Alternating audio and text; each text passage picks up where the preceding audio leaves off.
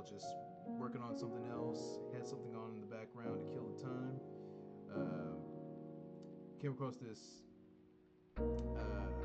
compilation for a bunch of the mostly the VTubers from Hololive. They were all role playing in Grand Theft Auto Online, and well, I'm just gonna go ahead and just get started. I'm gonna draw a particular scene that I saw that was just plain weird, but not necessarily out of character. And since I don't really give a damn about what they call No Nut for November, I'm gonna go ahead and illustrate something that might sabotage somebody's attempt at going through that. So yeah, I'm just gonna go ahead and get started. Yeah.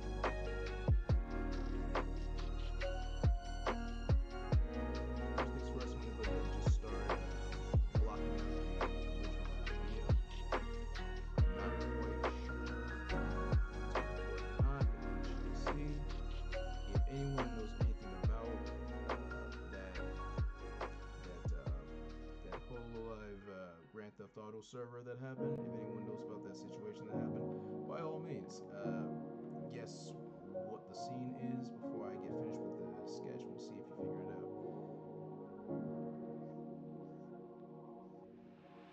For now, I'm just gonna go ahead and whip out a quick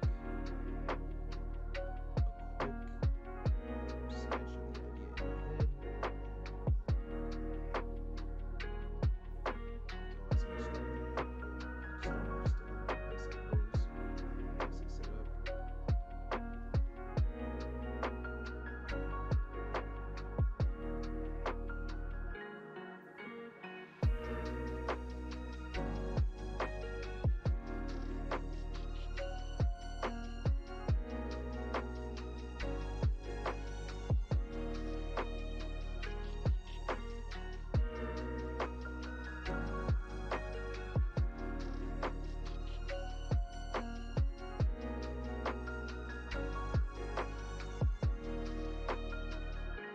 That's the thing about these like sudden out of nowhere streams.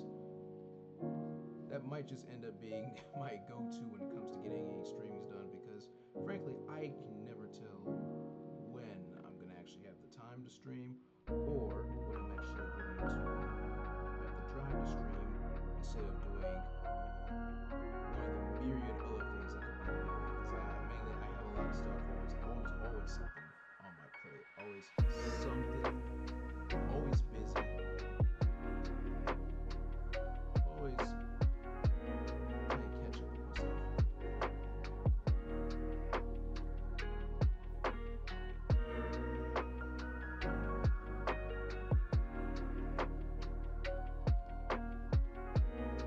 So I honestly had no idea if I was going to stream tonight, but I do have this idea and another illustration in my head that I want to get done as soon as possible. Something completely unrelated. In fact, very, now that I mention it, it's actually based on what I was actually indulging in last week. Those who weren't here last week, I was indulging in some fighting games, something I haven't played in a while. And after I finished, I had a particular idea for some fighting game fan art that I wanted to work on. So I think I'll be doing that after this illustration, whenever this one gets done. Hopefully I can get it done before the 20th. I want to play, I always play catch up. I always something that I need to get done, so I'm trying to get everything done illustration wise before the 20th, so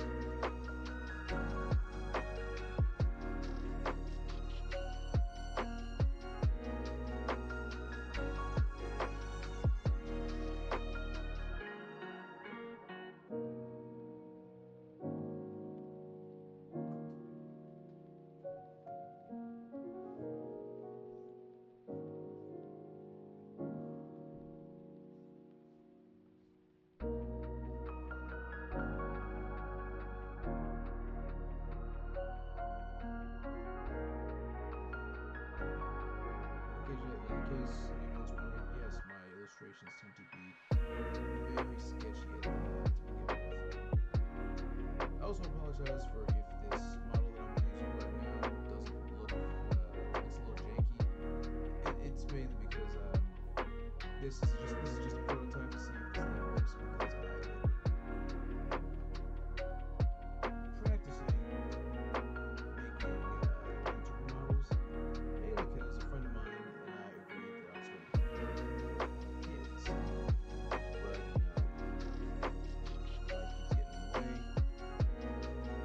Life keeps making stallers, all of us. It's just taking me forever just to get back to working on this. So,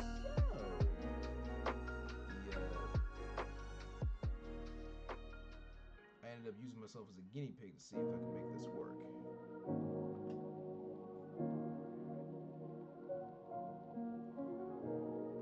So this thing, it looks kind of crappy, but it was a learning experience to figure out exactly what I needed to do. Basic pose for this is out of the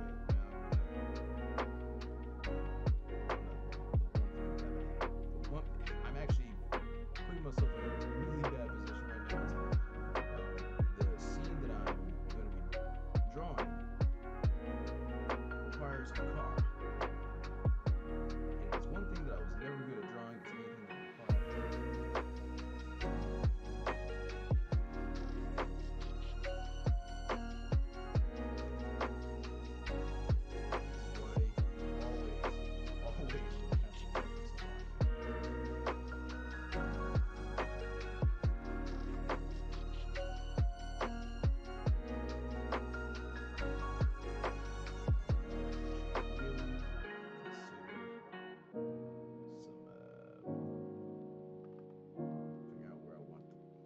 Perspective to be. That's another thing that I really need to work on, and that's setting up perspective.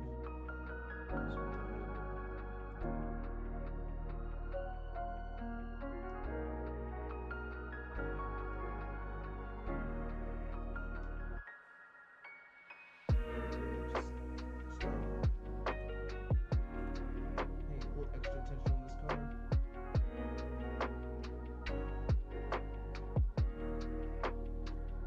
Make it a base. I'm gonna draw it smaller and then expand it. This is the benefit of working in digital. I swear, sometimes you just don't know what you're doing. So I'm just gonna block it out. I have a reference picture right here. The card right here, so that'll help me get a basic idea. Get the forces just right.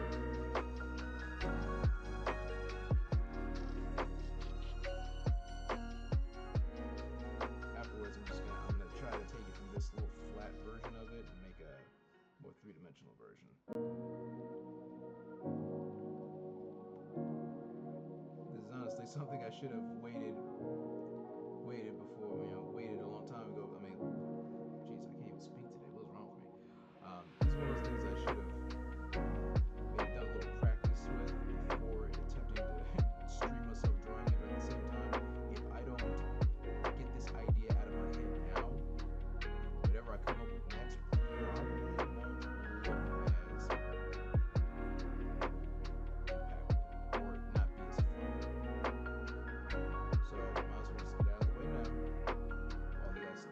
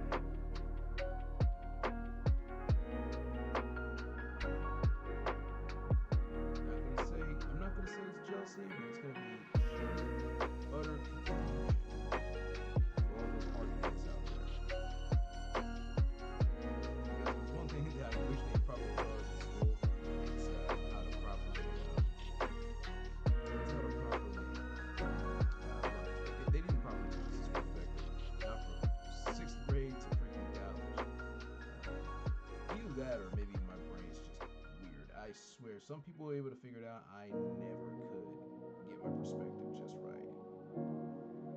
So, honest to goodness, more often than not, I have to brute force it.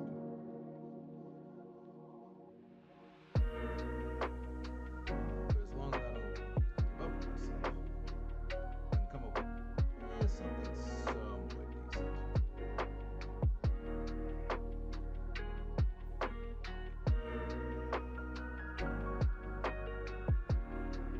That's usually only for one object. Once I try to add other things in here, it might look a little janky janky, but we are going to cross that bridge when we get there.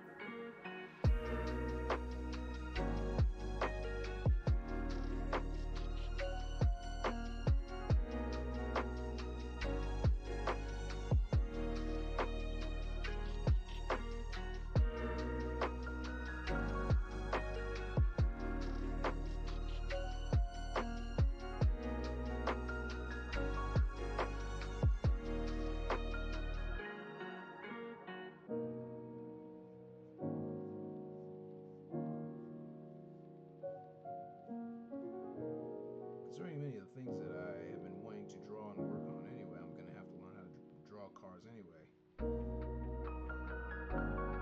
Like somewhere in the storage, I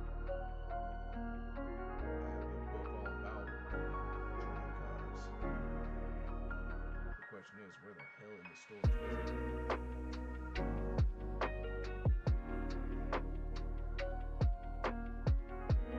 That's only if I'm not just imagining that. There might not actually be a book on cars. I'm actually imagining things about it from a bit of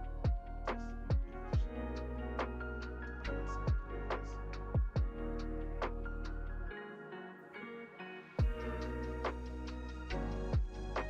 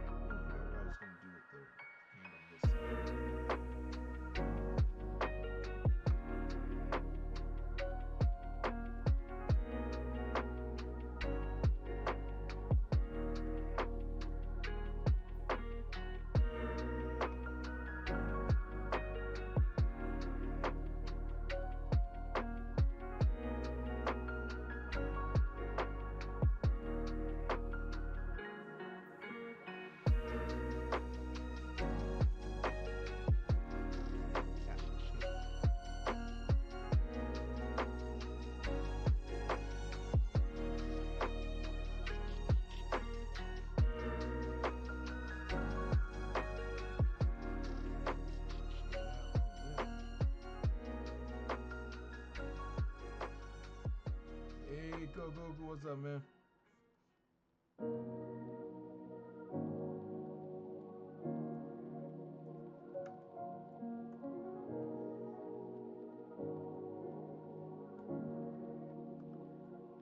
Yeah, I definitely need to try setting up a schedule for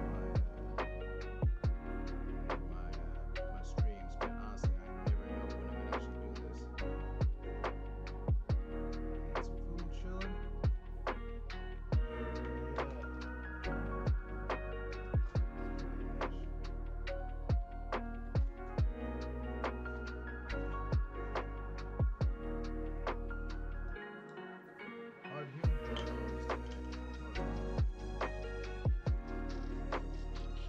How's this? It's one thing I've always had issues with when it comes to streaming is always never knowing exactly when to crank up the sound on my microphone. Better? Alright.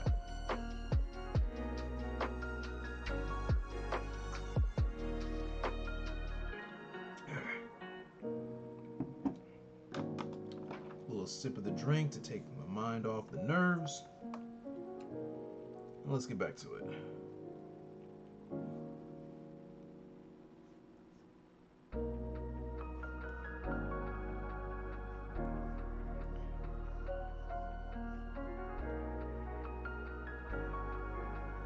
Yeah, that doesn't look good at all.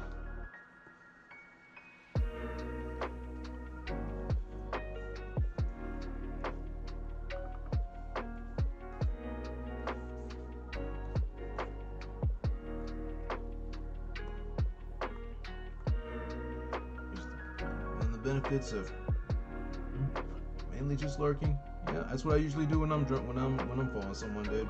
That's mainly because I almost never have anything interesting to say to people when they're streaming.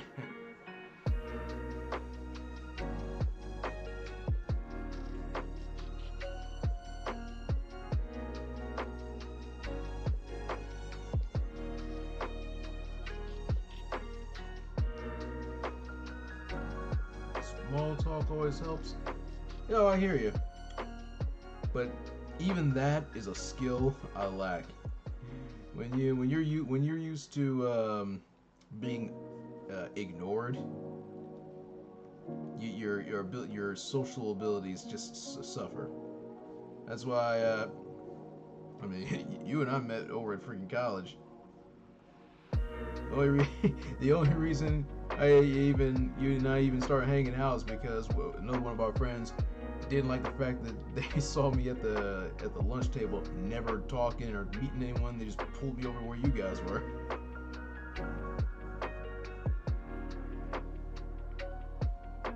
Social skills tank. I'm weird. Oh yeah. At least you got your skills, man. Me, still worked out for the best. Hey, I got no complaints. I'm glad I got to meet you guys.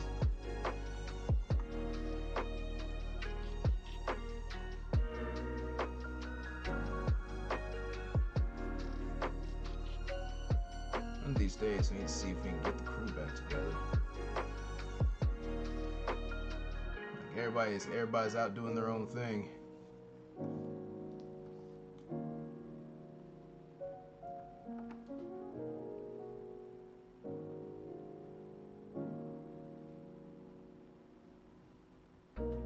Let's rotate this a little bit. There we go. Something like that.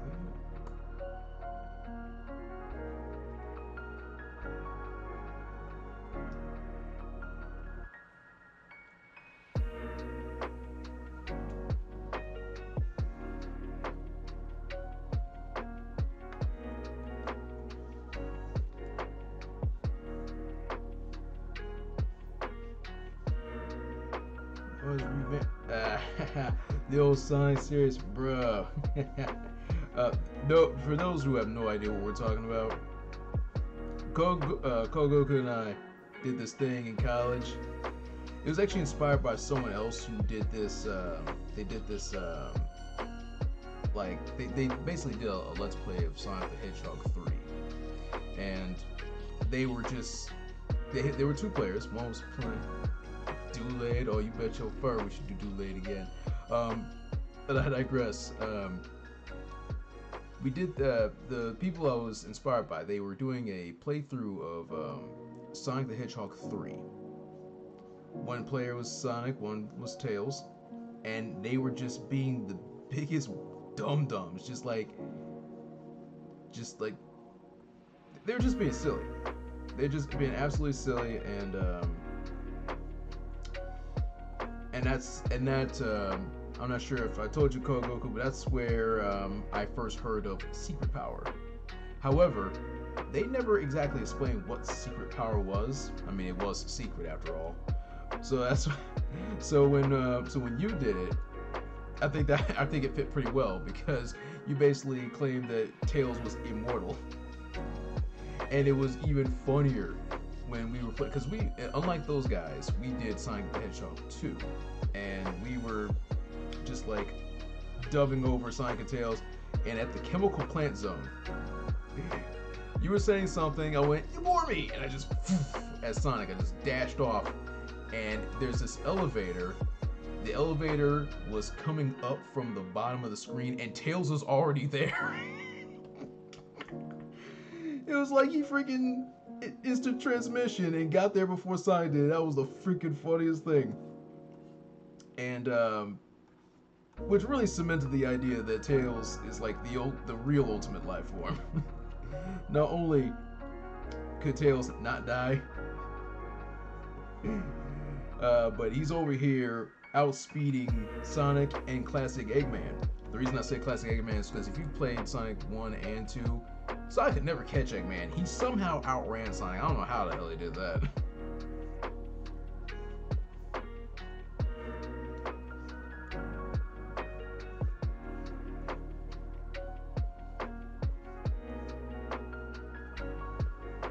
Oh man, that was good stuff, man.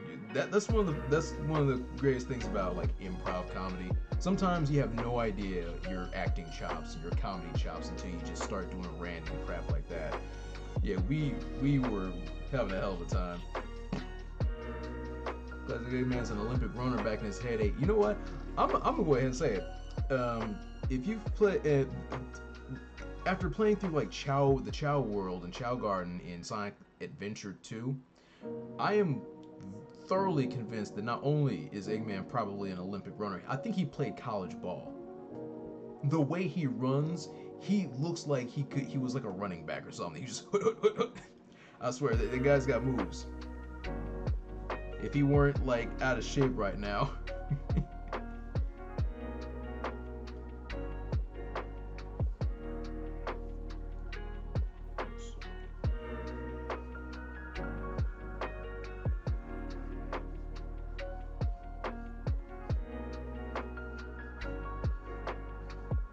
Something like this. There we go.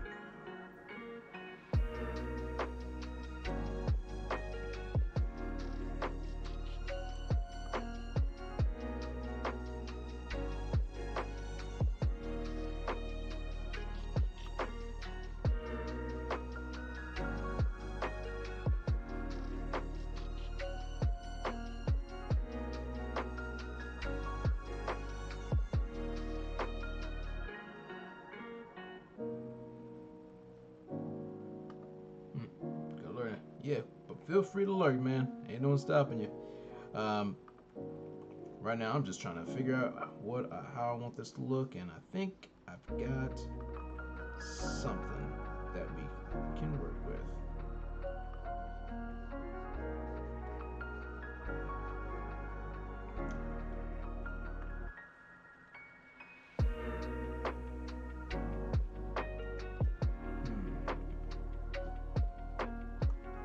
Might want to, I don't know.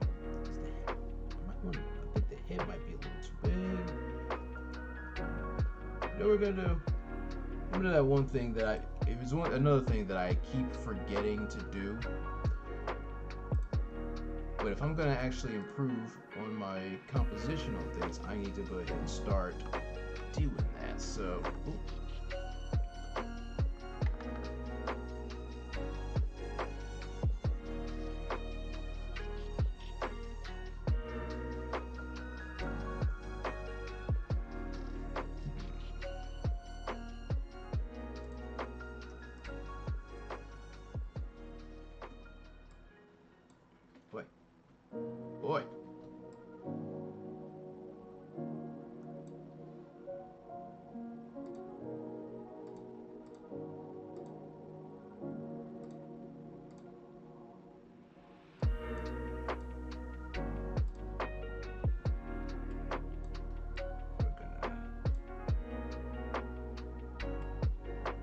adjust. There we go. Something like this. Try to brute force this into something that kind of makes sense.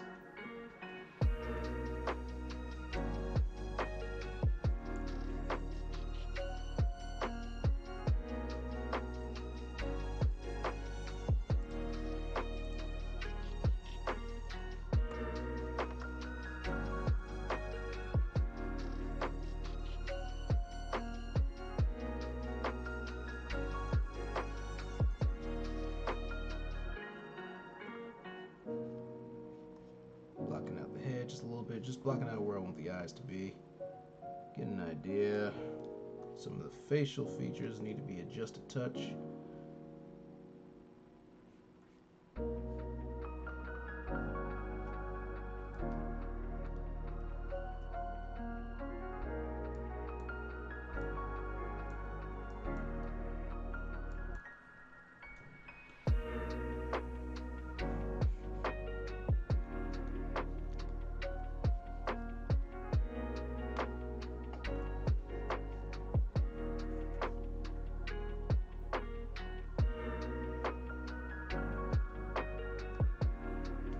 And considering the photographer that we're drawing, we're gonna need to add some of those unique features like this.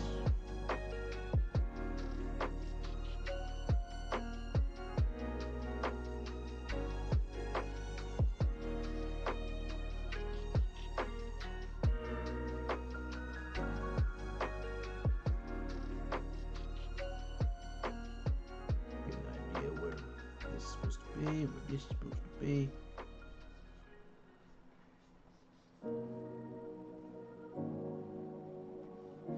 Where these non-humanoid ears always confuse me. How in the world do these work?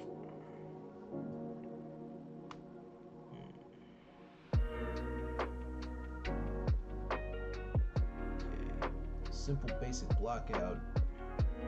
But I think we got something.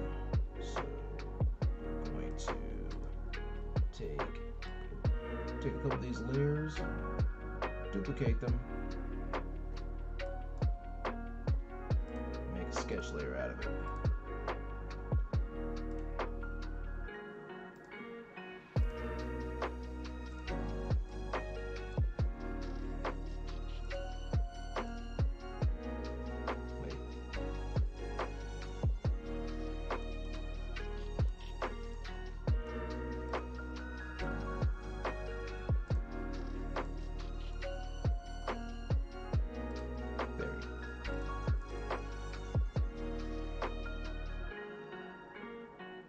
Look at OBS. Turns out we're dropping frames, man. Don't really know how to fix that. Alright. Got the basics sketched down. Now it's time to take that idea. We're just going to clean this up and start like working on the legit sketch. How I want this to look. It's gonna be a little tricky, but it's gonna be alright. I got the plan. The plan is messy, but it's a plan regardless. It's a plan nonetheless. Some unnecessary earbids. Make use of all these reference pics to make sure the proportions and the facial features, everything. If I'm gonna draw these, if there's one thing I cannot stand, it's looking at some of my older work because it just looks like, dude, like if I'm gonna do some fan art, I want it to look good. I want it to look accurate, you know.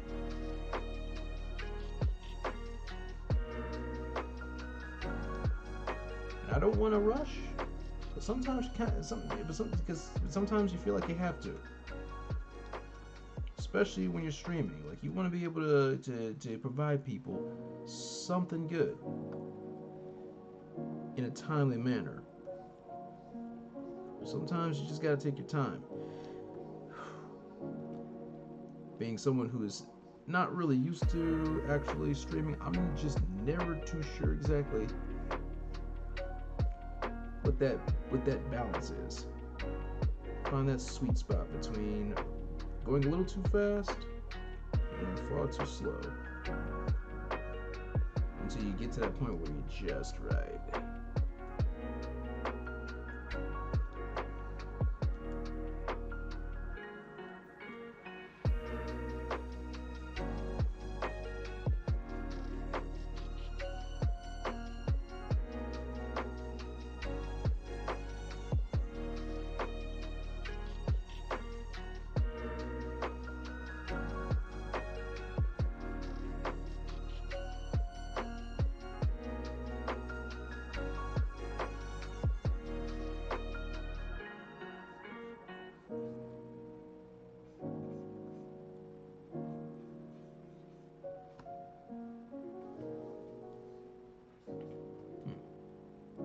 If it looks like I have no idea what I'm doing, you're only partially right. All I ask for those who are new here is to trust the process. Every artist is different. This includes our methods.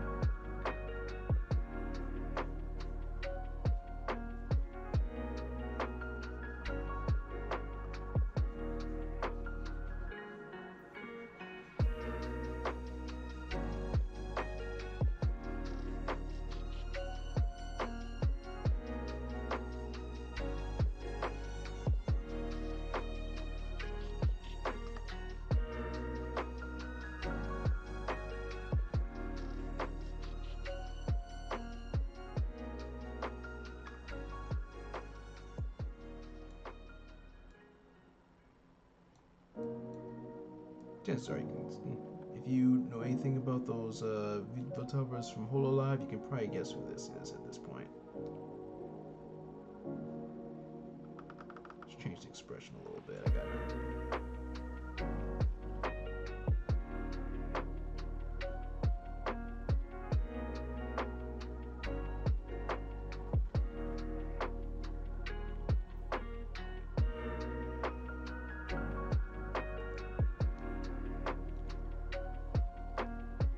Wait.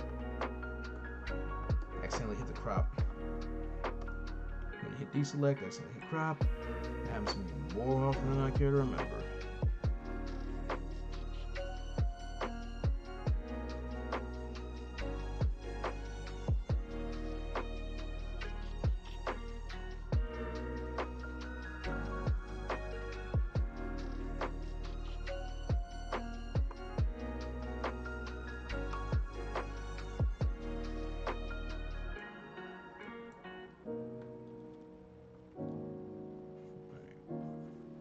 Basic idea of this being the top of the head. Gotta block this out. Start to block out the hair while it's still kind of messy. And everything's still in the build-up stage.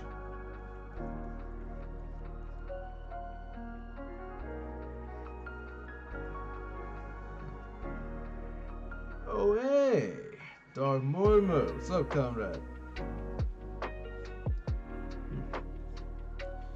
It's been a long time since I've been able to properly stream. But if it's one thing I still do, is still stream sometime late at night.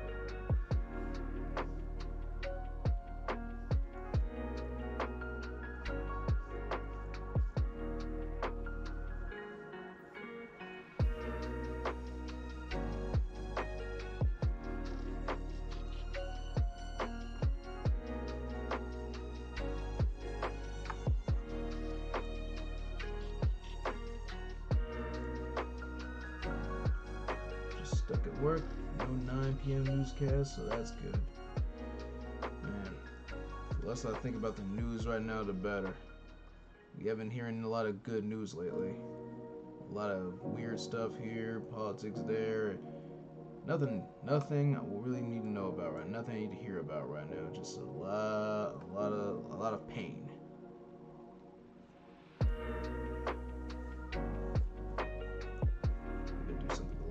little different for the hair because when everyone was doing their thing in the Grand Theft Auto server, everybody's hair was a bit different, which means everyone was essentially wearing a brand new outfit, which gives me the opportunity to do something a little different.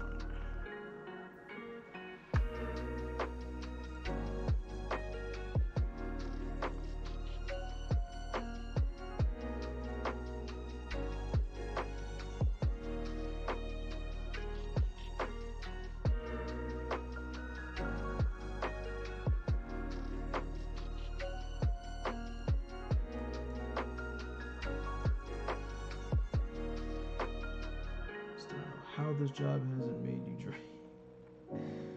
Oh man, it's because you made of tough stuff, brother.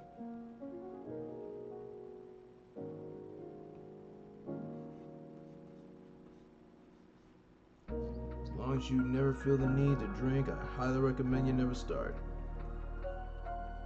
The only reason I started drinking was because I was just sheer morbid curiosity. And a desire to see just what the body can handle. That is the only reason I even not even a fan of drinking, especially not nowadays. But the big reason I still do it is because I'm constantly in pain. Work-related injuries will do that to you. Still don't drink often though, because let's be honest, guys, alcoholism is a rich man's addiction. As you can probably guess, the Reverend is far from rich. Why else do you think he's doing these guerrilla streams somewhere in rock bottom, huh?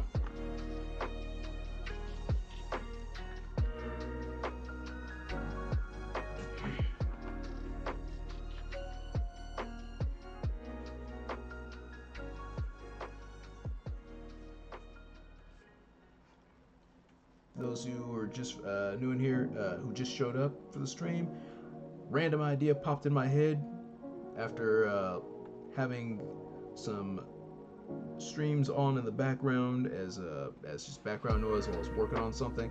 So the idea popped in my head, and as for any light bulb that pops in my head, I need to get it out of my head immediately, or it lives rent free in there for far too long. So many ideas, especially when they pop in your head at work, man. If I don't write them down or jot them down or draw them, it annoys the crap out of me because it's not going anywhere. They're not going anywhere. I need to get them out. And that's one of the reasons why sometimes the things I draw are just out of nowhere, just like an RKO. It's like no one saw it coming, no one knew it was gonna happen, even I didn't know it was gonna happen. But sometimes those are the ones those sudden inspiration ones are the ones that really catch the eye of those around you. You could come up with like some really big time, like just a super inspirational thing, something you've been planning on for years, something you're really looking forward to working on, and when it's all done, when it's all said and done, you've completed it all. Nobody really cares. And then sometimes the thing you just kind of do all willy-nilly up the top of your head, just spur of the moment, that's the thing everyone likes. And I don't know how we as a species work, man. We are weird.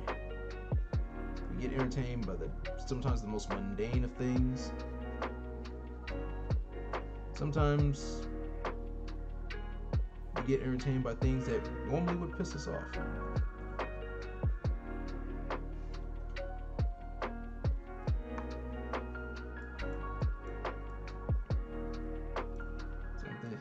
We as a species just don't make sense sometimes.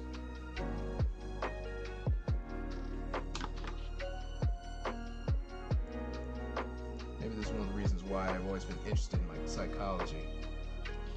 I may overcomplicate things, but the fact of it is I just kind of want to know how we as a species work. I don't know how people work.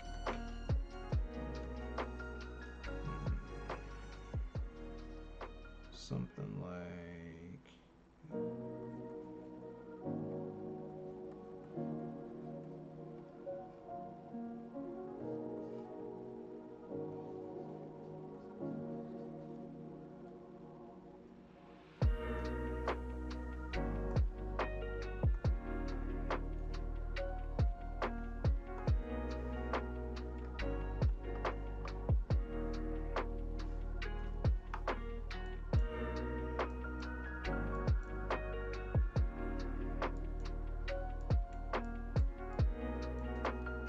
some of this is gonna look a little odd. Not quite sure.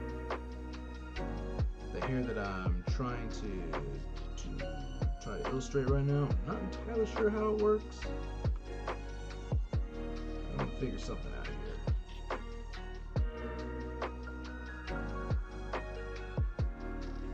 What I'm basically doing is I'm trying to combine the character's official design with whatever the hell she was working with in Grand Theft Auto Online.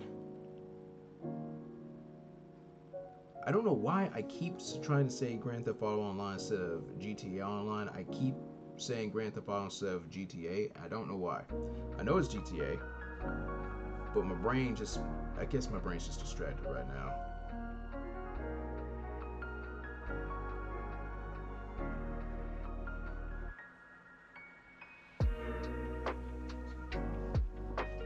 And again, it has been a pretty rough week.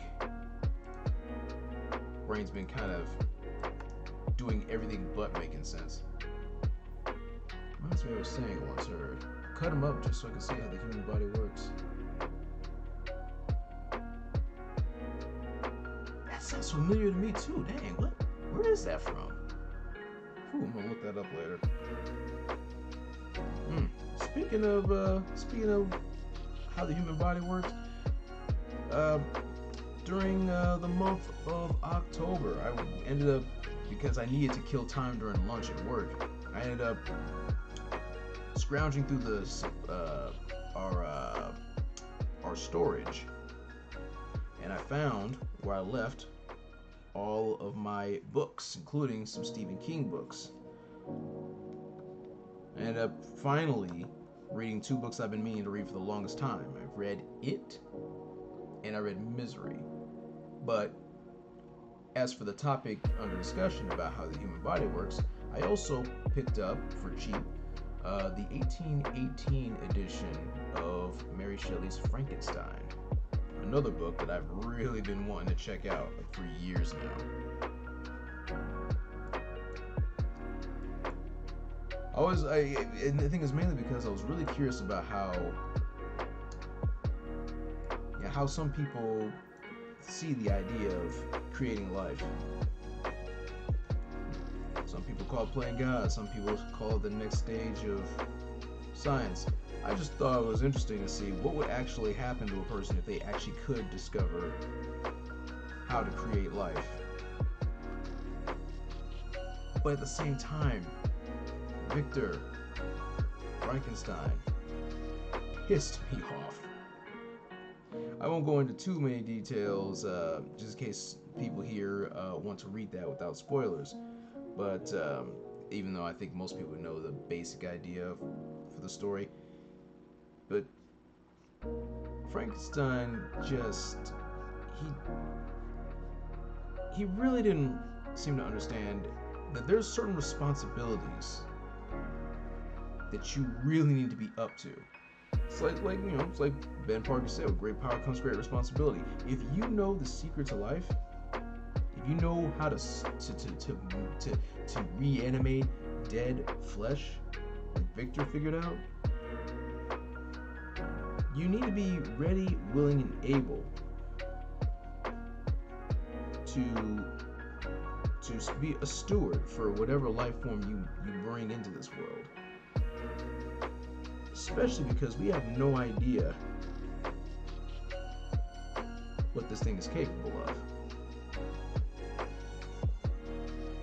I mean, Victor eventually knows exactly what his creation was capable of. I refuse to call him a monster because again, no spoilers, but the creation seems to sometimes be much more of a decent human than Victor was, in my opinion.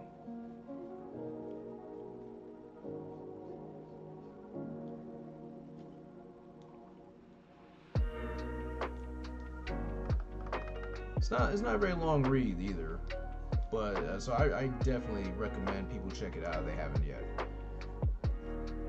Even if it's after Halloween, it's a good read, and I I've never did see any of the old like Universal films or anything, so I don't know what they were doing with that version of the creation, but this one, very cool, in concept. And yes, he's not just some mindless hulking brute who can't speak. This creation was actually very articulate, which shows in my opinion, shows the potential in even something like that. Just the sheer potential in artificial human like that. It puts into mind what in the world we as a species could do. Granted, we'd have to ignore a lot of ethics to be able to do something like that, but still gives us something to think about what we can do and if it's a bad idea or not. In Victor's case, it probably was a seriously bad idea, especially because he really was not ready. He was not ready for that type of responsibility, and it led to a very interesting turn of events.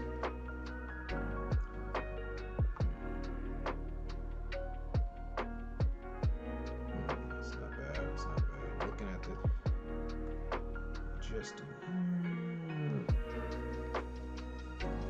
I think we got something.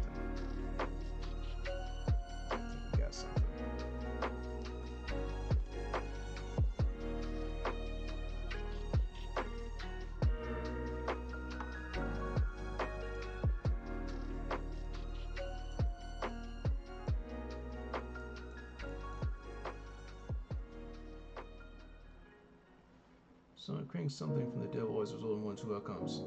The coming out as Ra's al Ghul or the monster from Young Frankenstein.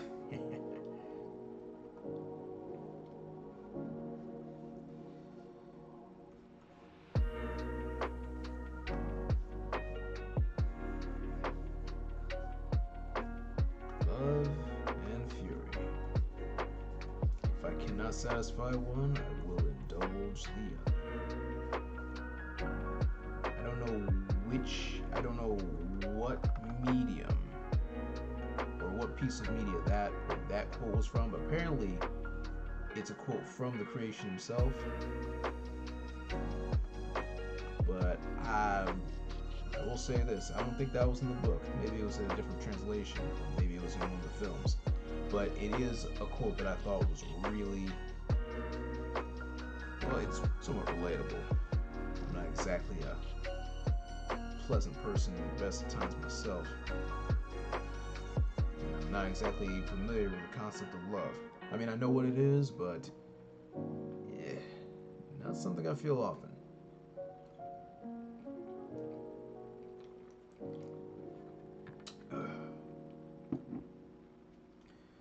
But then again, it's not something to dwell on, nothing to be too pissed about. Some of the stuff that happens to us all is inevitable.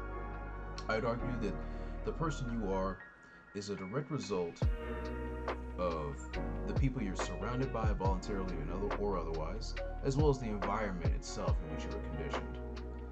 I was conditioned in an environment where people like me are just not very well accepted.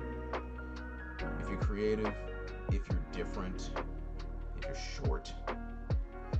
And the people I was surrounded by were, well, intolerant or a little too complacent. That's why depending on the schools you go to can really mess you up. Even if you did everything else right, if your academics are fine, if your grades are good, if you don't develop those social skills, you don't get a chance to really communicate with the people around you, your peers. If they immediately ostracize you, it's gonna sabotage you big time.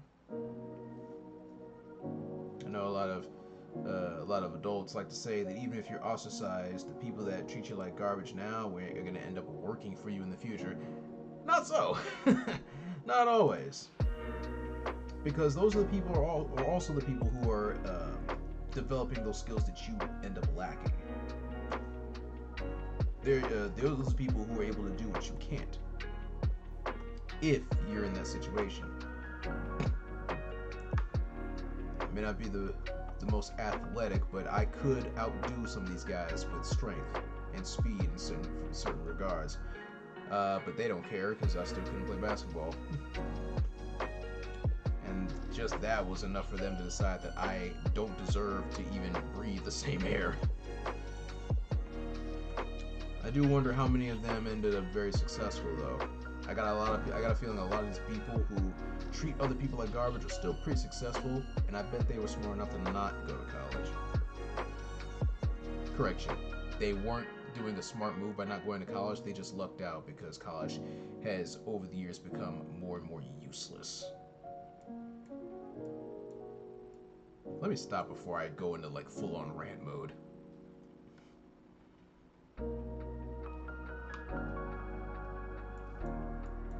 Get the references, make sure I get the idea for this. The outfit's a little unorthodox, but that's usually par for the course for all these people making their avatars in GTA.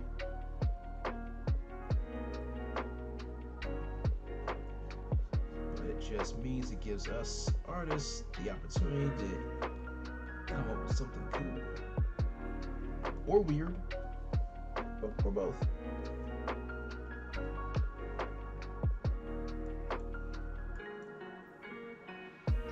It's going to be a little tricky. But I've got the plan.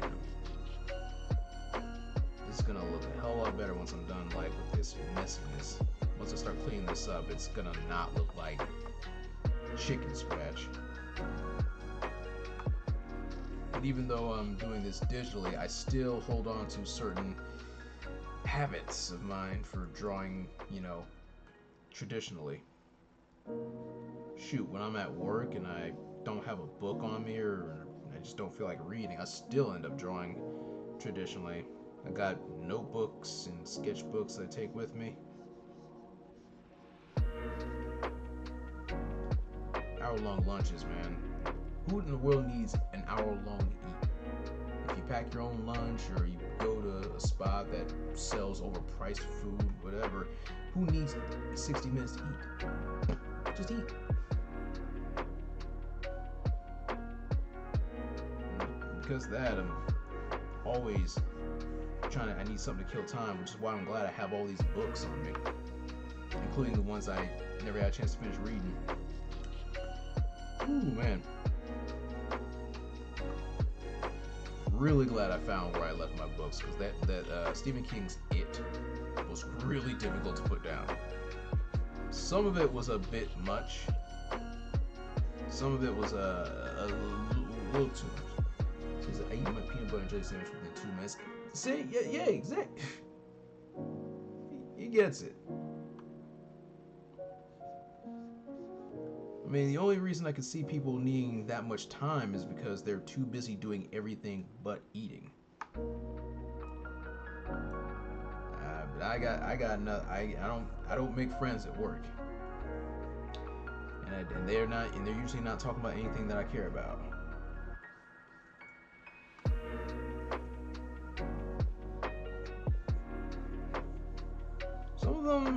Some of them are okay though. In fact, one of my coworkers got me interested, no joke, into learning the trading card game Magic the Gathering. After a few weeks of playing that, it's like, oh, this is actually kind of fun when you're not working with a deck that is completely negated by the deck of the guy who's teaching you. Like you're borrowing one of his several decks. But the thing is, he's got the kryptonite for every deck. So it's all a matter of, okay, how fast can I learn this game and my own deck strategies so that I can actually stand a chance. We ended up playing games with 4 of us at the time, and it would usually end up with either me or someone else who recently had learned, just kind of getting somewhere in that. But then the guy who taught us had this ridiculous combo that would kill us almost immediately, or at least put us in a position where The only thing we can do is delay the inevitable. Still pretty fun though. Most of the time I'm working on editing the videos or working on JFX during lunch. I tell you what, editing videos, one of the most, it's something that once you develop a pattern for it, it becomes super easy. Almost mind-numbingly easy. But the problem is that it can be some of the most boring things once you develop a pattern. You get super efficient at it, and this is just from my experience, from the stuff that I edit. It's after you develop a pattern, it ceases to become interesting and becomes a chore. Until you start coming up with new, innovative ways to do something.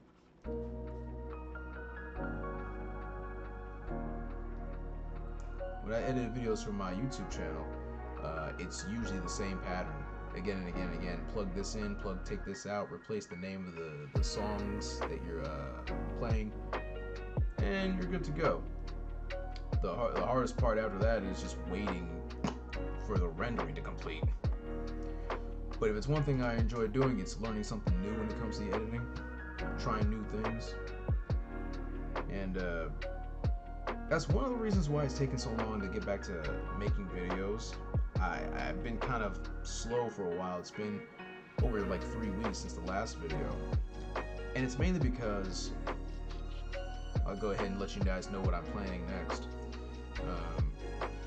In between building up the streaming again, in between building a website that I really need to get back to working on because there's something I need to add there. There's a series that I'd like to do on my YouTube channel. Well, I kind of already have it set up there, but I want to be able to make it stand out in comparison to my usual speed paint videos. It's I would like to make a segment, or basically a series itself, dedicated to my thoughts and my strategies on doing commissions. Every now and again I do get commissions. It's not often, but it happens. And I take those super serial. Like, super serial. Which is why I want to make a series dedicated to how my mind works, and also talking about the things that I'm actually drawing. Because a lot of these people have some really cool ideas that they want me to commission, and I really want to talk about those ideas, and I want to really give a quick thanks to the people who commissioned me. But I want to actually figure out exactly how I'm going to do this, and I also want to make a logo for that particular series. I'll probably be working on that during the weekend. Managed to edit the videos faster than the Rice stealing Tyler's mess in the original Bionicle commercials. Oh man, I haven't thought about Bionicle in far too long, man. I had one of the figures, but I never got a chance to check out the main series to learn anything about it. But I always thought Bionicle, from what little I knew, I always thought it was cool. Shame that sometimes the cool ideas, they stick around for just a little bit, but they don't last that long before the new hotness comes in. I mean, if they ever reboot Bionicle, I think it'd be pretty cool. But unfortunately, who would ever care other than the people like us that grew up around that? I don't know.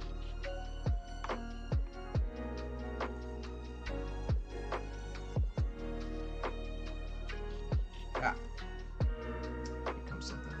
This might be a little tricky. Get the references out. The Lord's Grade. Shame Lego destroyed the molds for the part. Oh! Piss. They destroyed the... Oh, man.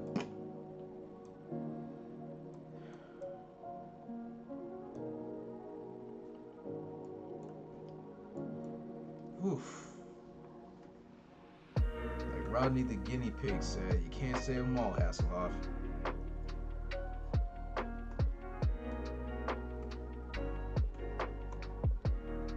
Lost Star, yeah, it's Lost Art. That's as someone who's always been a fan of just the creative process. It's one thing I really hate seeing stuff like that, which is why I really wish these big businesses and these big companies would learn to show a little bit more appreciation for the stuff that people make.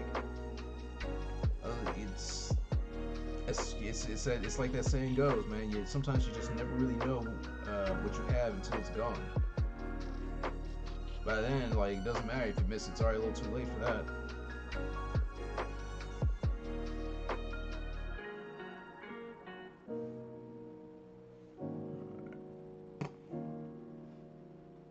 Alright. This is going to be tricky. Thank goodness for references. I cannot stress enough. If you don't know how to draw something, get as many references as you can. It will help out big time. But it's time to go big brain mode and learn how to break this down piece by piece. But there might be a few fans who managed to make 3D prints for the old pieces. If it's one thing we can at least rely on, is the fact that a lot of fans out there will be dedicated enough and passionate enough to sometimes keep old things alive. They may not succeed at everything, but it's better than nothing. And when big businesses get too greedy and decide to ban certain things or ruin certain things, there will come those fans that will try to restore the older stuff. I've heard a lot of stuff about Warhammer pissing people off lately. I heard that I heard some I think Games Workshop tried to shut down certain original molds because it was supposed to be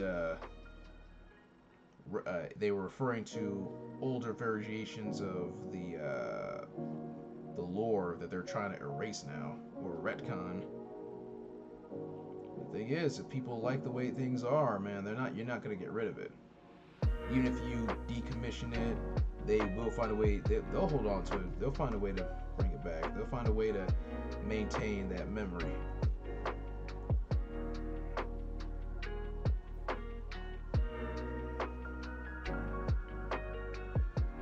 Don't know much about Warhammer, but I do actually. One of my old co-workers before I moved here, he was just obsessed with Warhammer. He even took me to one of the Games Workshop like stores, like when we were off the clock. And while he was over here getting some kits to paint and whatnot, I asked the guy at the front counter, like, well, if you know nothing about Warhammer, where would you start? And he led me to like they had like just a big collection of books, including a book that literally says "Start Here," and it's just a compilation of like short stories involving many of the major characters of the lore. And just from reading those, I'll tell you what, I can kind of see why people get into it. I don't know much about the lore yet, but some of the stories that these authors are writing for these major characters, it'll definitely catch you. I actually want to see if I can find some more books for the team known as Gaunt's Ghosts. I won't go into too much detail about who they are, but basically, picture someone saving a group of people from a dying planet, even though they're essentially taking them away from their loved ones, who are pretty much doomed because of that planet.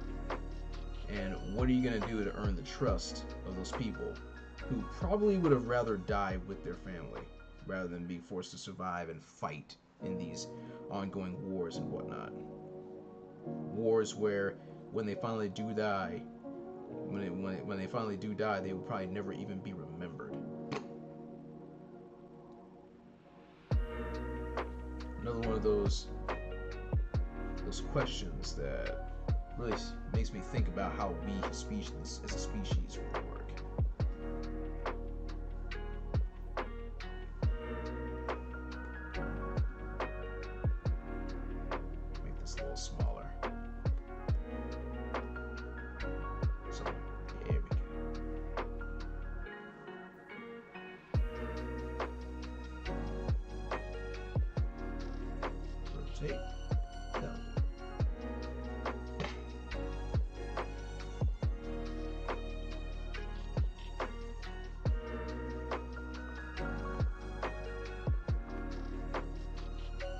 everything's being sketched in different colors right now, but once I start really cleaning everything up, it's going to be all the same color. I just need to separate and break things down so I know where everything is, and then when it's time to clean it all up, I can erase the stuff that we don't need, save everything in a separate merged layer. Yes, the process is messy, but it's going to make sense.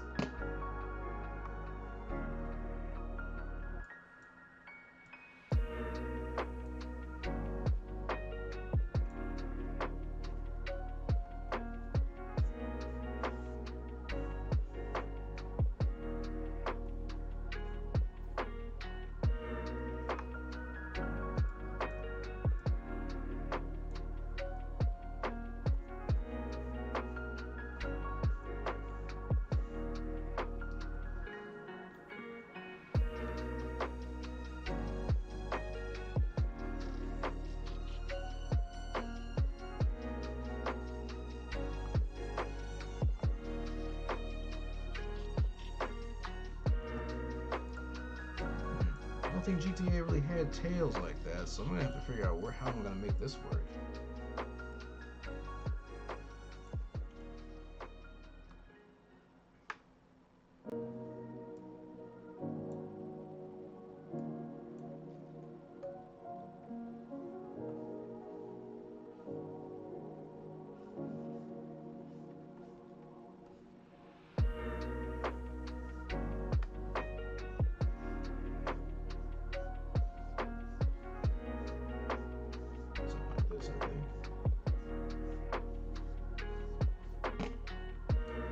Let's say the rough sketches get ready for creating the final version.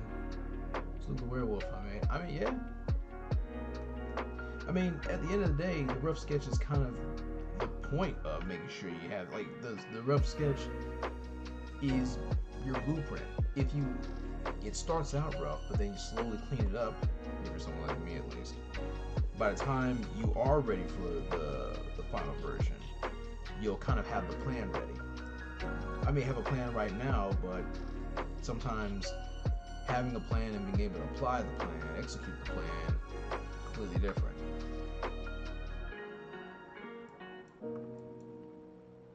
Which is why I want to take my time. And yet sometimes I have trouble just doing that. Constantly second guessing myself, being too worried that if I'm streaming, I'm gonna have boring people. But then again, that might just be the nerves from the fact that I haven't been doing this in over 5 years. But I will say that I have definitely improved in my illustration skills, or at least in some regards, so that whatever I'm working on, at least I have the confidence to say that it's not going to look like total doo-doo.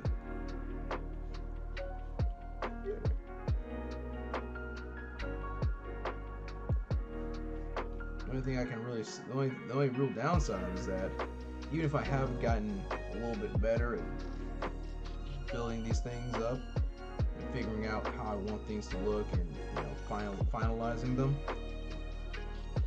it's one thing that I've noticed is that even if I do improve on that, the time it takes me to actually finish them hasn't really changed. I still average about 5 hours. Now, depending on what I'm drawing, sometimes if it's something a little simpler, I can get it done in maybe 3.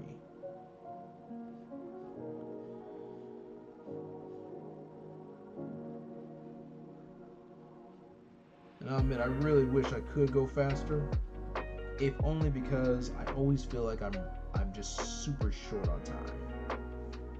I always just feel like I'm not going fast enough because I have this that I need to work on. I got another drawing after this to work on. I have some online courses to work on because I'm constantly teaching myself, constantly trying to improve. It's like I told myself last week, all work and no play makes the Reverend a quite bitter being. And yet he keeps doing this to himself. I keep giving myself so much stuff to work on.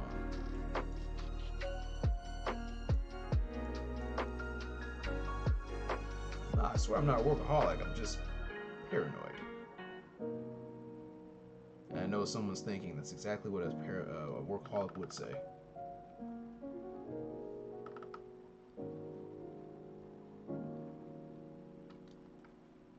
Speaking of time, I got to prepare for the 10 p.m. newscast. Have a great night. You too, brother. Take it easy. Most of these places don't really give a damn about us, so don't work too hard.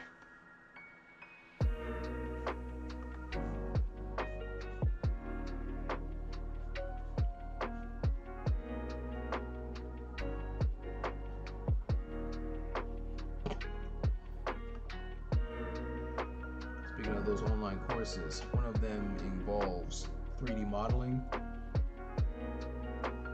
And I tell you what, if Dark Mortimer is already faded out of here, I'll tell you right now, there's a little something he can look forward to one of these days. He and Hairball. One thing that I really want to do, since I illustrated us as a trios team, like pro wrestlers, you bet your fur, there is definitely an animation of us doing an entrance that I have in my head. And if I can make some decent 3D models of us doing that, it's gonna be cool.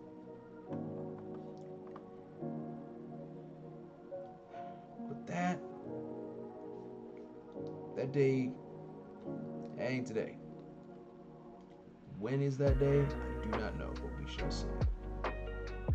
But I got the plan. Now I just need to build the skill. I've got the will, just need the skill. That's me on a regular basis right there. So many things I want to do, but the question is, how do you do it?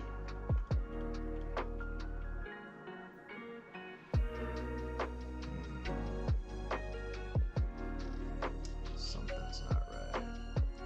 I'm missing something. I'm missing something. And I think I know what it is. Just a minute. Let's see if I can find something to help get the idea.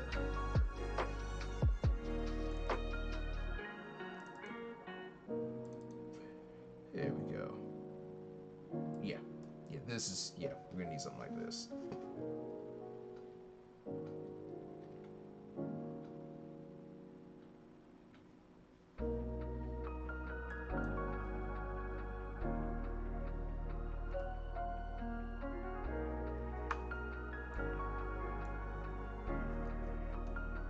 Didn't necessarily show up in GTA, but we all knew what was actually being done, so let's go ahead and just...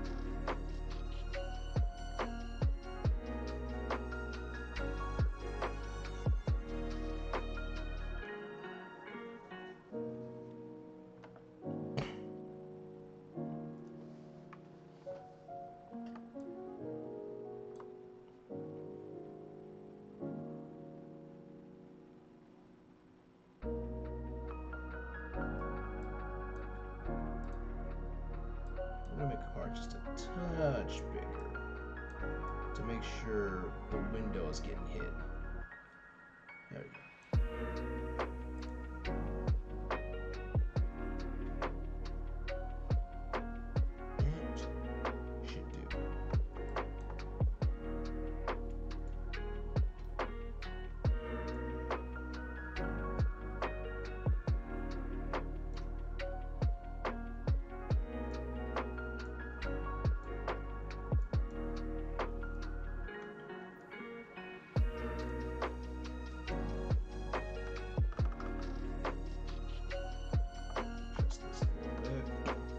Straps shouldn't be inhibiting anything. It should be securing. So let's go ahead and just adjust that.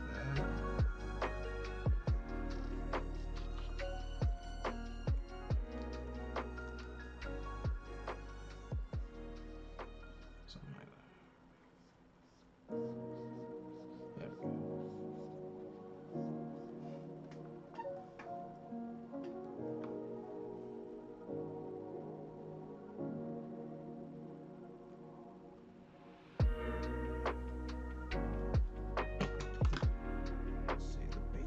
Is set up.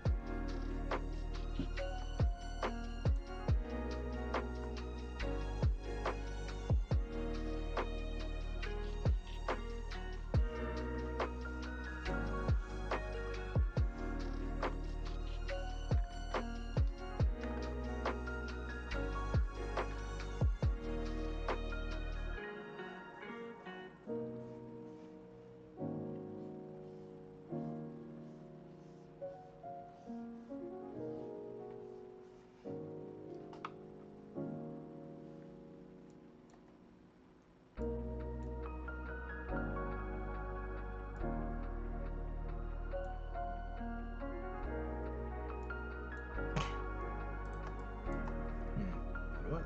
Let's try something. I'm gonna try something. We're going to prepare our cleanup layers. We are going to, first things first, we're gonna set that up. We're also going to adjust this tail. I'm trying to figure out where I want that to be. Also, make sure it's up a little. It originates a little higher. The base is gonna be somewhere up here.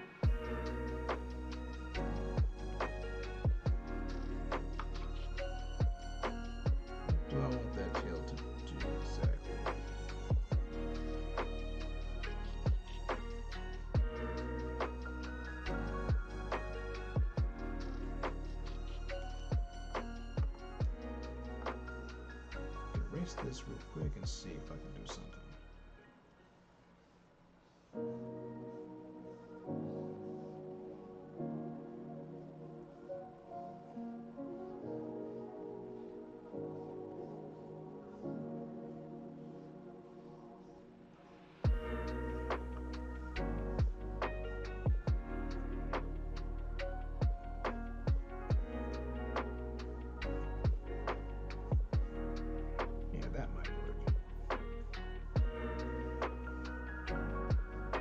Considering what she's doing with the car wash, she is probably just trying to bother. She's probably trying to entice people.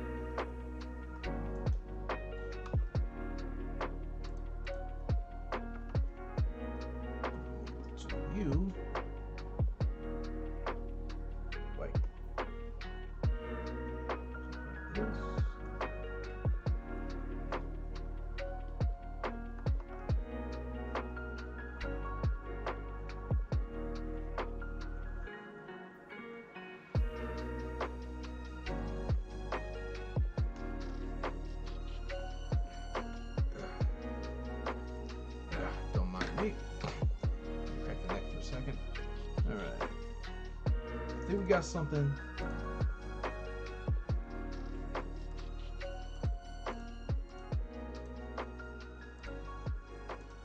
Hold up.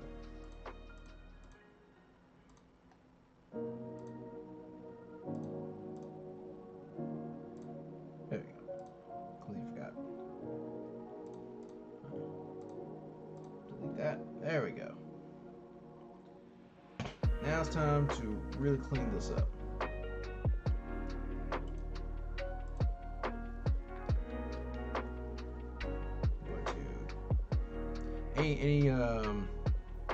Any layer that I need to really adjust, I'm gonna go ahead and keep that. I'm gonna turn that into a color, and all the others I'm going to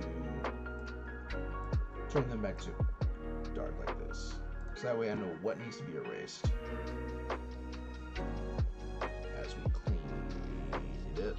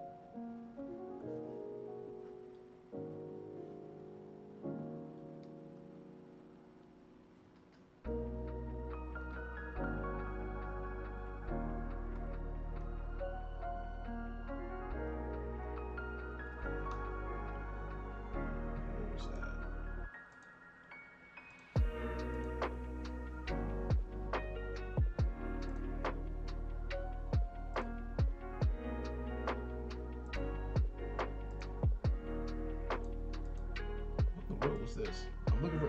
I got a layer that doesn't seem to have anything on it.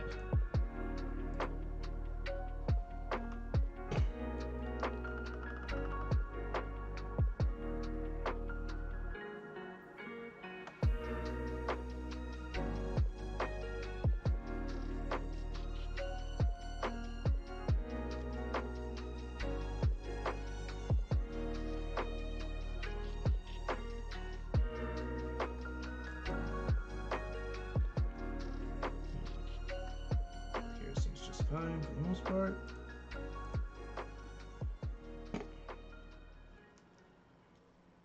The main clothing.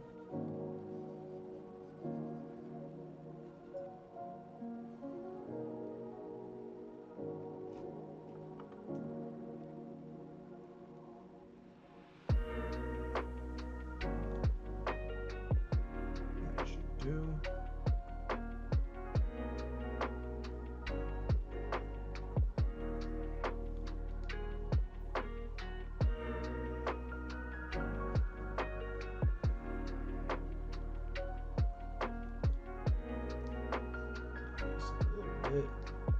This too. Just trying to polish it off as much as I can. Add some details if we need it, just to make sure we don't accidentally erase something we don't want erased.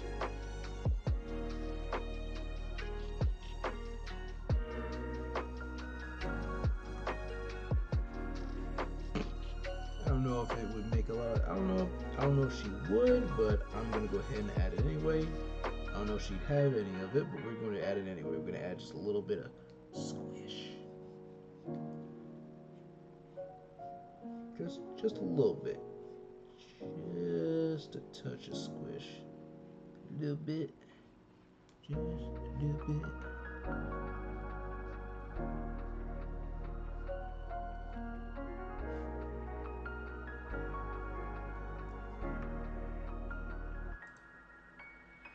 Not be judged. Totally a good idea.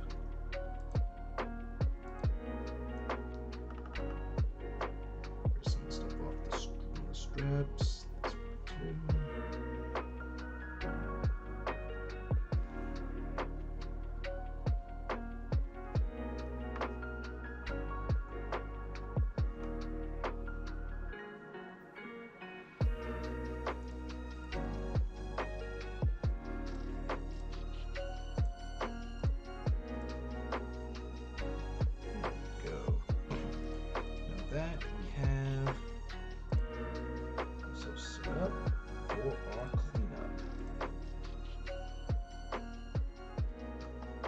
everything pretty much is cleaned up for the most part. This is just to make sure we have a decent thing to sketch, a decent sketch to start making our line art from. Clean up the last bits of the face, hair, make it easier to find.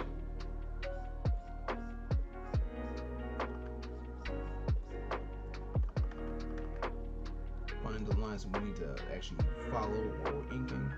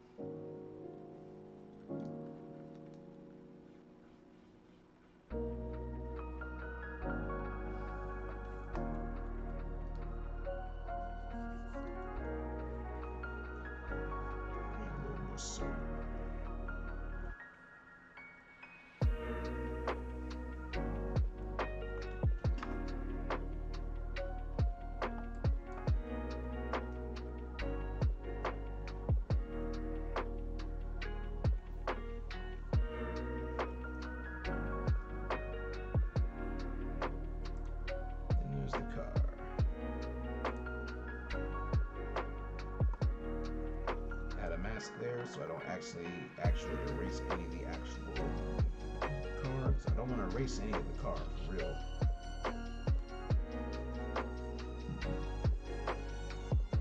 So I make sure it's not.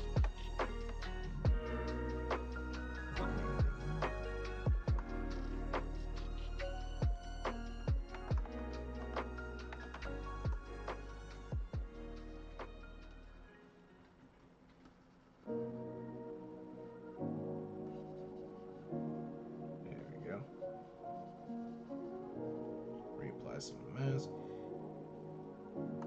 Get rid of this.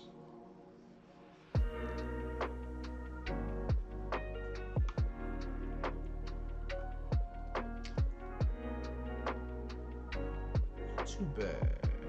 Not too bad.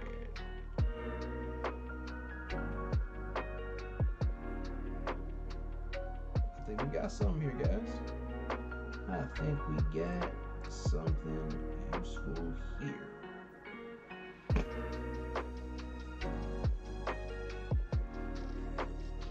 I'm gonna go ahead and hit the rough point. Turn that blue. Cool. It's only been an hour 35, so we're not making bad time. I think I'm gonna do is I'm gonna go ahead and I'm gonna start inking this and break out the flat colors. Afterwards, we're gonna that's gonna help us decide what we're gonna do next. Are we going to finish it tonight, which I'm thinking I want to, or are we going to take a break? I mean, I'm probably gonna take a break after lining it, but I'm gonna take a break and then figure out what I'm gonna do. I might switch things up and do something else for the rest of the stream, or I'm gonna try to finish this. I'm thinking I'm gonna finish it because I want to be able to, without thinking too hard about anything else, illustrate the next illustration. I want to work on another illustration tomorrow, so if possible, I'm gonna try to get this done tonight. It's only been an hour and a half. Let's do this. I'm gonna take another swig of my drink.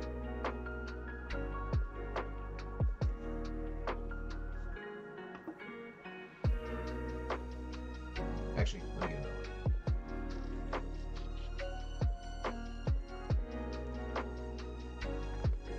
one. Wow.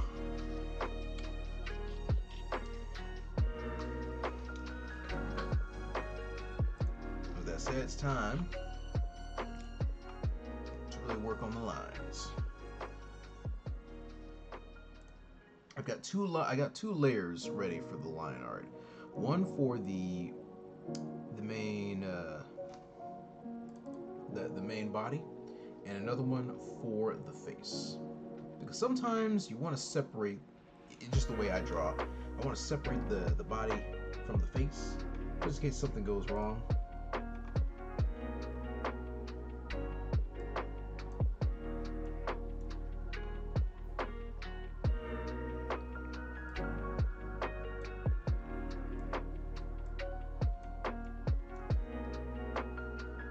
I'm also looking at some line art from some of the official artwork for some of the talent for Holo Live.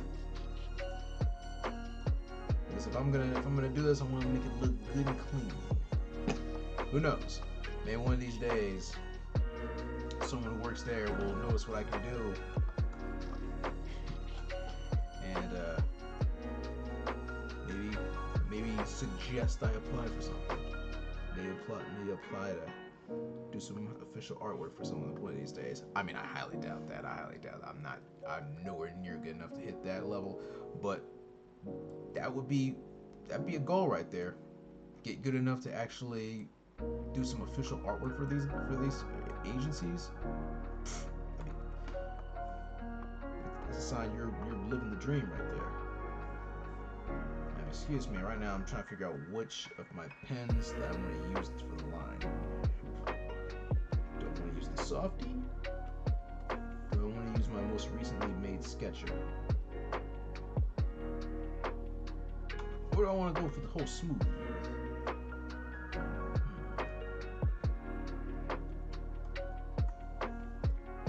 My Millie pen. Ooh. I'm thinking the Millie pen. Let's go for that. Millie pen.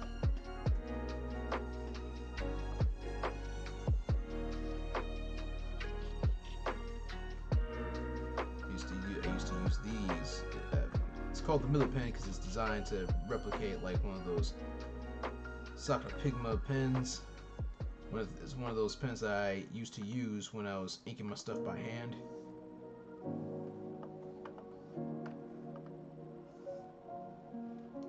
Because there's no way some random amateur in America is gonna try to use those legitimate like inking pens. Man, I couldn't even do proper calligraphy in school.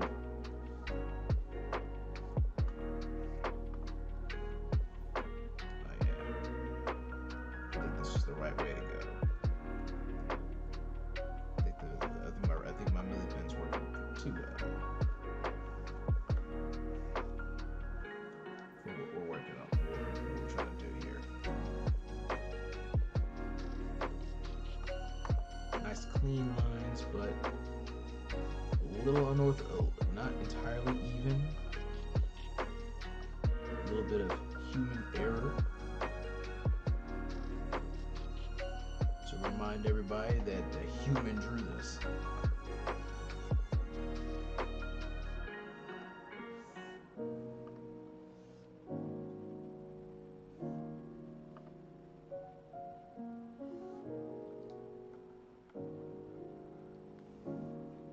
It's one thing. I'll tell you what. If it's one thing that I actually like about the drawing process. I mean, I like drawing, period.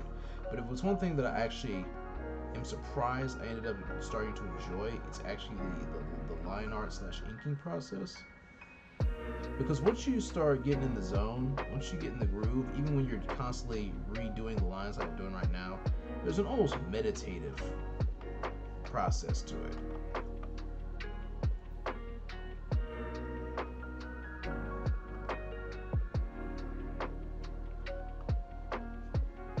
You just kind of not even thinking. You're just kind of just going with it.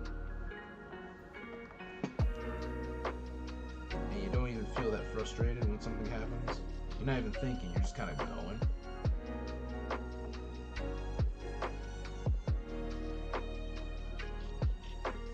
Clean it up as you go ahead. Go along.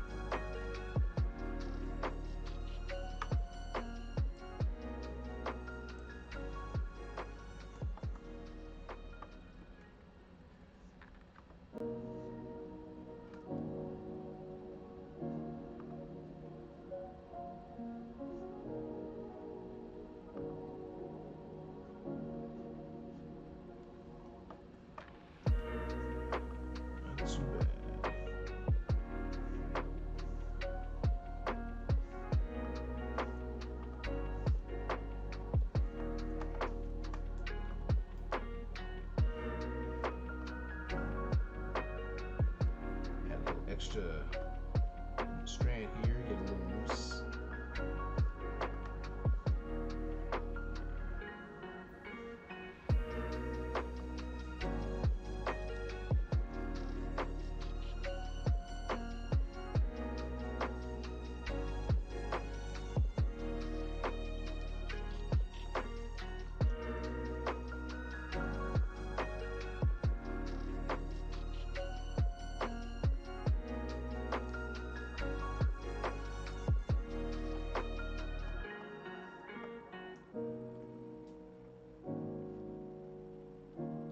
This is one of those situations where if you're not too careful, you're not sure what you're doing, you really are gonna want to properly draw that, because that was sketchy as all get out right there. Any other time, I would stop what I'm doing and redraw that, or at least finish it, because it looks like you're not quite sure what that's supposed to be. But I kind of know what that was, so I didn't really need to redraw it. I can picture it in my head exactly where I wanted it.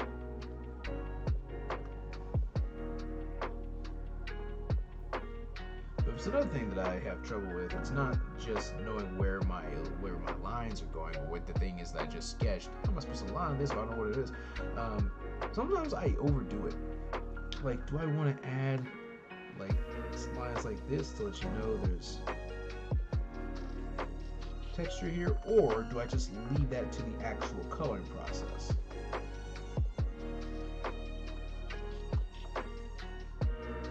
Sometimes I know that I tend to overcomplicate some of the stuff that I do.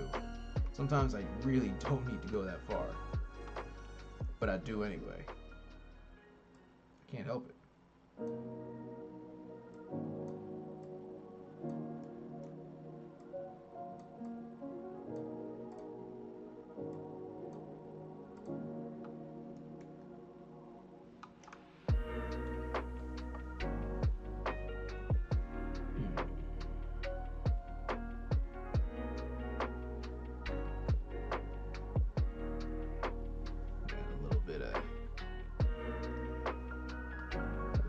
Ambient occlusion here.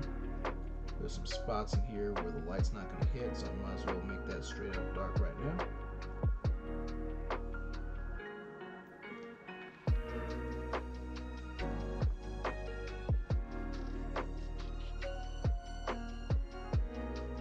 Something like that.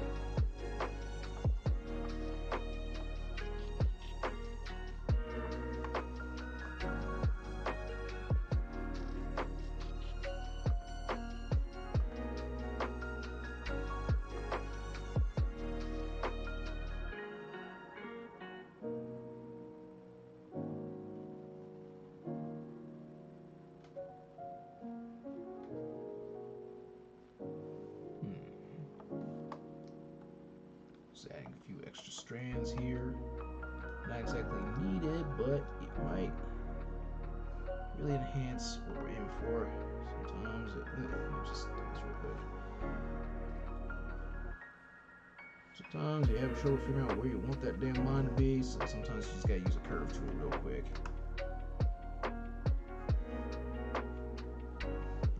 Let it blend a little bit. Honestly, the more I look at it, the more that just doesn't look good.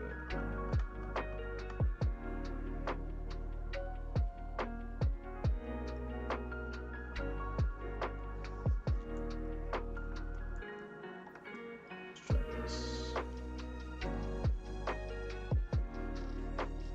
Yeah. Needs a little more volume. It just looked a little too flat. Didn't look believable. That'll do.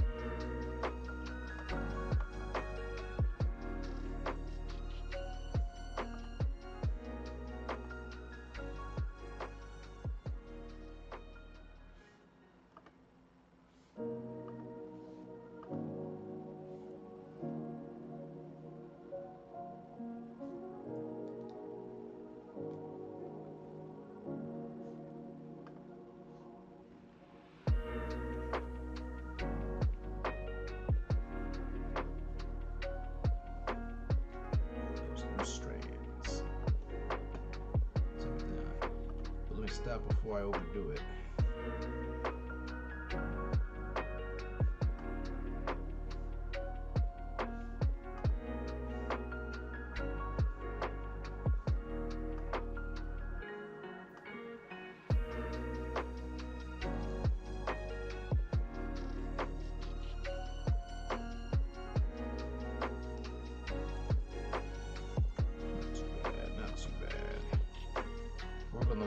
ears as soon as we're done with the hair, because I know those are gonna give me a headache and a half.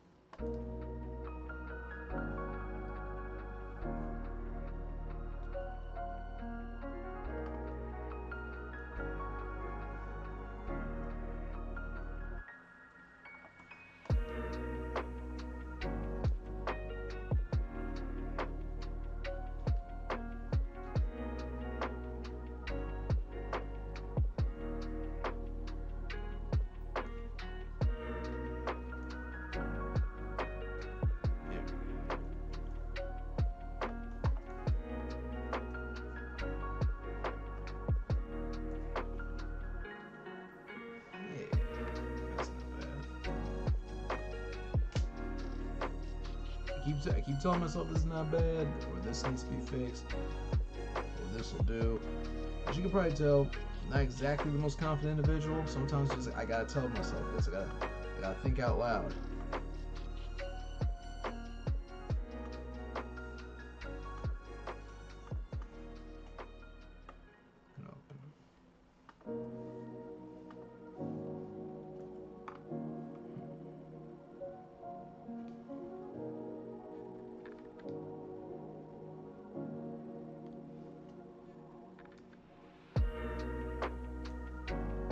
Sometimes have a separate layer and then combine the two later.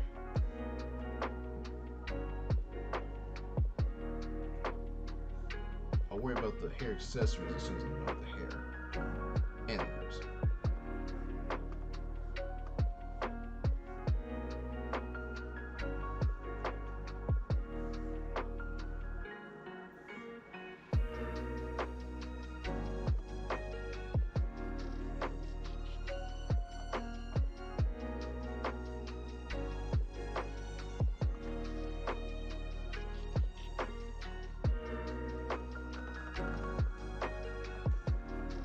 Size of the eraser.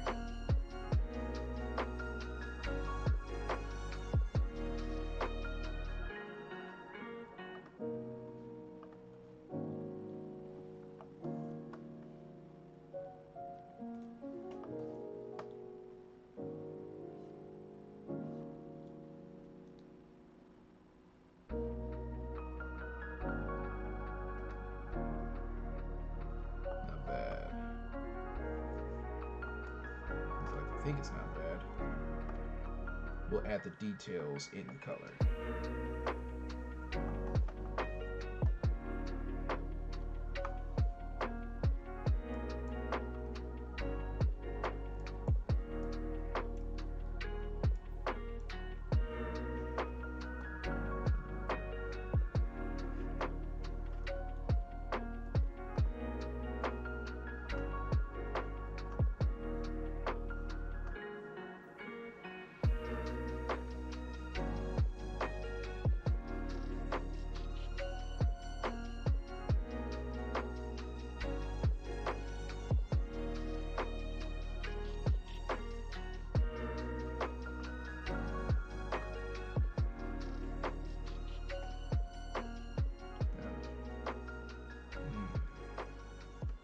Will this work?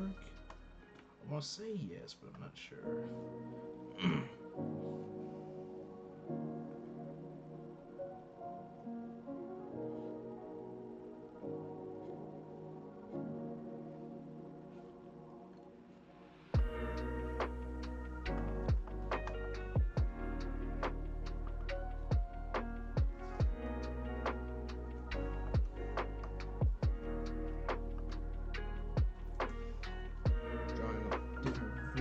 Different types of hair, man. Sometimes you're not quite sure what you're making, but I think this should do.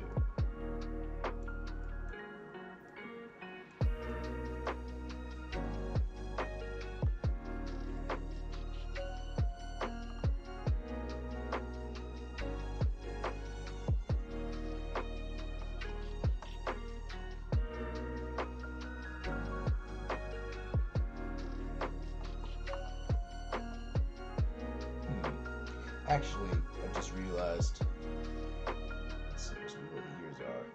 One of the years.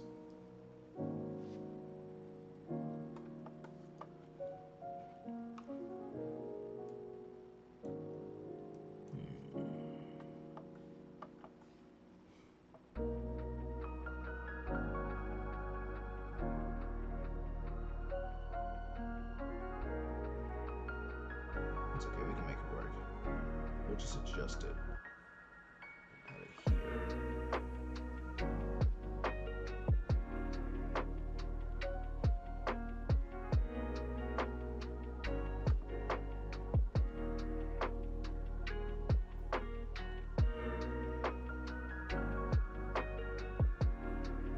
Something like that.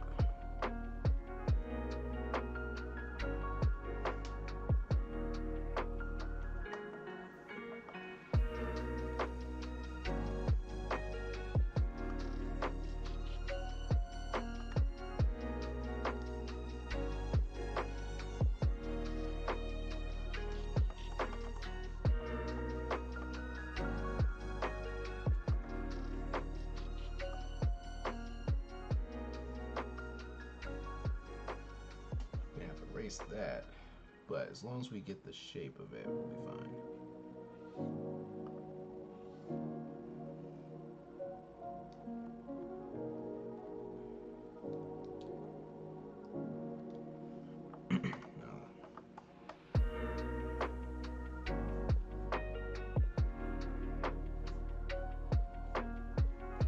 What's the point of drawing the fluff the way you do if you're just gonna adjust? You're just gonna draw it differently.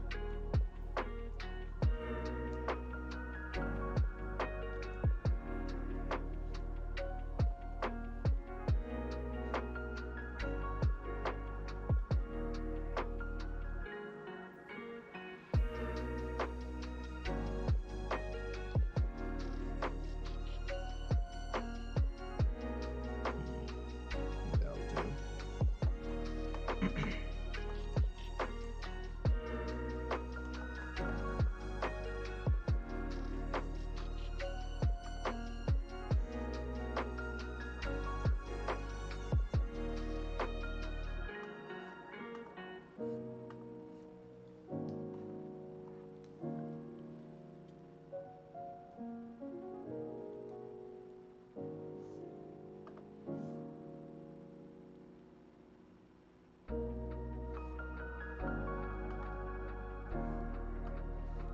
Extra strands.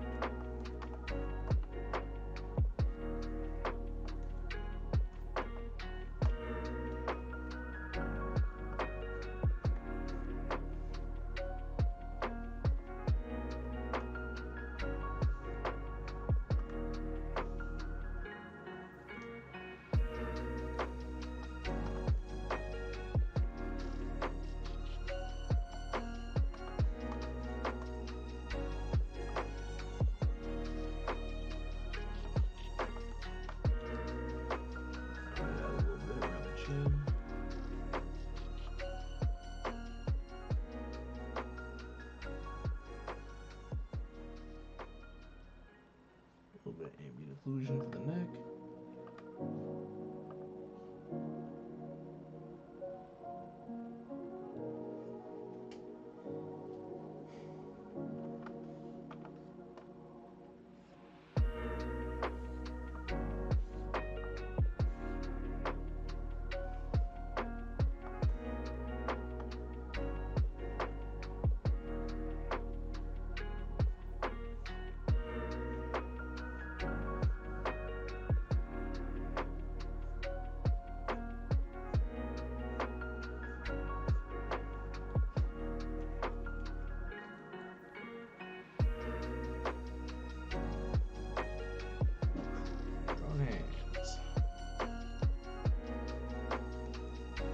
Why they always, no matter how many hands you draw, I always feel like something's wrong.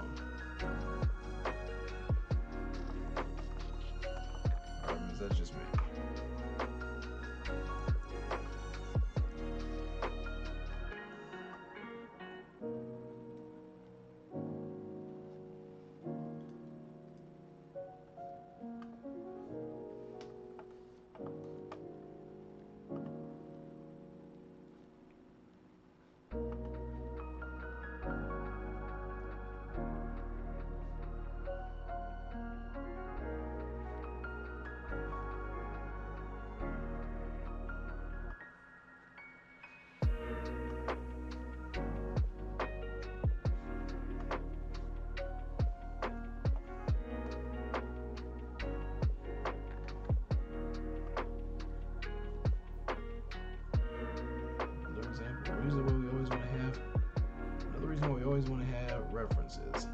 No matter what it is, you're not too sure, just grab a reference. You won't be sorry.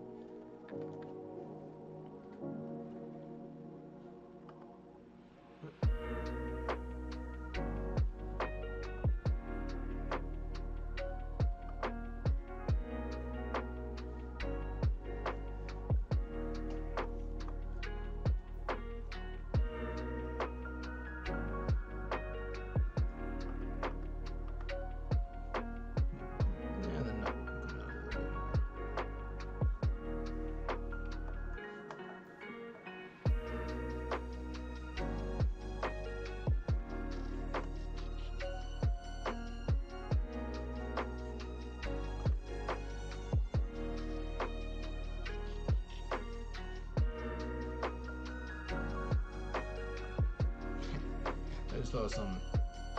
Consider I haven't said exactly what it was that I want to draw next time, but I might as well just straight up say it. It's also a reminder of how I could draw stuff like this and something completely different. Next illustration, it's going to be some fan art for the series Mortal Kombat. I won't go into too much details on what it is. What I am going to say is it is a reference to the I don't know what year it was. It was the short, like straight to VHS thing called The Journey Begins.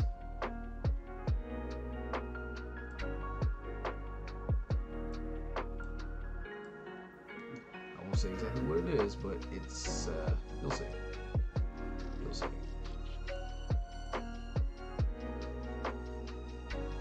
Just checking something real quick.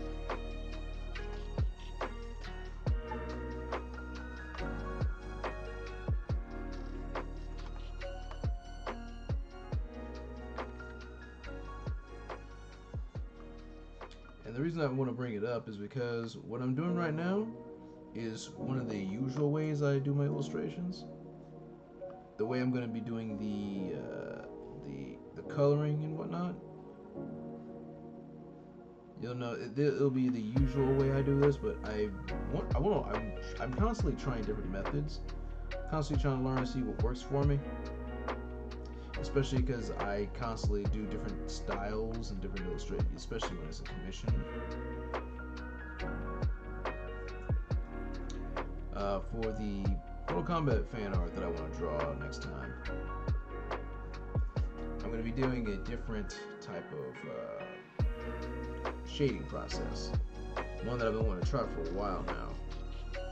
But, you know, I need the proper topic or proper subject to try this particular type of shading, because the shading would be something that's much more fitting, more realistic, or at least stylized realism form of artwork. Something that isn't as stylized as what I'm illustrating right now. But I think it's going to be cool when I finally start working on that one. Granted, knowing my luck, it might come out looking like doo-doo. But I'm gonna give it a shot anyway. I'm willing to break a few eggs to make a cool omelet.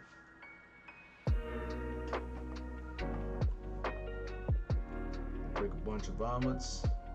Break a bunch of eggs, make an omelet, say fatality, and have a good day. What the hell am I even saying anymore? deprivation. I gotta rear your ugly head right now.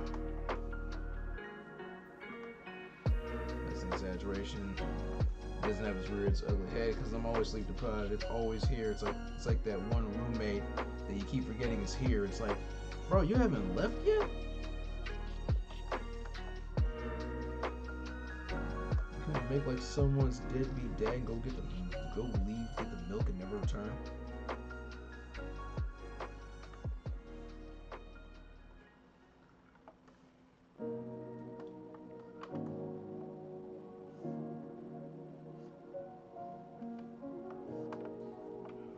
This is the benefit. This right here is the benefit of always making sure your rough sketch is relatively clean.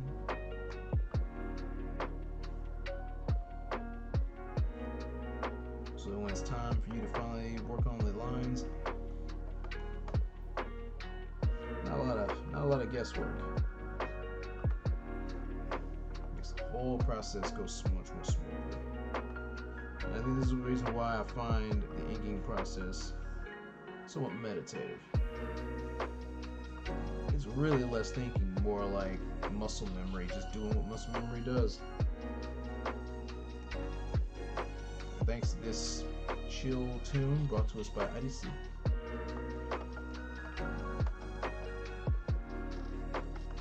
What is just chill streaming becomes multitasking. I'm creating and decompressing at the same time. When you're a person who's got a lot on your plate, you're gonna need that.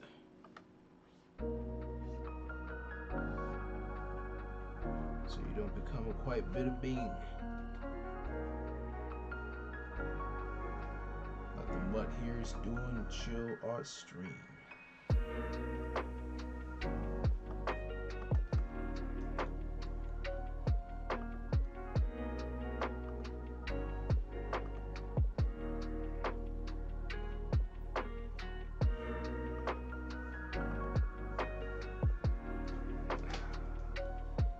Past the 2-hour mark. Let's take a mile of lower back. As soon as we're done with the lines and the flat colors, we are definitely taking a break. Whether or not I end the stream, I don't know.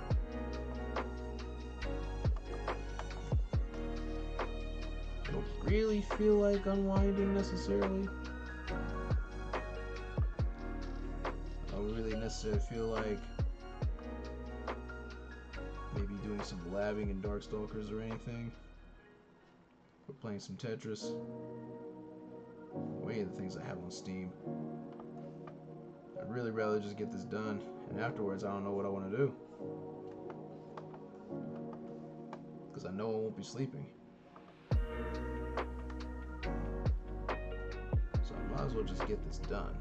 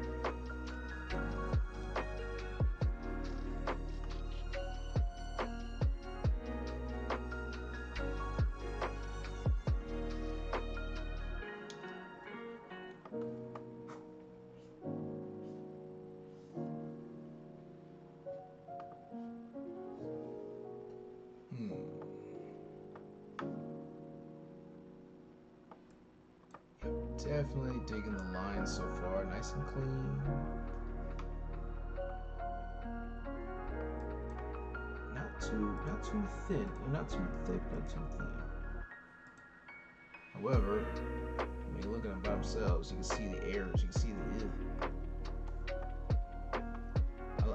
I take a look back, I take a zoom out like that, and frankly, a good chunk of it looks kind of crap. But that's what happens when you zoom out. In fact, something I haven't done yet. I'd really rather not because I know it's going to look like doo-doo, but I really need to make a habit out of it. And that's rotate the camera, flip the camera, flip the canvas, flip the canvas. Huh. Doesn't look that bad actually. Oof. I dread doing that because quite often it looks like just straight hot doo-doo butt cakes. This time, not too bad.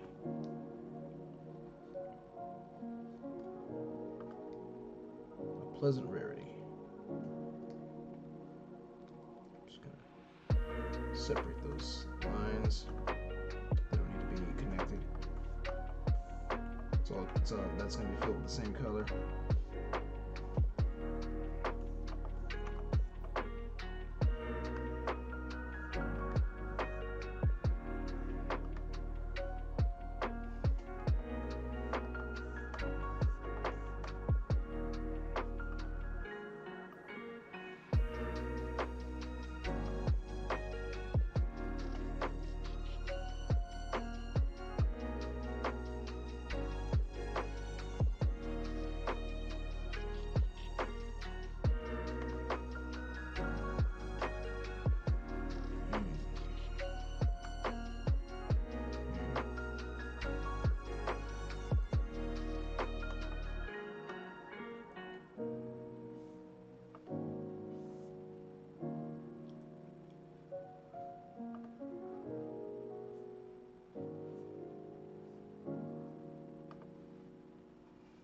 Let's see.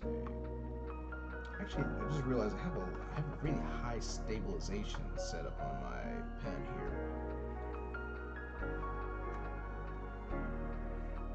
Which reminds me of just how loose I am with my pens. But I need stabilization this high.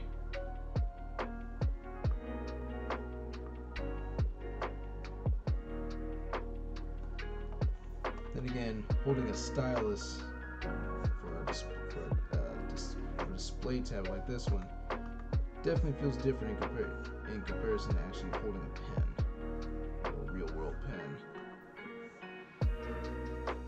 So that might have something to do with it.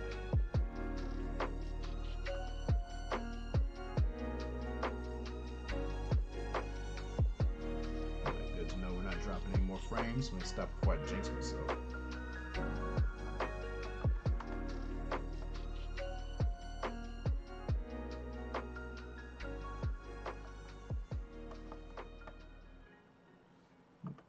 Situation where I just draw the main line and then I'll erase that later. One of the benefits of being able to do this in digital.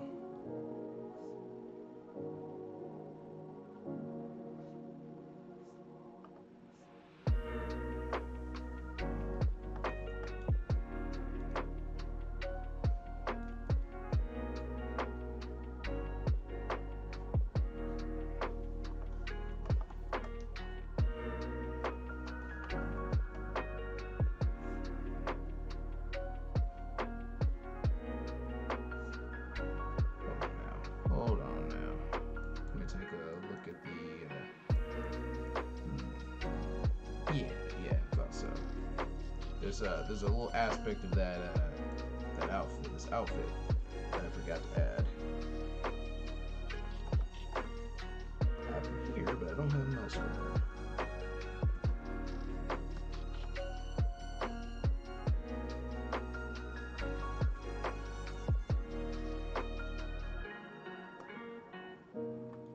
I'll add a separate layer so I can add those later without worrying about accidentally messing it up.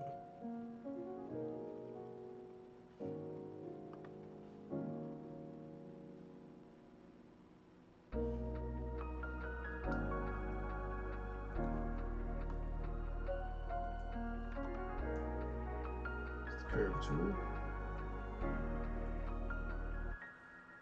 Just to help get with the little difficult parts right here.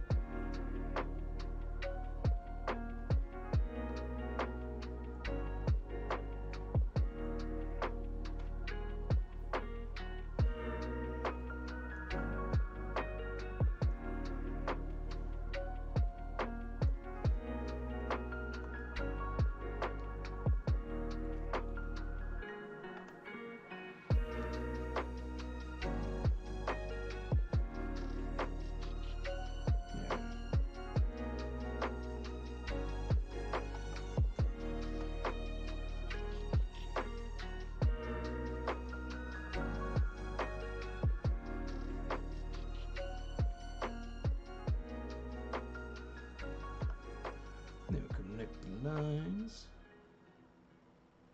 Make some of that a little thicker.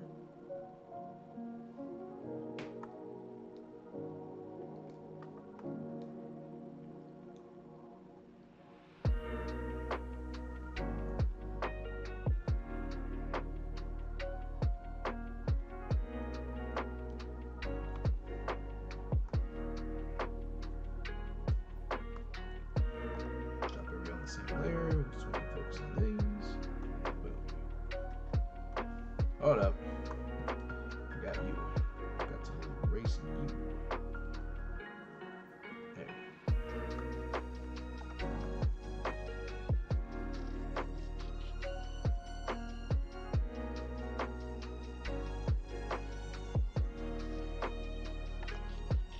Just a little bit of that.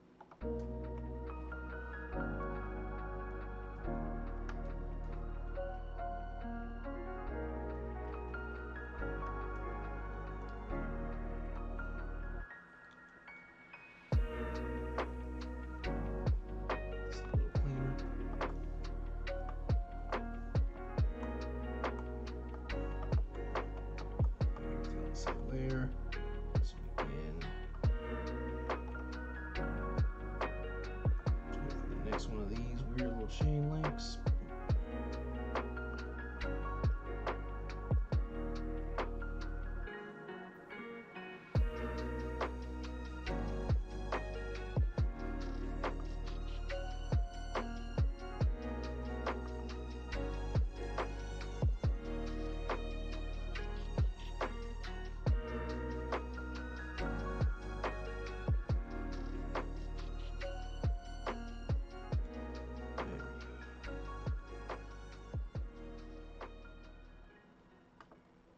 Connect.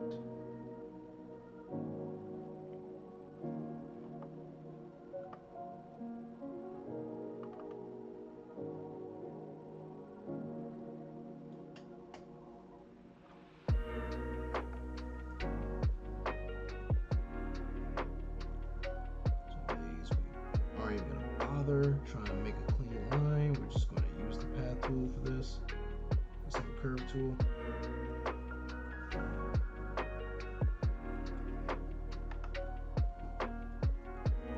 And we erase this.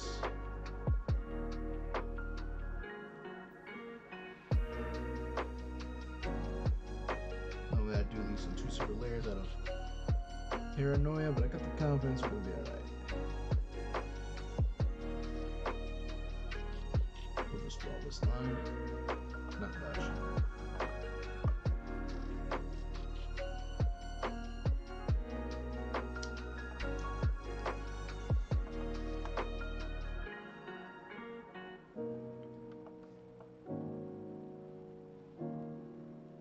Yeah.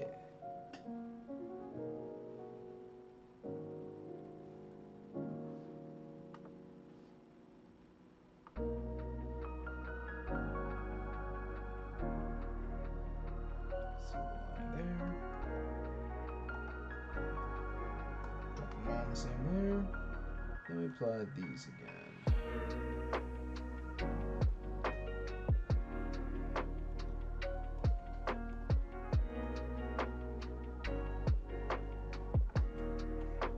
A little bit.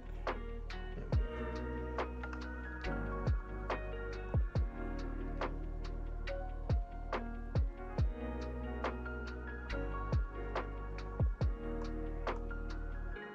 Boom.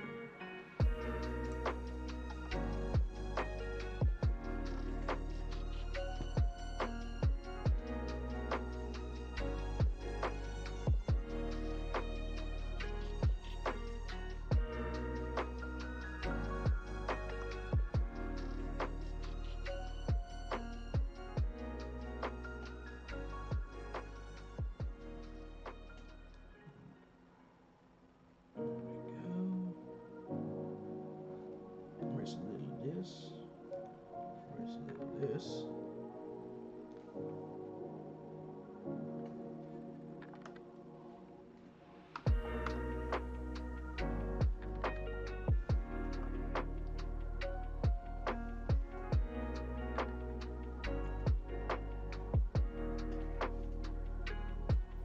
Almost done. Almost done. For the main part, at least.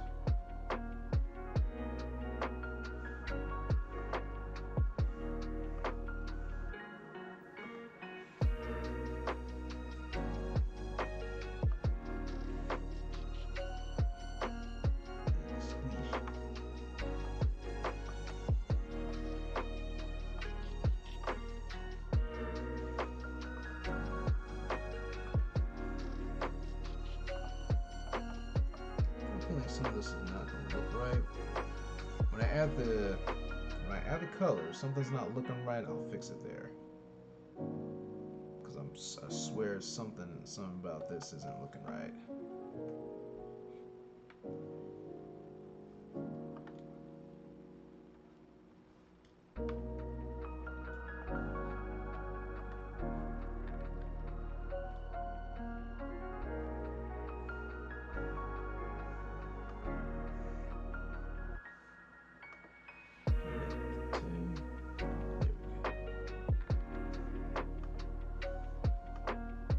We'll worry about the sets as soon as we're done with the actual lines of the tail.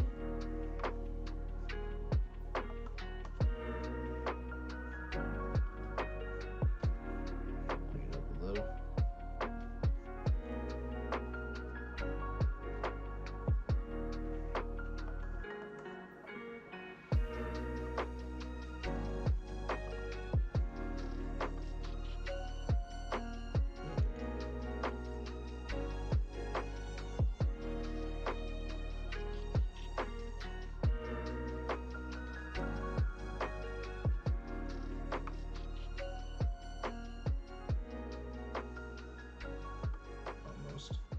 There we go.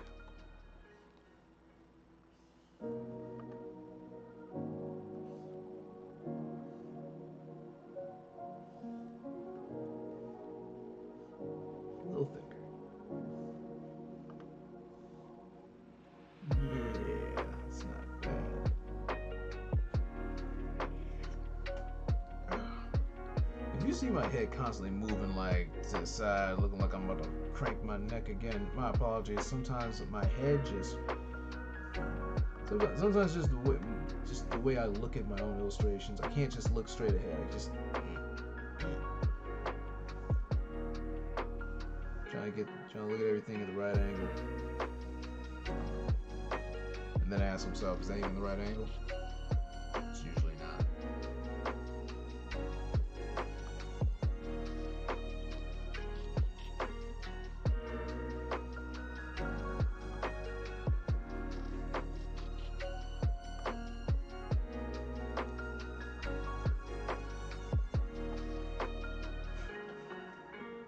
Okay. Now for the SIDS.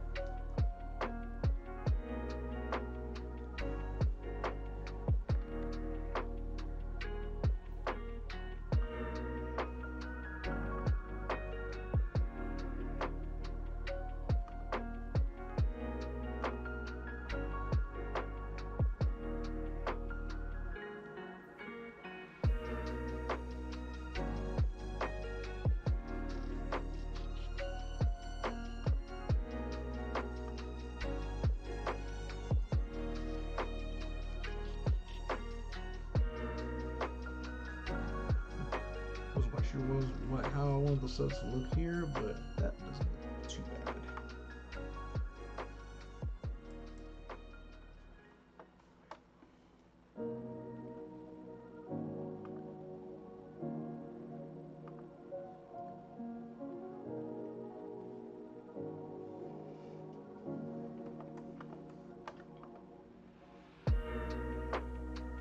Messing up my neck one of these days. I just noticed how often I keep cranking it. Pause.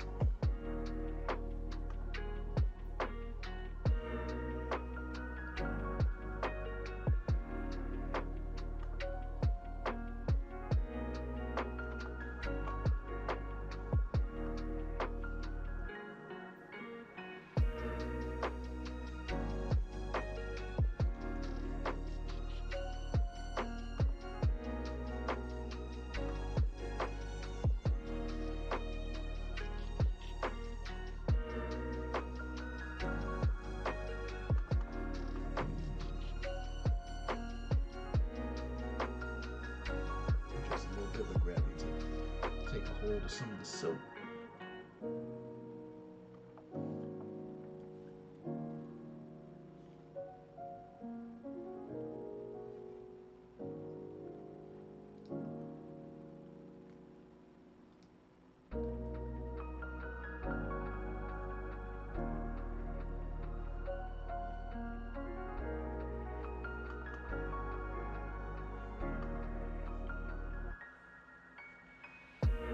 About to hit the 2.5 hour mark. Sounds about right.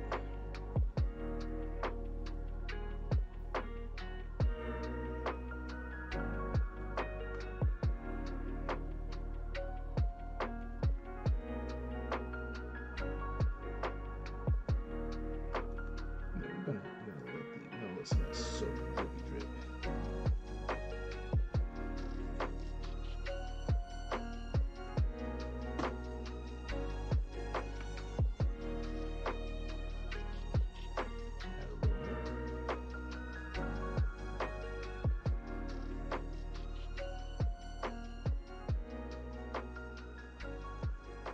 Yeah.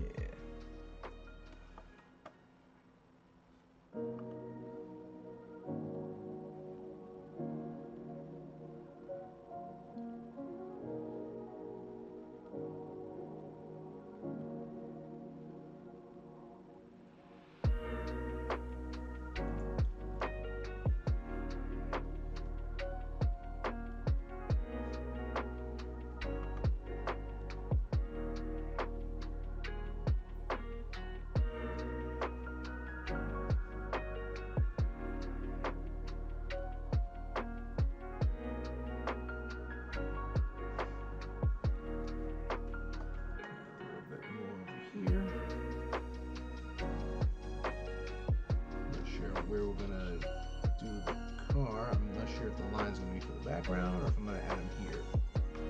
Right now I'm just gonna focus on the cat.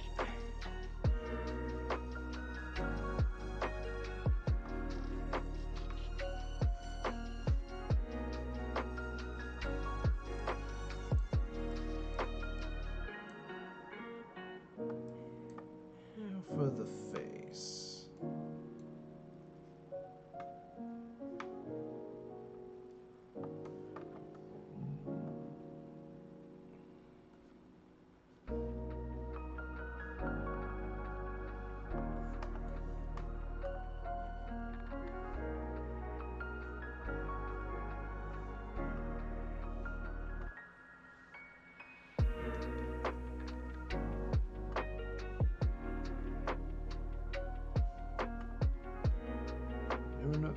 One of the big reasons why I want to separate the face from the rest of the body is it makes it easier to do alternatives. Let's say I want to do for example, one of the illustrations I just did recently.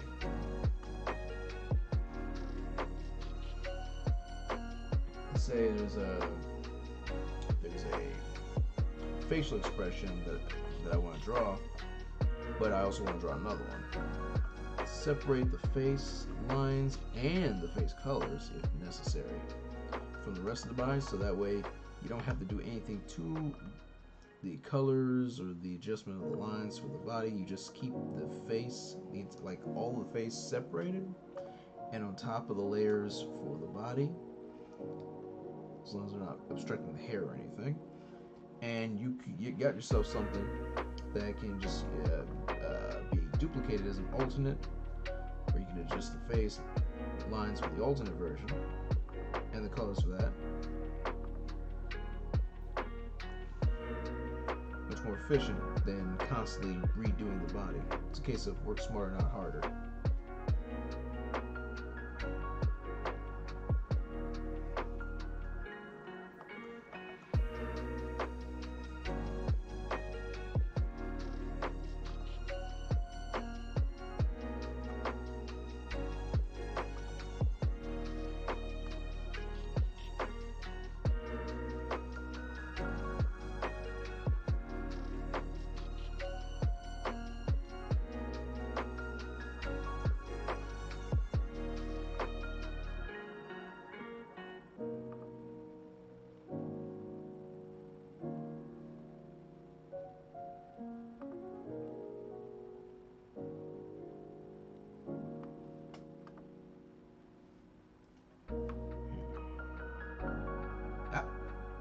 Forgot something.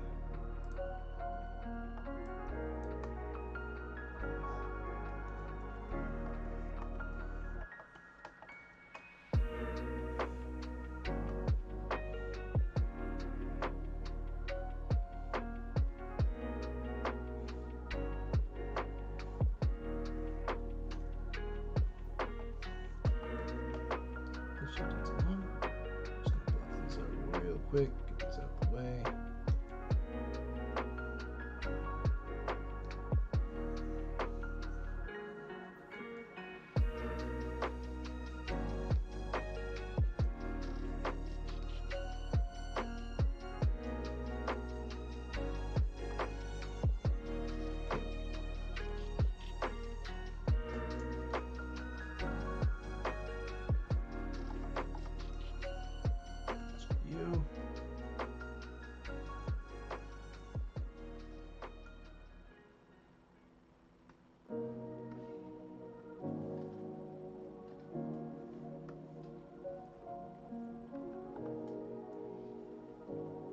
Wait, wrong one.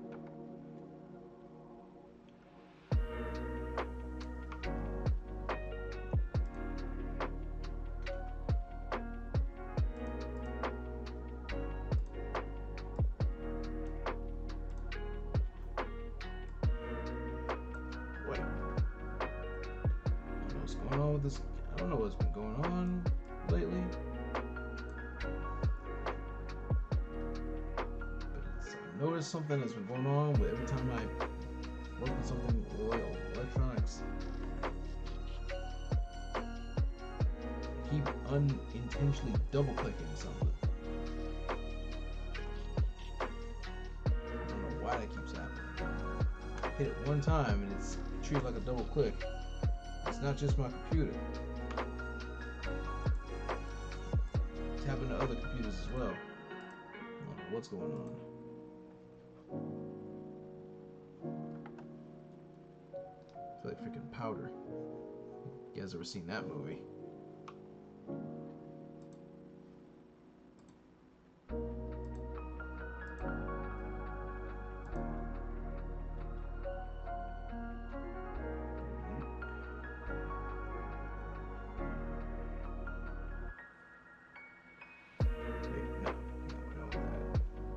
The other way around.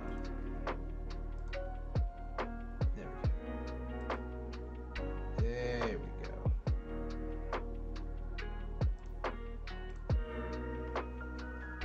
Find layers. Clean up a little bit. We'll be alright.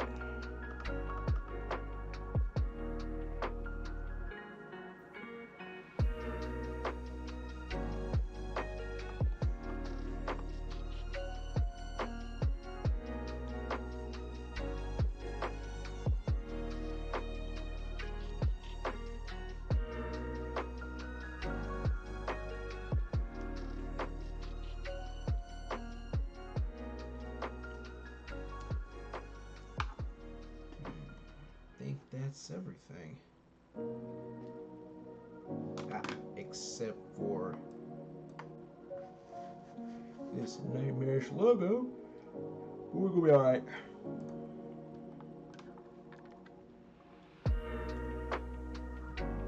Go ahead, just gonna sketch that out.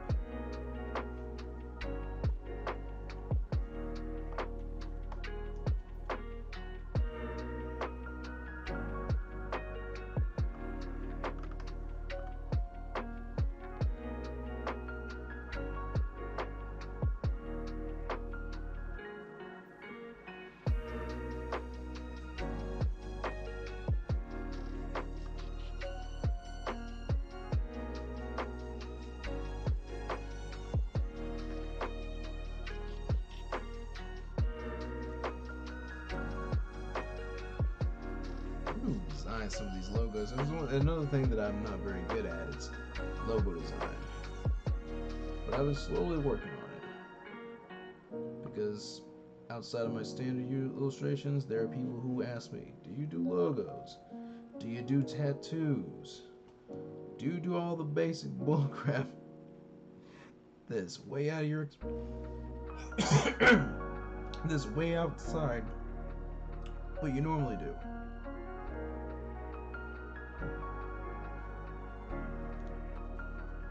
Out of sheer curiosity to see if I can do it, I have taken some commissions that are way different from what I'm used to.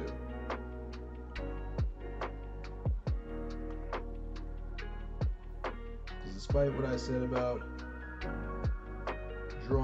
having issues drawing things that require rulers, I pride myself in being able to eventually get it.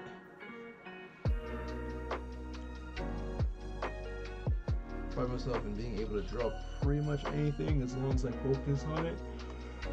Ooh. And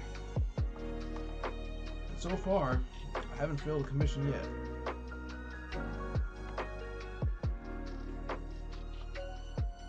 The one time I got scammed doesn't count.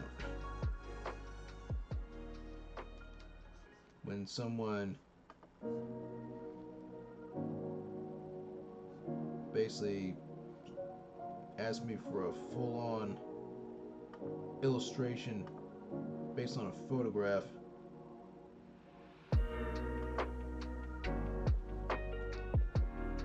Asked him, is there anything you want revised? He's like, oh no, nothing really revised, I like it. However, it looks like you cropped some of the photo out. Can you make a full-on replication of the entire photo? spent a whole weekend trying to get it just right.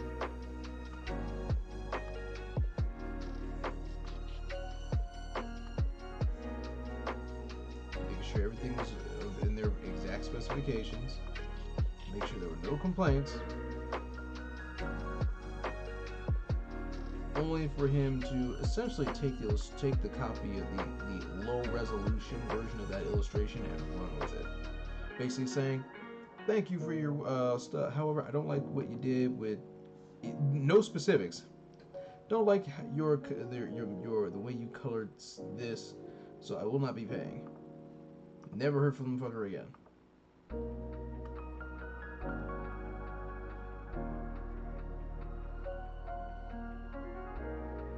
What he did was I know what he really happened. What he did was he just took. He didn't get the full resolution version, obviously, but he took the completed, like, still decent resolution version that sent his way, and he just ran with it. He didn't even say what exactly was wrong with it. Earlier, he said he liked how it was coming out. He told me the only issue he had was how some of the original photo wasn't being completely replicated. I didn't know how much of the entire photo he wanted replicated, so I did most of it, like 80%, but was able to resize it if necessary. He said he wanted the whole thing, so I got the whole thing. They said thanks, not paying. This right here, that prick is the big reason why moving forward when I do commissions, it's always pay up half now, half after it's complete. If I'm gonna do all this, if I'm gonna do all this work, I'm not gonna do it for diddly. I'm not gonna do it for no money at all. Screw that. Like if you commission me, I expect you to tell me why you're not satisfied. And the people who actually are honest, people who don't just take the work and run, which hasn't happened ever since. They haven't told me anything that they're really unsatisfied with, unless there's a simple revising thing, something that needs to be revised. Like, oh yeah, can we switch this out? Can we change this? Can we do that real quick? I give them up to 2 revisions before I start charging them more, and it's usually it's usually never has to go past the first revision. It's usually something small too.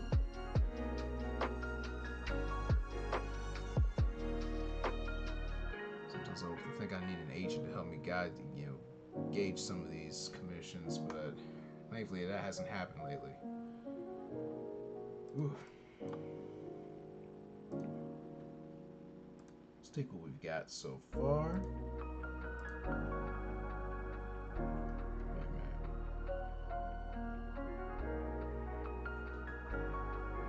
Now, before we do that,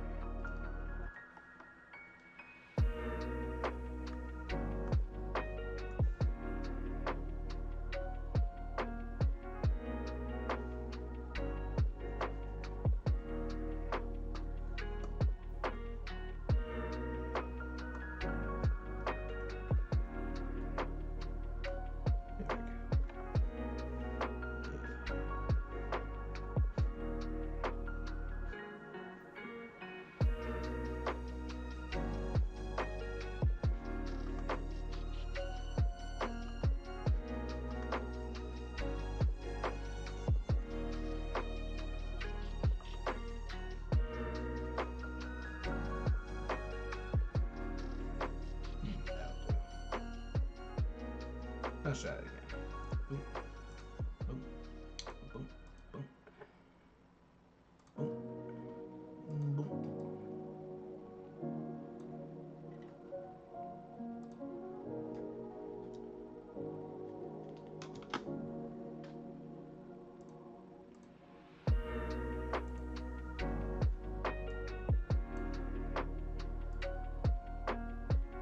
That is an issue.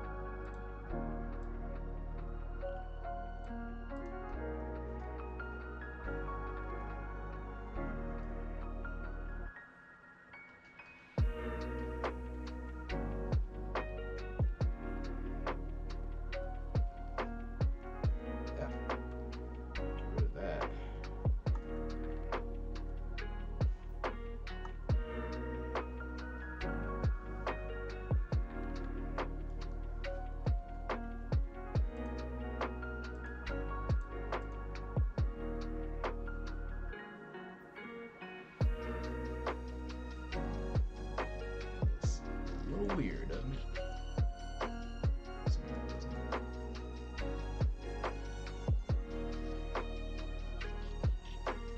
Yeah, you know what? No, that doesn't. No, we're gonna fix that.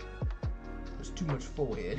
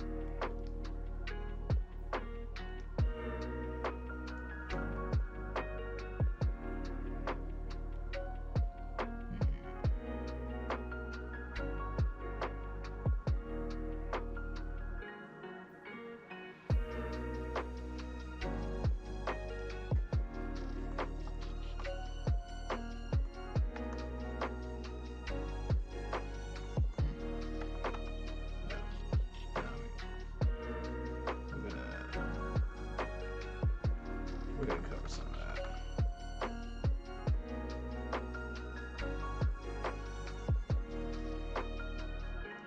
We're gonna cover some of that forehead. Bring it down a little lower. Your bangs a little.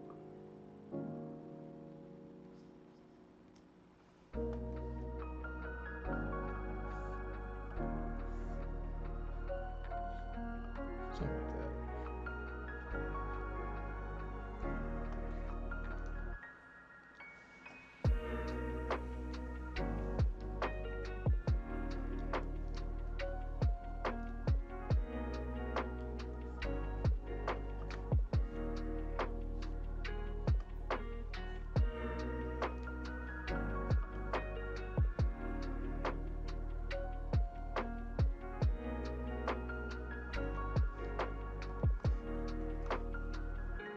Something like that.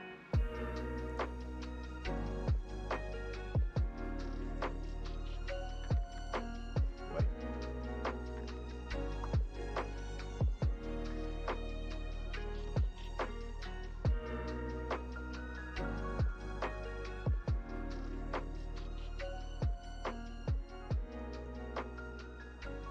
There we go. So white. Fill. There you go.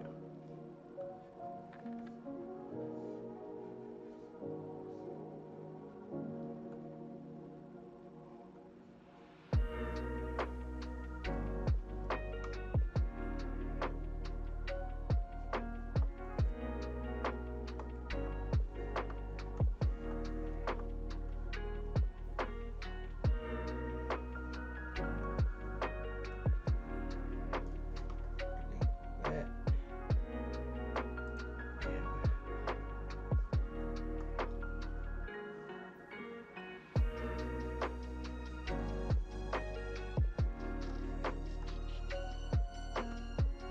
There we go.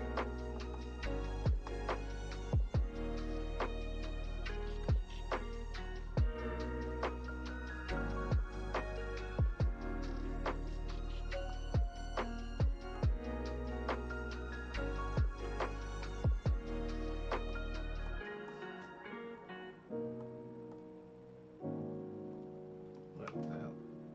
Boy, get that.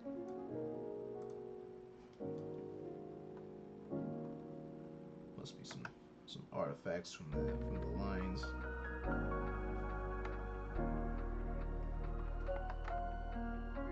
Scrap a better pen. Scrap a thicker pen. I'll just fill it in by hand.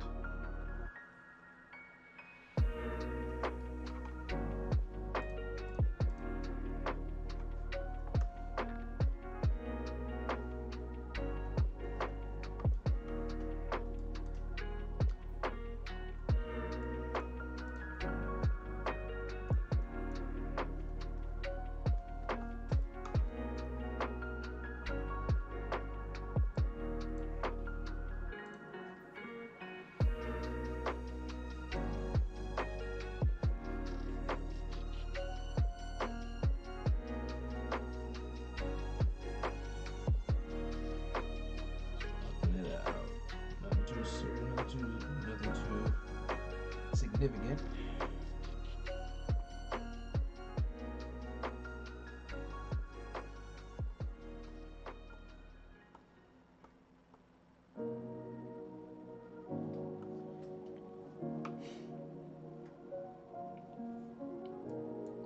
This outfit's gonna be a little tricky though.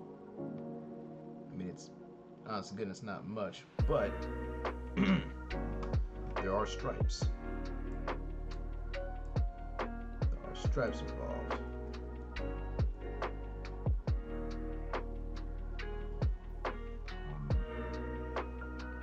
So I'll have to work on that a bit. Exactly how I want that to look.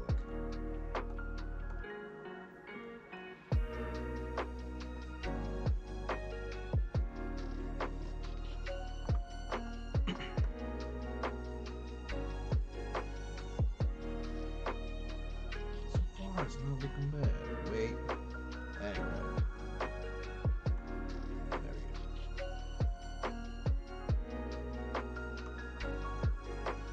Yeah, I knew something wasn't gonna look right. I knew something didn't look right.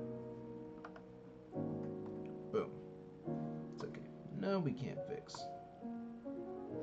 But just to be on the safe side, I'm gonna copy the lines just in case something does. Just in case I mess something up.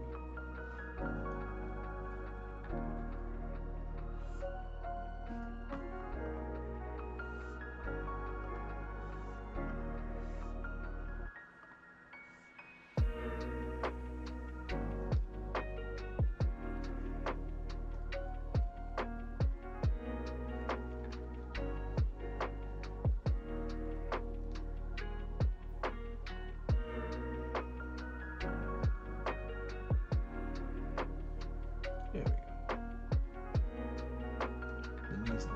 The knees is going a little bit forward. Welcome back, dog boy.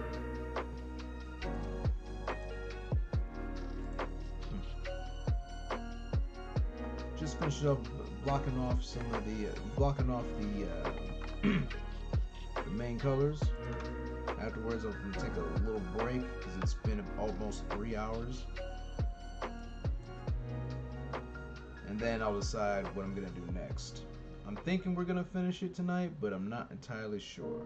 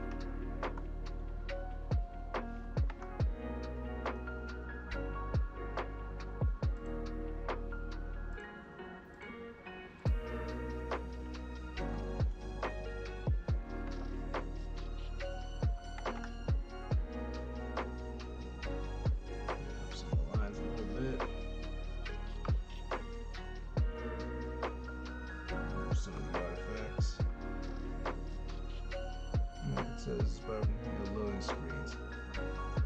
This is inspired from the GTA loading screen. Actually, it's not necessarily inspired by the GTA 4 loading screen. It's actually inspired by a scene that I saw one of these characters play in GTA Online. What she was doing was she was playing as a mechanic, but for an extra fee, she was offering people, other players, like special service, which is her basically washing their car with her butt. It's ridiculous, but I thought it was funny, mainly because of the way everybody was reacting when she did that. Like, she wouldn't tell people what the service was, so it was like their reaction in real time, like, what the hell are you doing?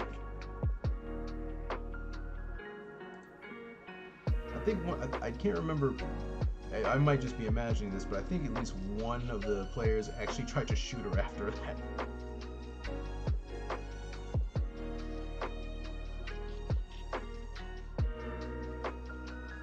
actually played any of the GTA games, but since you brought up GTA 4, I gotta say that's the one that I want to play the most, mainly from what I've heard about the story. I've heard good things about most of the games, but GTA 4 apparently have a really good story with the main character Nico. Though I also hear that some of it is a bit ridiculous with the seems normal concepts. I mean, there's a gang dressed as Mystery Inc. Okay, that's okay. You recommend? Yeah. Yeah, there was this. I do recall that there's the story's good, but they depending on what version, or maybe it just depends on the person playing. That some people get really annoyed by the associates you make. I think his cousin Roman was apparently notorious for constantly calling to go bowling.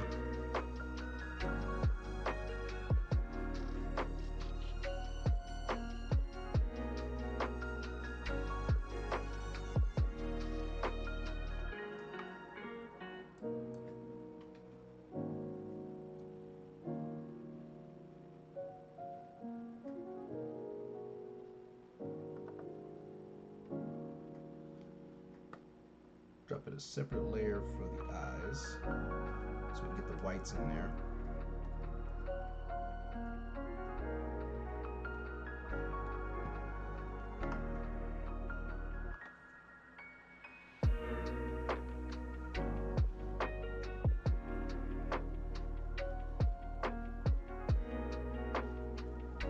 He does, but then there's time where he doesn't want to go bowling if you keep calling him to hang out.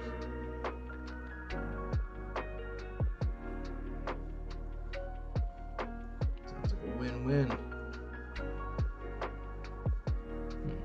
He'll stop calling, you can continue doing your missions. Then again, I suppose if you run out of stuff to do, it wouldn't hurt to go bowling. I don't remember last time I went bowling.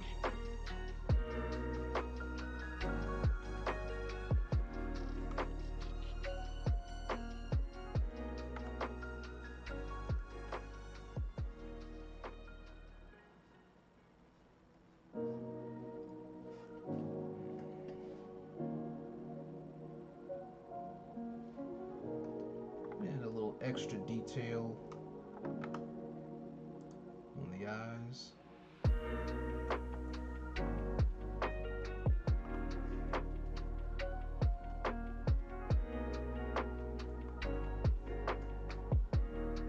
Never completed my game due to my first PlayStation 3 dying. Ooh. I've never had that issue with my PlayStation 3, but I definitely had that issue with the Xbox 360.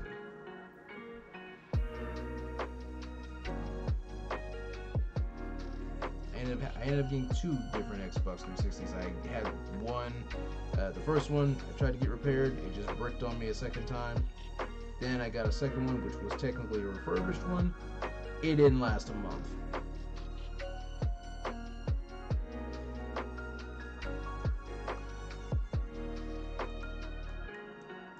I just realized I did that on the wrong layer.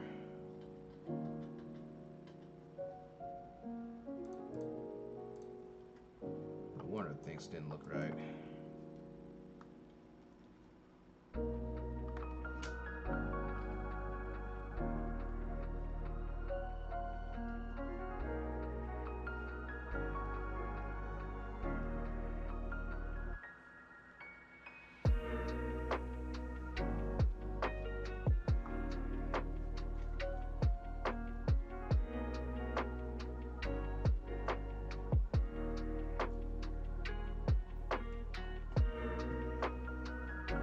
Darth Vader PSP died after playing GTA Chinatown Wars. PS2 died after playing Vice City. Cripes! You got a bit of a GTA curse going on, brother. What in the world?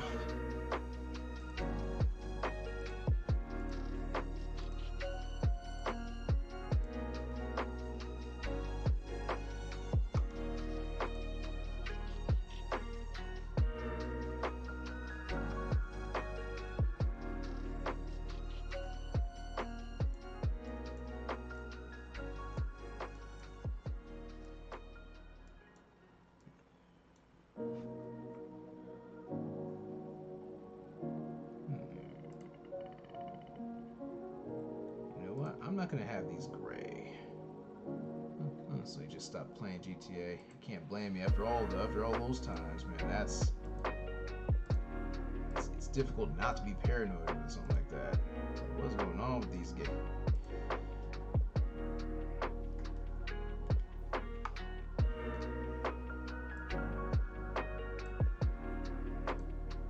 Yeah, something like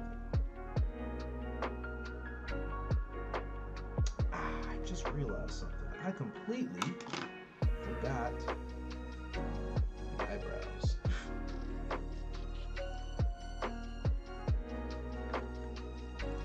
This right here is another reason why I always separate the lines from the body to the face. Because if something stupid like that happens, I can fix it real quick without accidentally messing up the lines.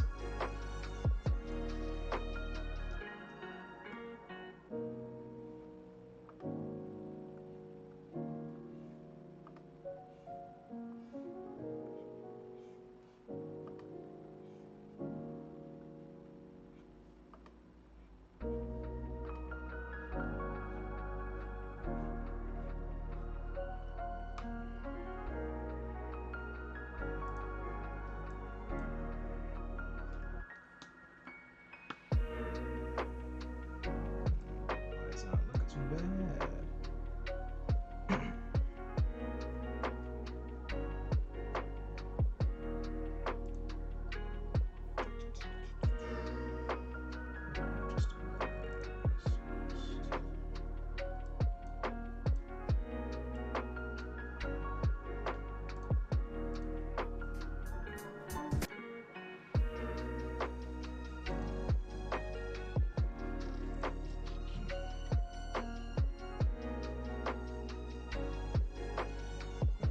Let me drop in a quick color for the background so I have an idea of how bright I want this to be.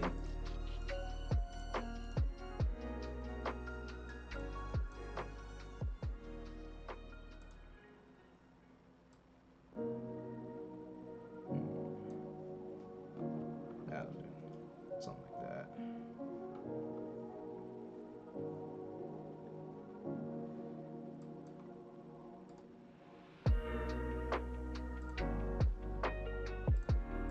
For the back. I'll bring in a copy of the sketch for the car. Alright. Not looking too bad so far.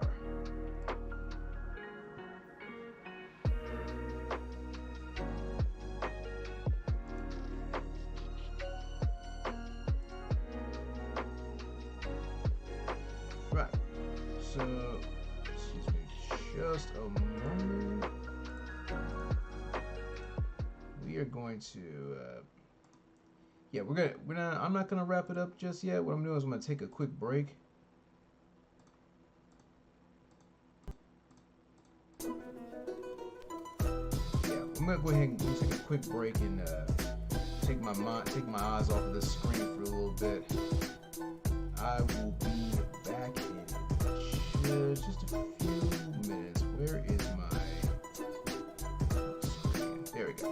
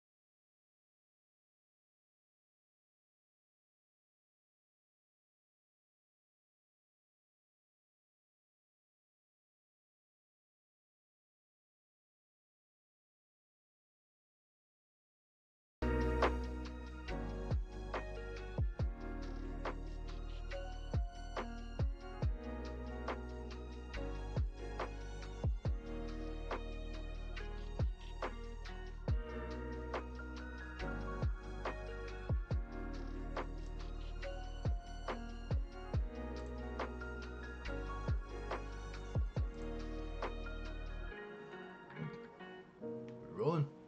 Okay, and we are back. I take my eyes off of the daggone computer screen for a minute. It's been 3 hours. I don't remember the last time I've been able to do this either.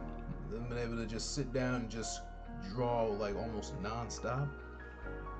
It still feels new to me because for the longest time I had a computer that would just cook on me after maybe an hour, and I had to constantly stop and take a break against my will. But man, it's good to know that I don't have to do that, even though it probably is in my best interest to take breaks.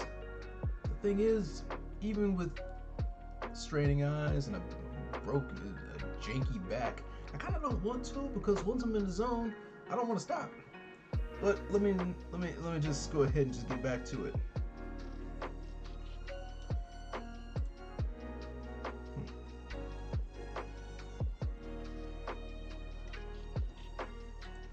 Before we continue with the main course of the illustration, we're gonna start cleaning up the background. I mean, really setting up the background. Got the base color for the sky. Now for the car base. Got a basic idea of what the car's supposed to look like, but man, it's gonna be tricky. It's just...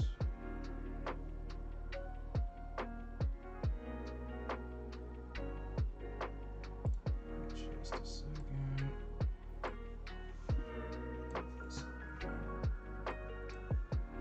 Making sure I know exactly where all my references are in case I need them.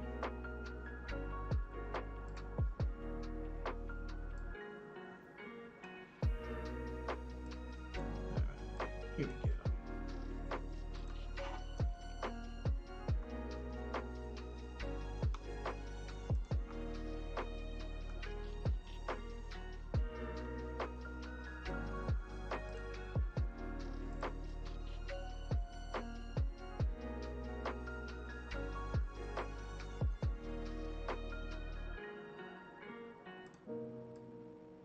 Lower the opacity of the cat.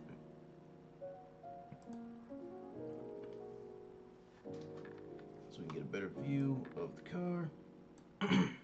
Speaking of which, let me disable the mask real quick so I can see exactly what everything... There we go.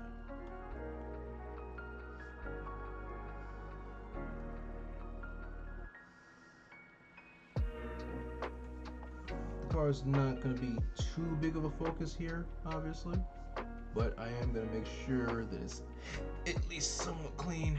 But first things first, I'm going to block out the colors that I'm going to use for the car before I really start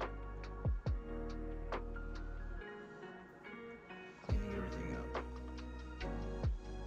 Just a basic idea. Afterwards, I'm going to actually make some decent lines for the actual car. And then when it's time to block in the colors, I'll know exactly where the colors are. They'll be right here.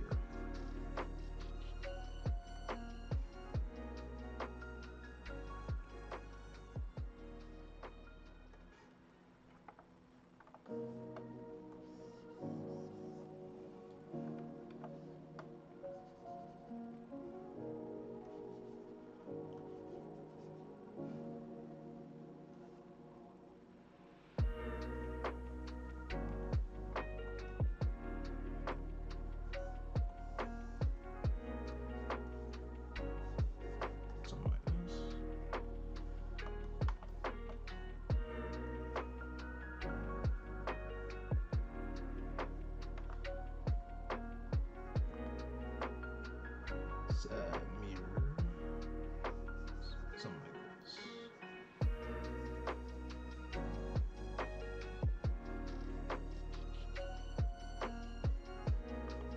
The frame of the car. Back from getting a cup of tea to wife.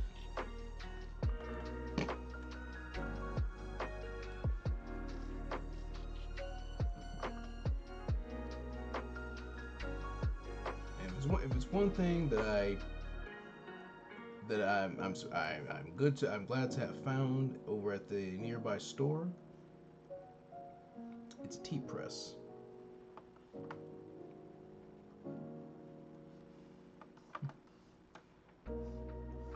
Normally I had trouble. I mean, so this way I don't have to constantly worry about exactly uh,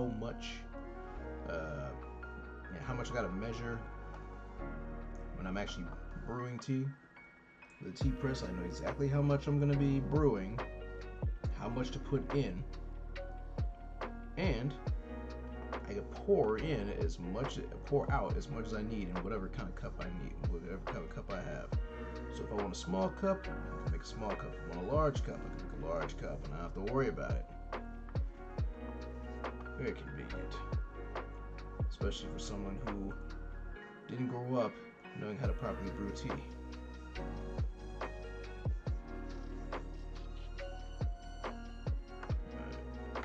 Just a basic guide of what colors need to be where before I start really determining what what the lines are here. Sounds like a time saver. I feel it kind of. It still takes the same amount of time to brew the tea, but at least you know exactly how much tea how much tea you want before you start to brew. Very convenient.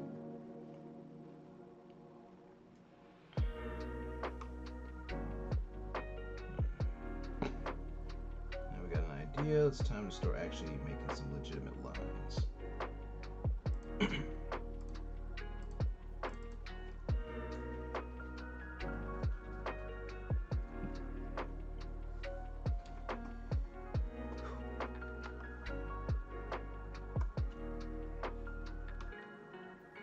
Actually, I'm going to use a different different pen tool for this.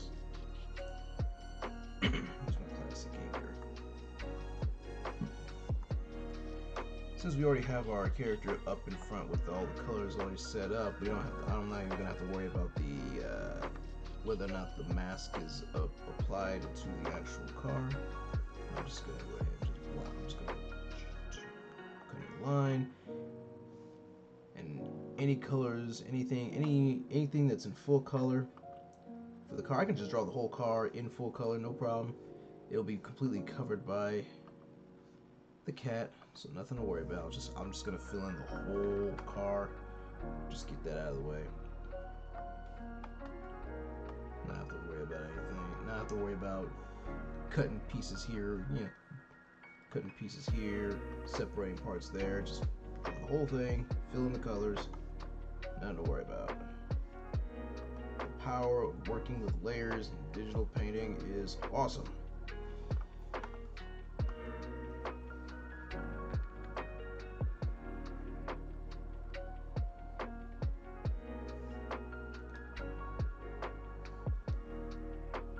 It may seem like I'm doing a little too much work for something that's going to be completely blocked off, but honestly, I need the practice anyway when it comes to drawing these types of things. Actually, there is another illustration idea in my head that I wouldn't mind doing, but that also involves another car, so I guess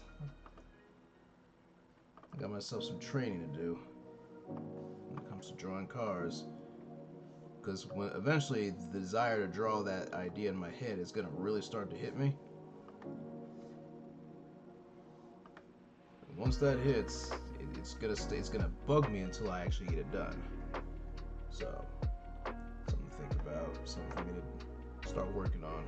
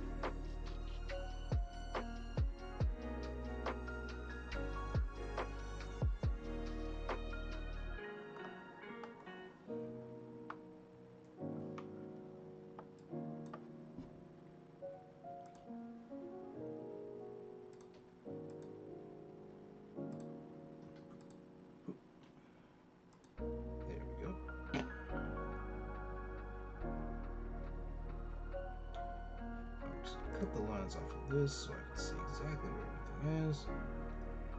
Turn off the sketch. And proceed. New layer.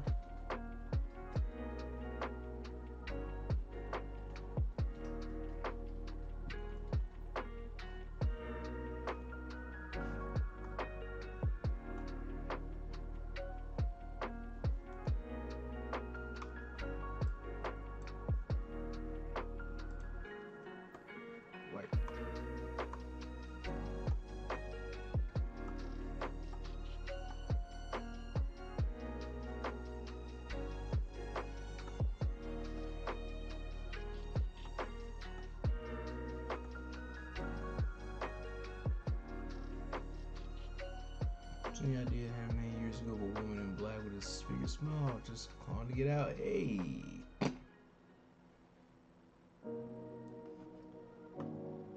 That sounds familiar. Sounds like someone I should totally draw again.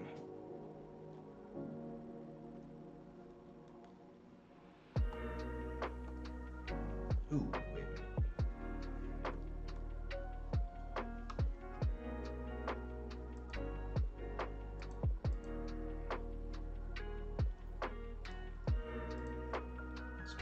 Expand that a little bit. That looks awful. And selection. Still looks a little awful. Expand. There we go.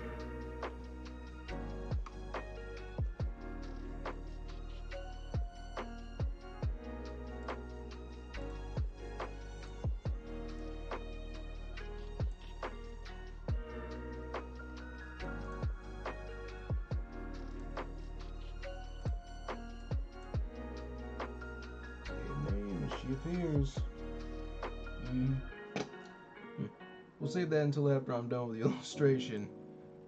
I can do without the distractions. Though I wouldn't mind the guest.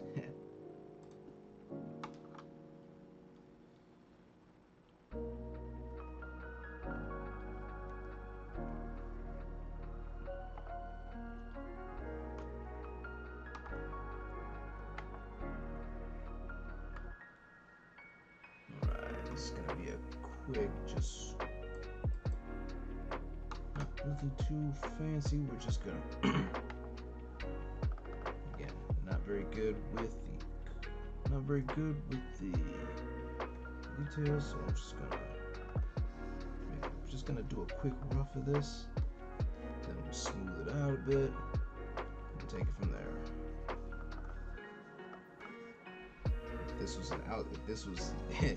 swear, I hate to admit my own weaknesses, but if this were just like an outside thing, if this is landscaping, I could totally illustrate that just fine. But a car, I'm just trying to get this done as soon as possible because, oof.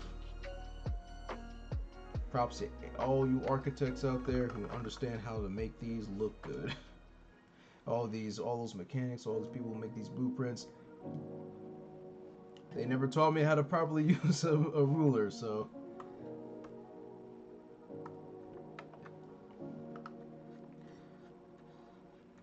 As for also 2-point perspective, another thing that they really drop the ball with when it comes to teaching this in school. It should be absolutely essential to learn these types of things, but no. Just kind of throw that stuff your way and just assume you kind of get it, and then move on to the next topic. Not even a test. Not even a test to make sure you figure you kind of get it. The education system here is doomed. Then again, that's just one of several things in this country that's probably doomed.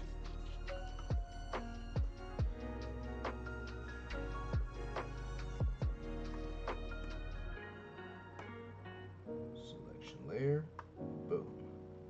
So now we have a referred to layer we can refer to, boom. Okay. Cars can be tricky. I had to use 3 different references when drawing Crimson Fury last year.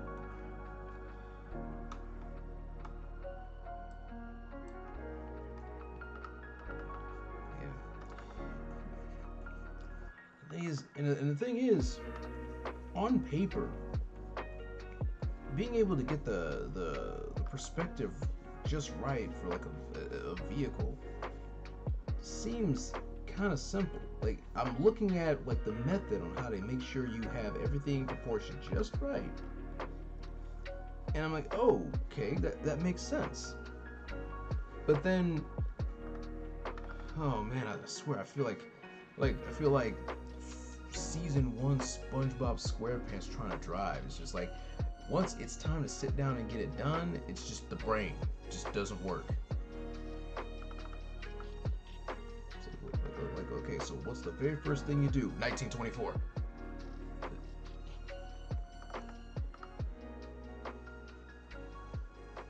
To be fair, the first step in overcoming a problem is admitting you have it in the first place.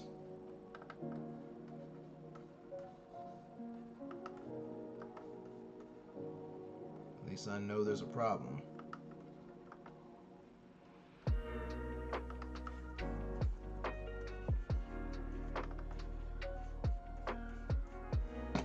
Yeah, we're definitely gonna try to finish this tonight. Floor it, yeah, pretty much.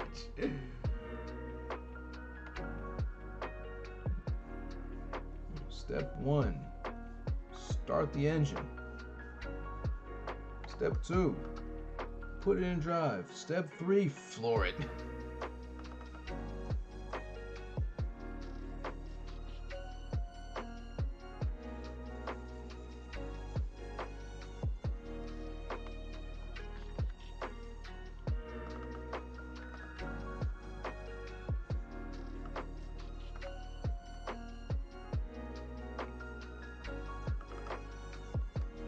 Speaking of which, I just remembered something since I brought up SpongeBob. Apparently, Wendy's had had some type of like promotional thing for like a month. I don't know much about it, but I did see some on YouTube talking about whether or not Wendy's has cracked the Krabby Patty secret formula.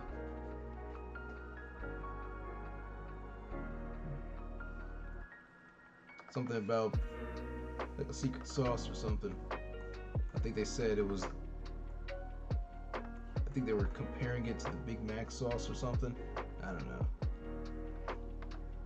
I'll look into it later. I didn't even know the Krabby Patty had secret sauce. I know there's a secret formula. Okay.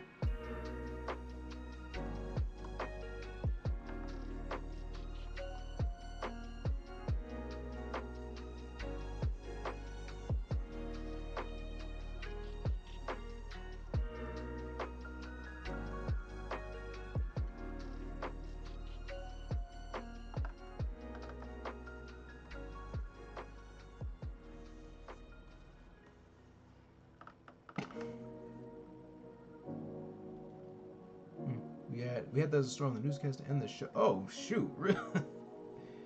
Huh.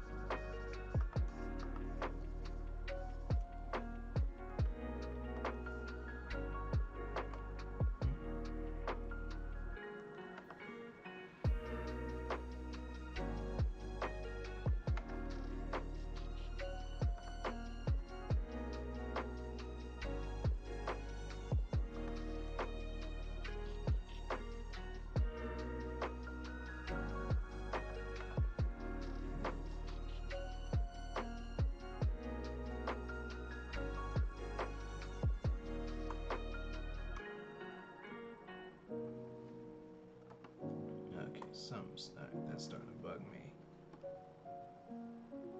Expand.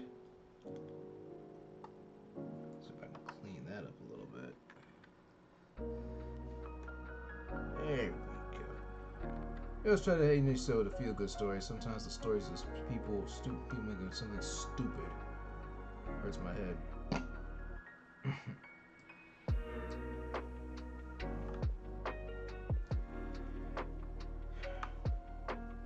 No, I can't necessarily blame them for trying to make a feel-good story. I mean, we've got far too much nonsense happening on this planet.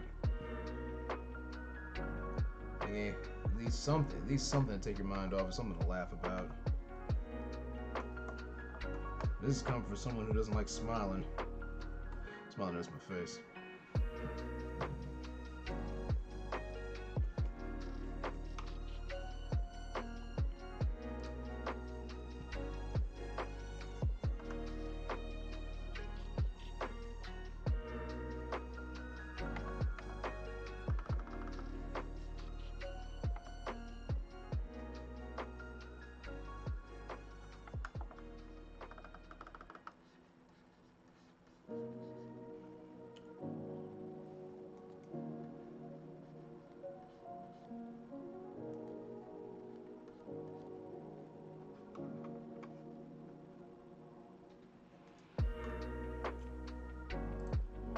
Ah, here it goes again.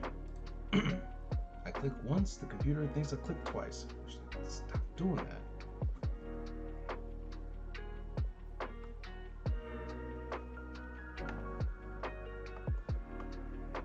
If I wanted to smile, I had to rip that in or rip attack someone.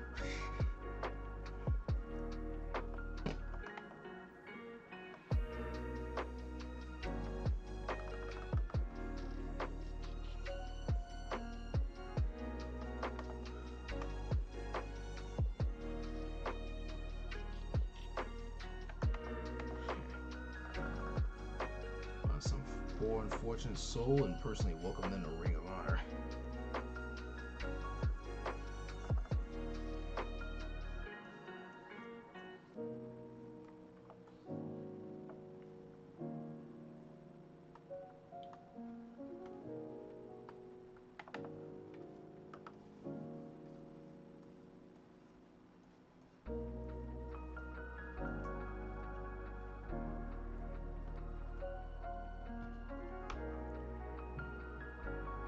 I'm gonna add a little bit of effect to make it look like there's a little bit of rust going on.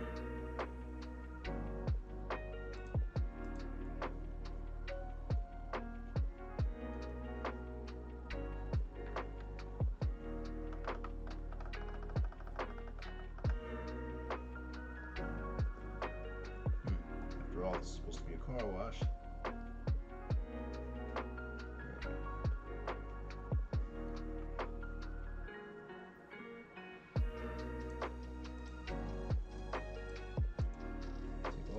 Copy it. For example, when we was driving the white Hummer rams into a prime truck. Prime.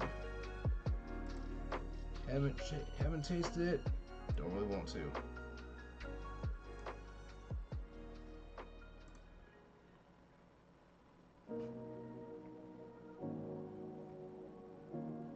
Alright, made a copy of that. Too much blur. I'm gonna take that, I'm gonna make a blur, I'm gonna blur it out a little bit. So there's not too much focus on the car, but I am gonna add one more thing to the car, and that's a little bit of soap.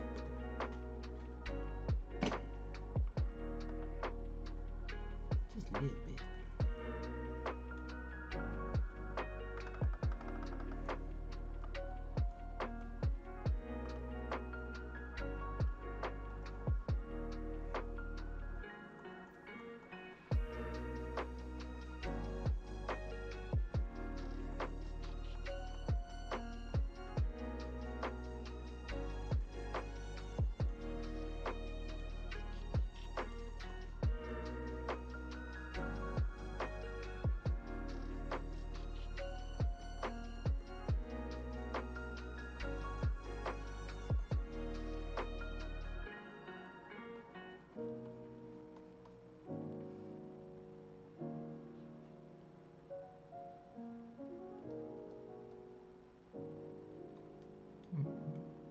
It has way too much sugar, and one of the anchors drinks it during lunch.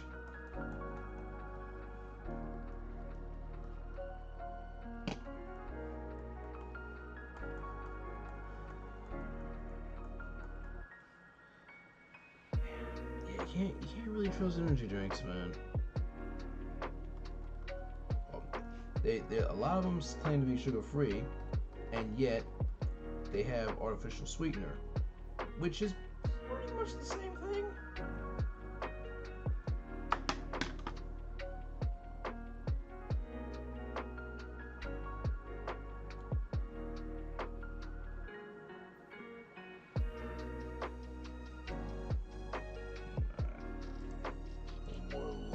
One more layer, just to do a little bit of color adjustment.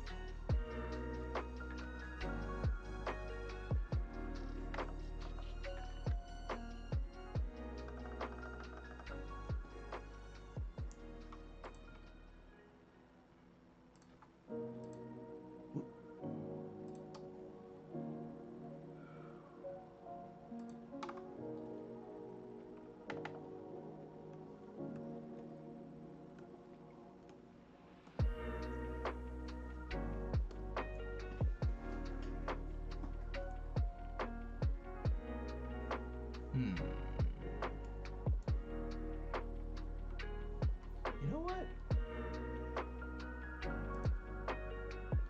I'm actually gonna adjust the base.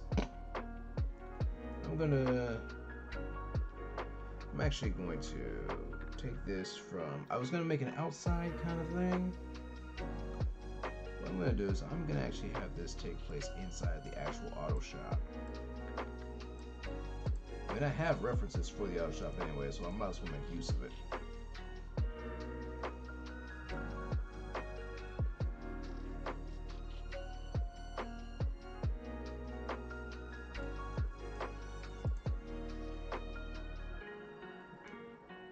But if I could find what I'd like to find though is just a simple pattern.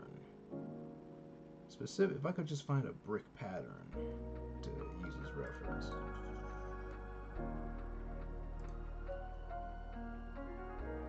Brick wall. If I could find a brick wall.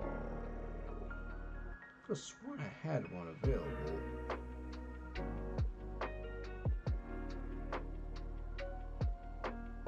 Then again, ever since after transferring everything from one computer to the next, I might have lost all those. Dang.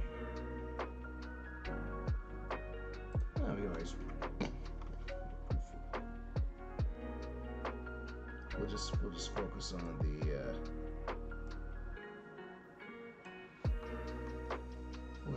the main part. Well, if we gotta blur something out, then so be it.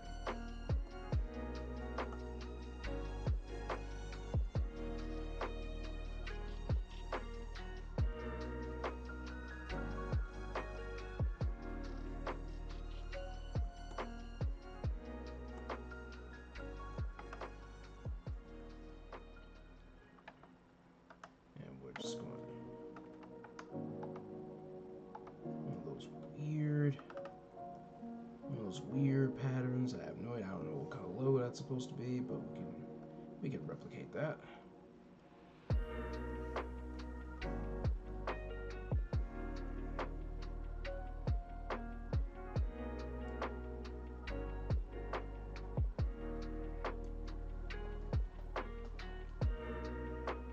Provided we move the cat out of the way again.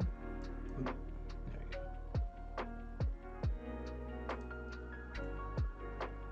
1, 2, 3,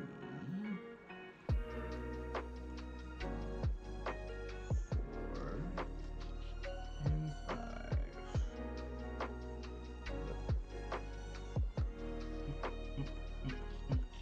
Delete that.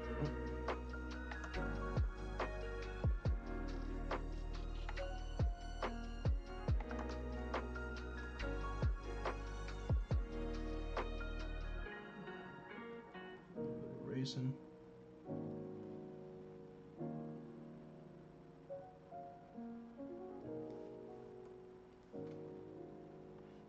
Fill that back in.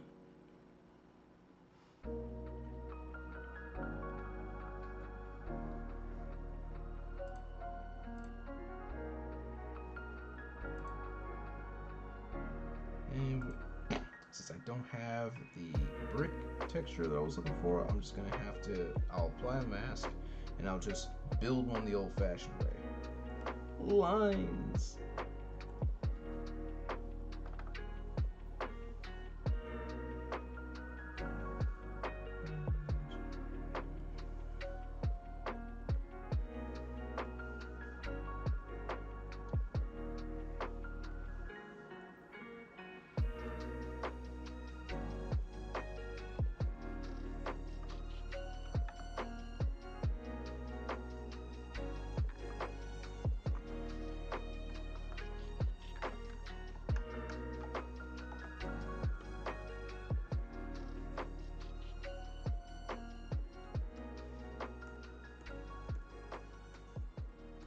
This and this. Boop, boop, boop, boop, boop, boop, boop, boop, boop, boop, boop. And we're just going to straight line on all those. Boom.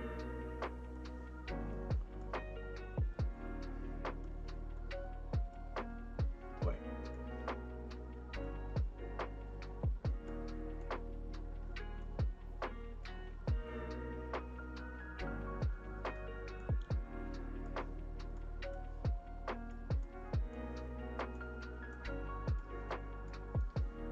And we do the same for you guys, for these three. These lines right here.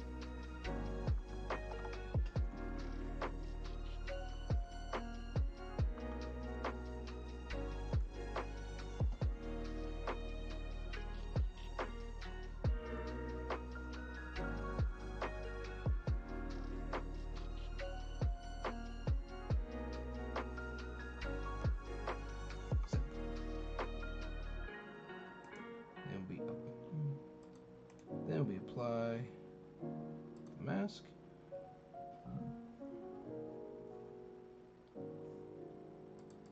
Blur a little bit, just a little bit. Then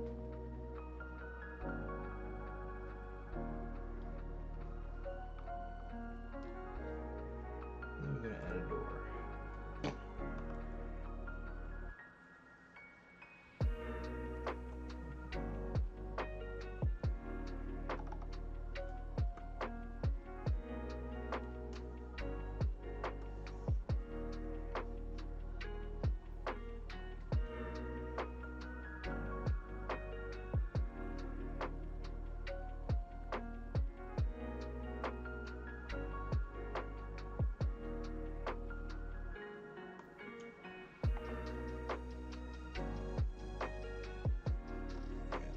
Gradient.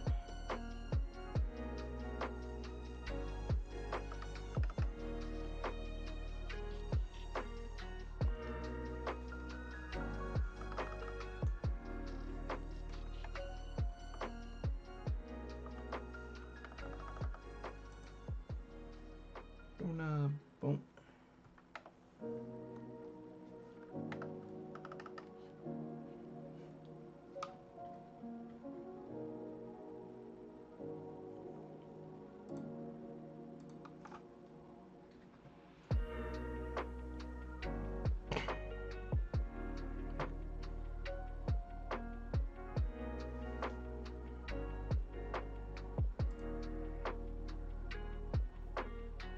What color was this for the multicolor? What was that?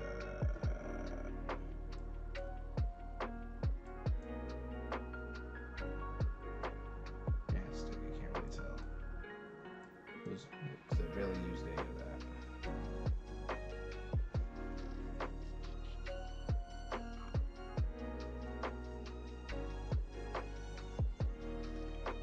That's alright.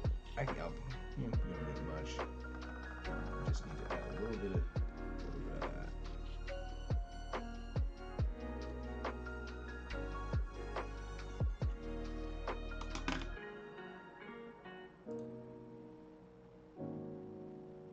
You know what? Let's fix this a little bit.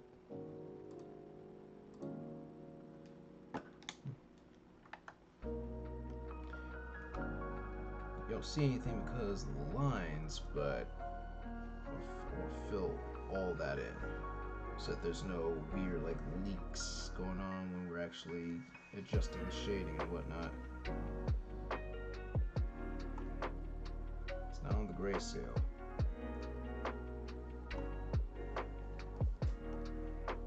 So we're just going to expand. Boom. Film like this. Fill all that in.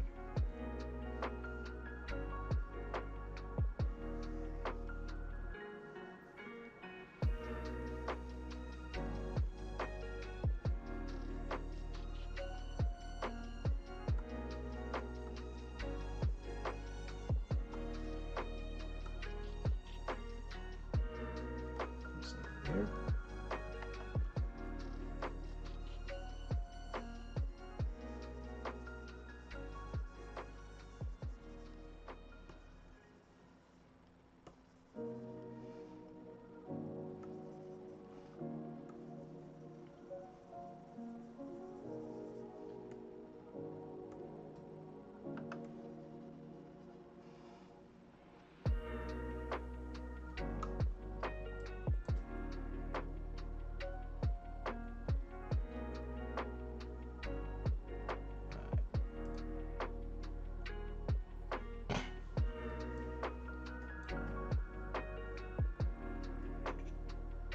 Put up with the door. The door could use a little bit more detail. A little dark.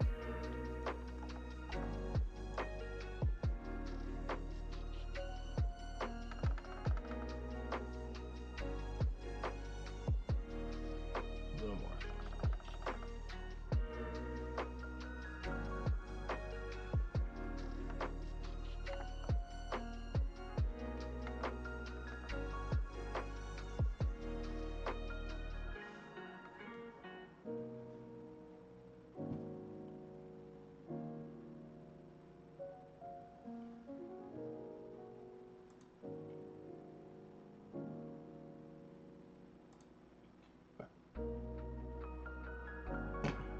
Now let's get actually started on the colors proper.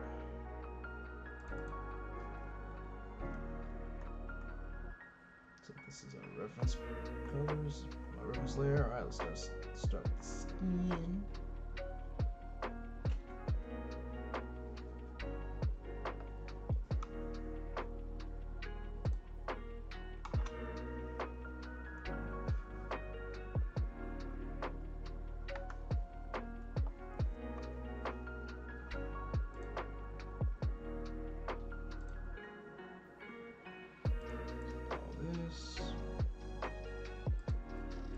All the skin. Get its own layer.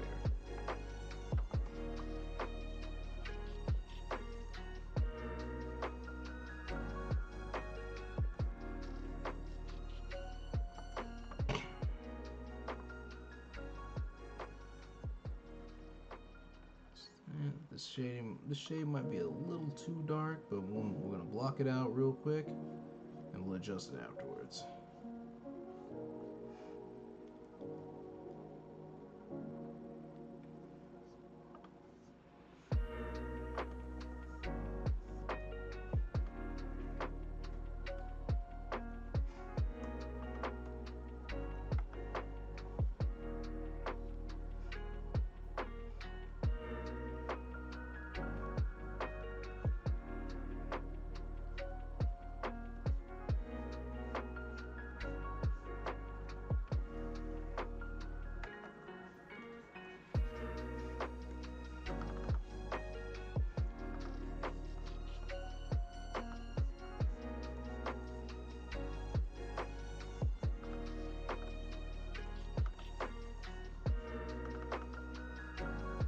A little bit.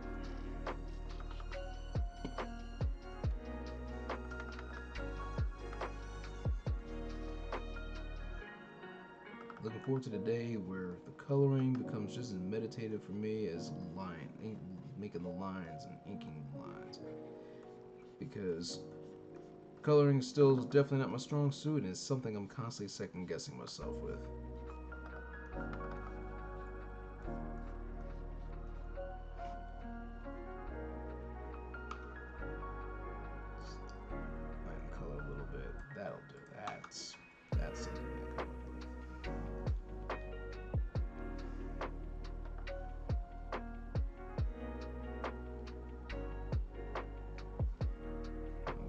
continue blocking it out. Blocking out the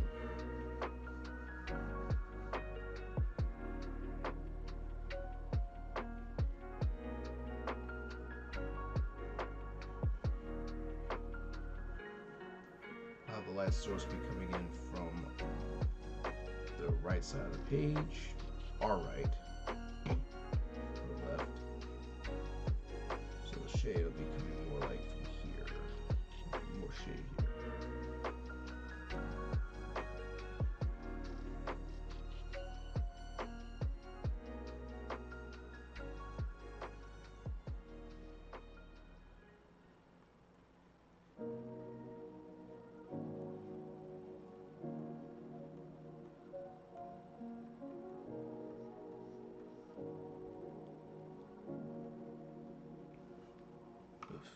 Alright, those lines are really starting to bug me, so let me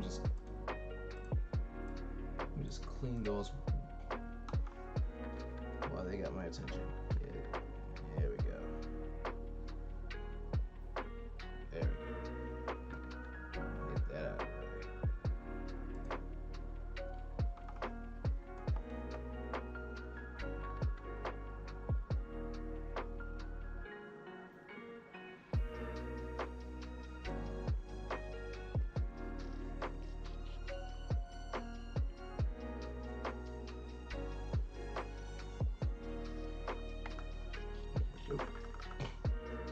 Yeah, we smooth it out.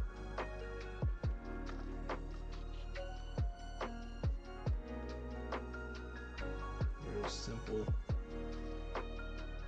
two-tone shading, but if you do it right, just a couple of tones can go a long way. And if you want to add a little extra detail, which I kind of do, it won't take too much to get some nice variation.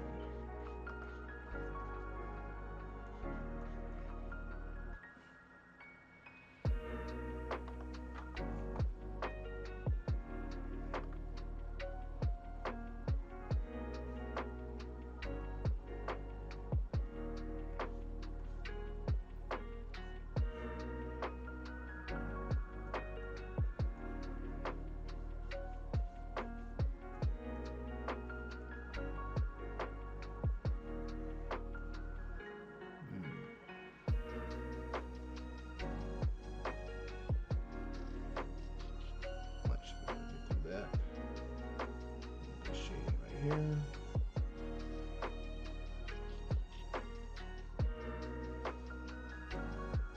we go. Something like that. Smooth it out.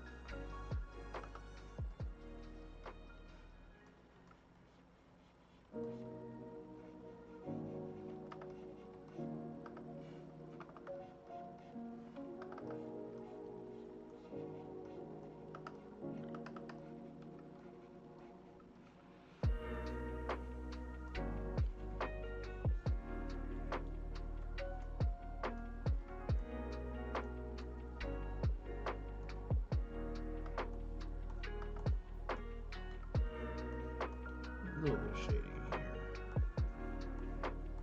Not a lot of light's gonna hit that. But a little bit will. So let's blend a little bit.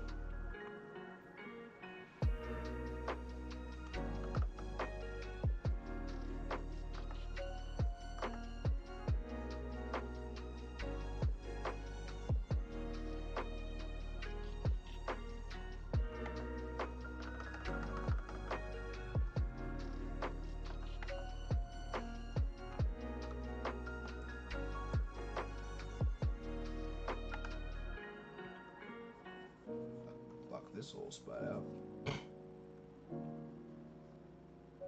Most of this. Just a little bit of this.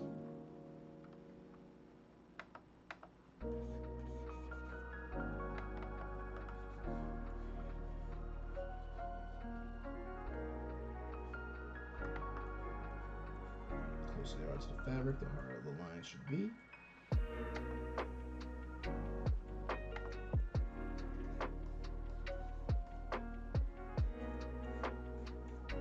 A little bit go. Enjoy the rest of the night later. Alright, you take care, brother. I'll be keeping this up. And hopefully in the next hour and a half I can wrap this up and finish it.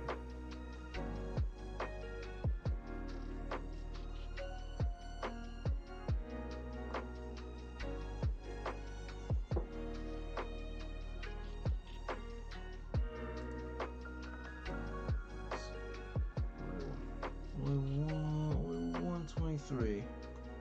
So I got plenty of time. I keep thinking it's a lot later than I'm used to. I keep thinking it's later than it really is.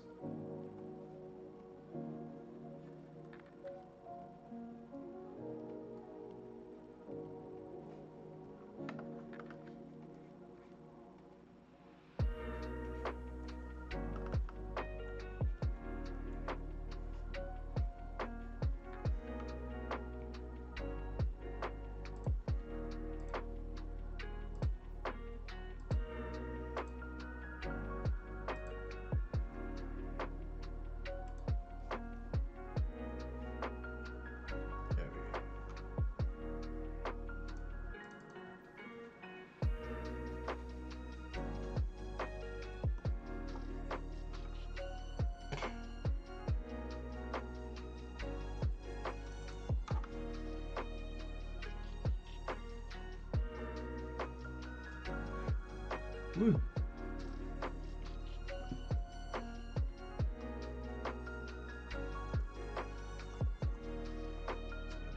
And skin 2.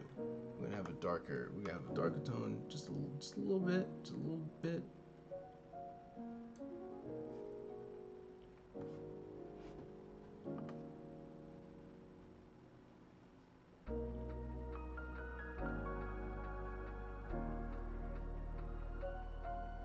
It's not entirely dark, but it's definitely not getting a lot of light.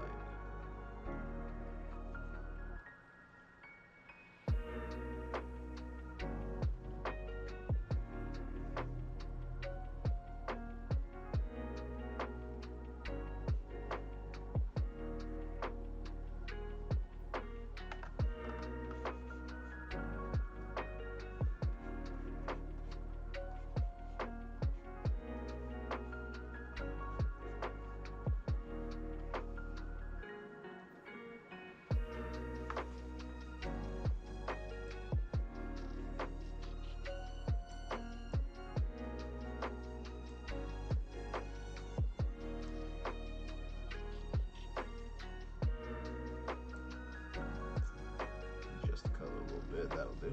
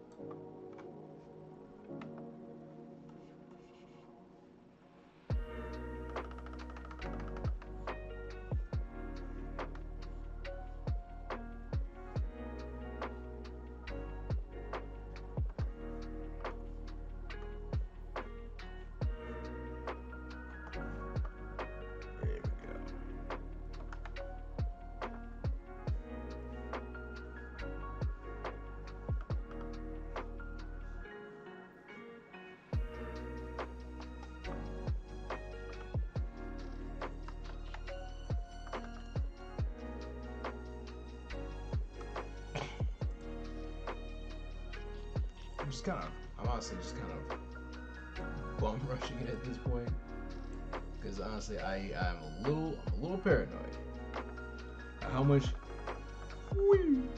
juice I got left in the tank before the brain's just like, we should probably sleep.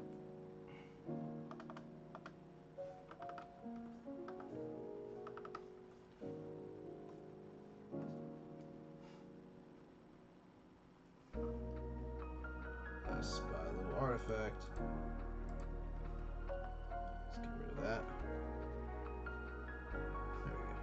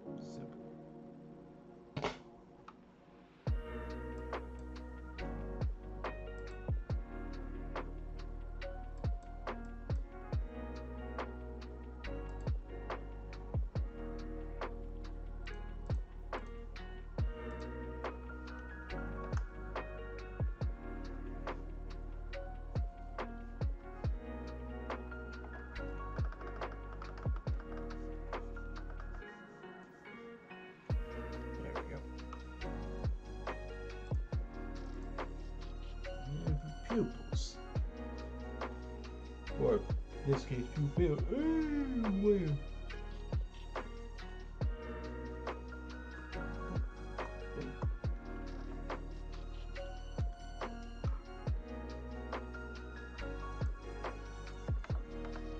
Start with some gradient. Boom.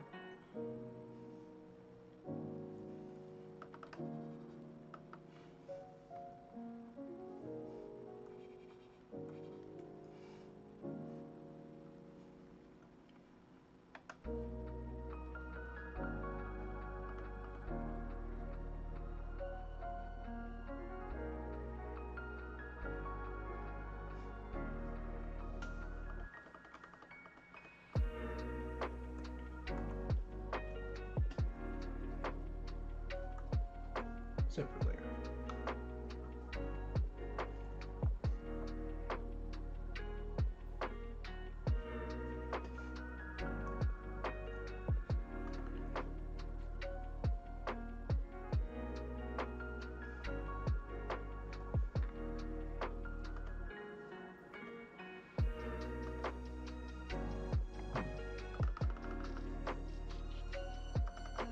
I'm just gonna gently add this one.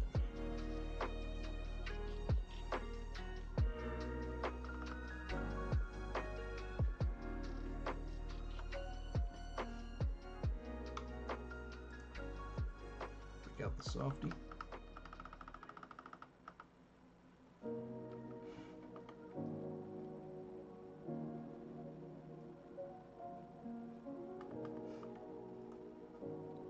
Maybe the sketcher.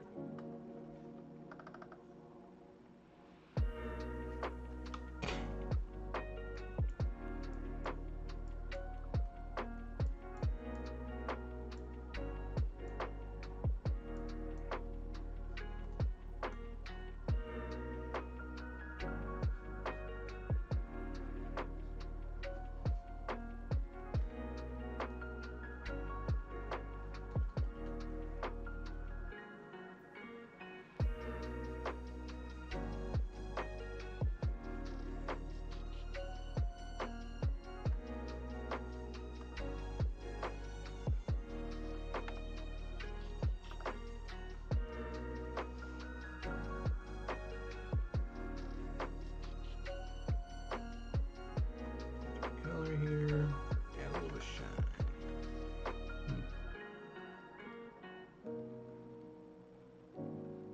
A little bit of differentiation.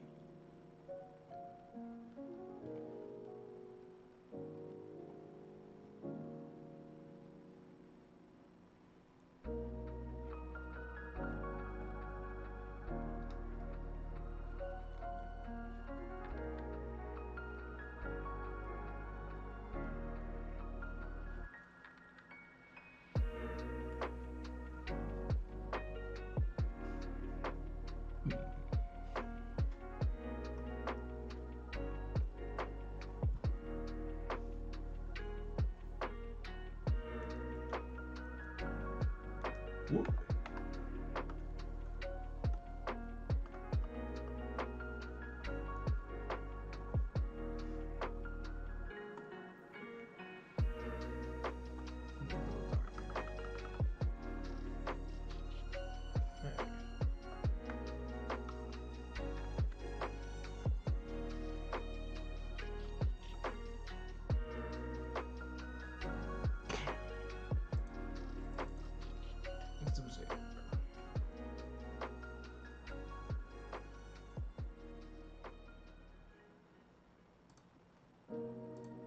Ooh, it's gonna be a minute.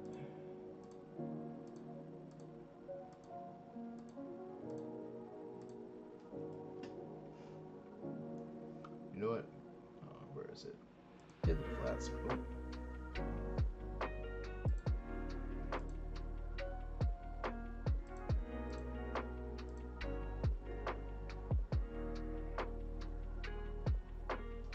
And we'll also include the tail. Same color.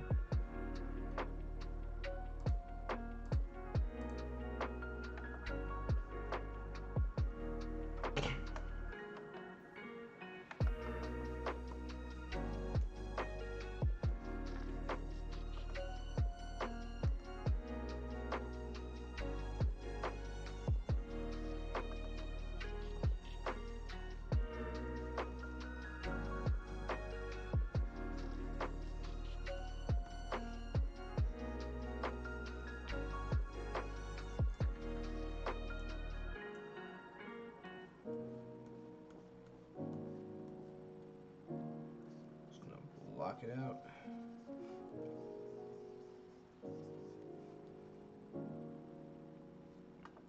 So I'm pretty sure the light's gonna be hitting it. So some of this is gonna.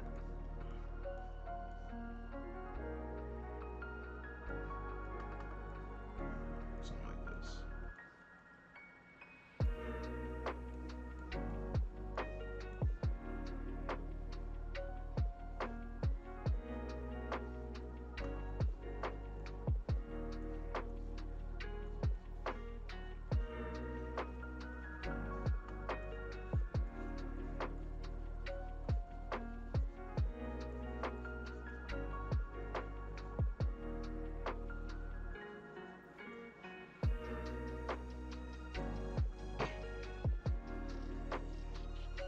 Block it out for now, and then we're gonna start adding the actual detail. Just wanna make sure I know where everything's gonna be first. Force myself to try to picture where the light actually is hitting, so I can picture where the light's not hitting. Easier said than done, because these are things you're not properly taught in school, even though you freaking should be.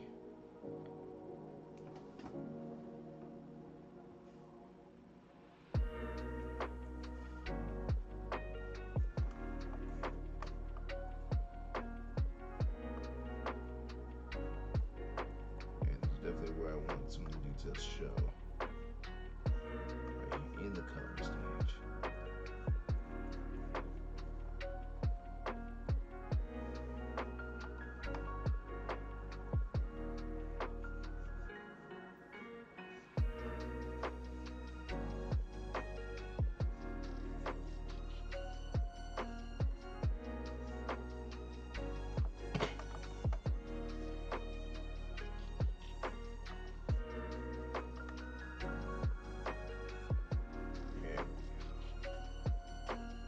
Basic block out. Then we kind of smooth it out. Some of that is kind of crap, but we can fix it. So.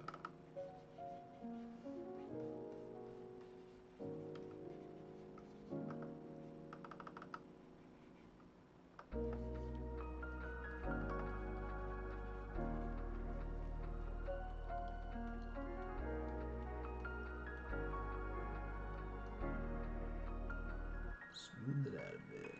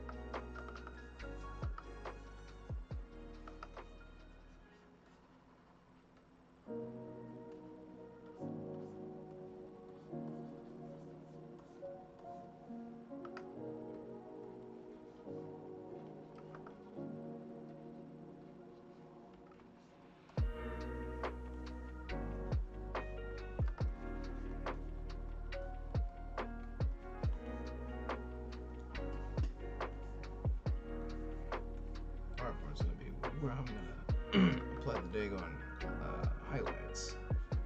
Now that I think about it, keep the edge harder.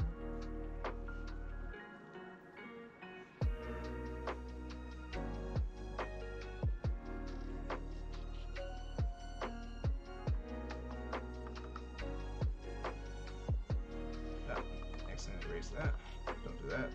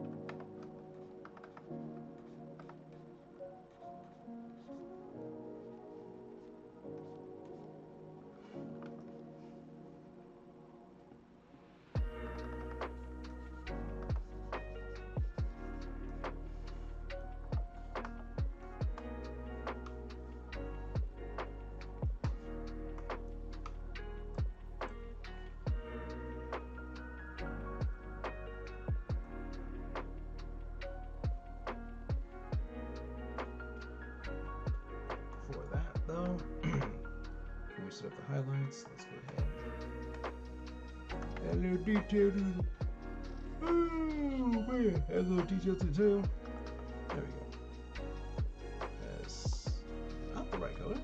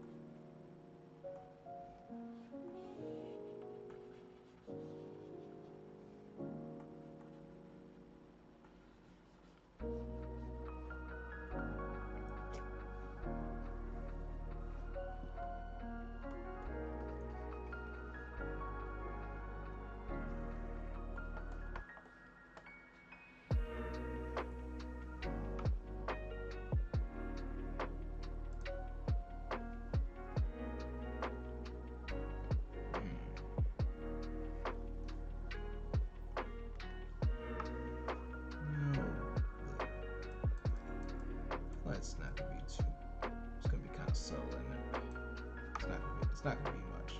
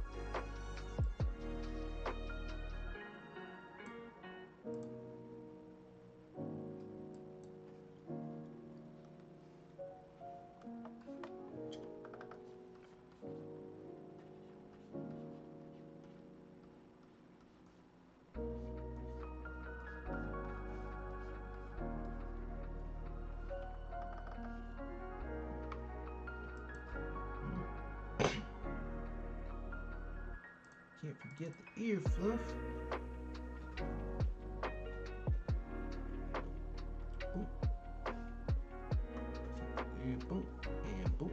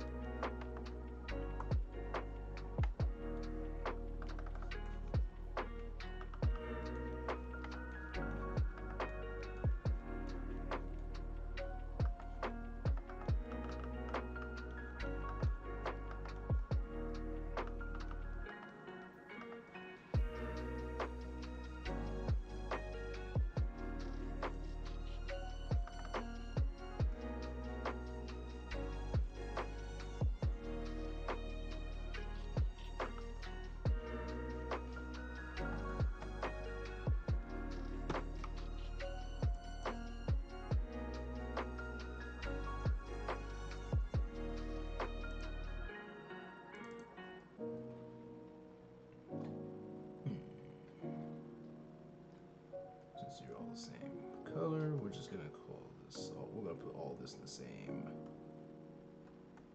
same layer. Woo!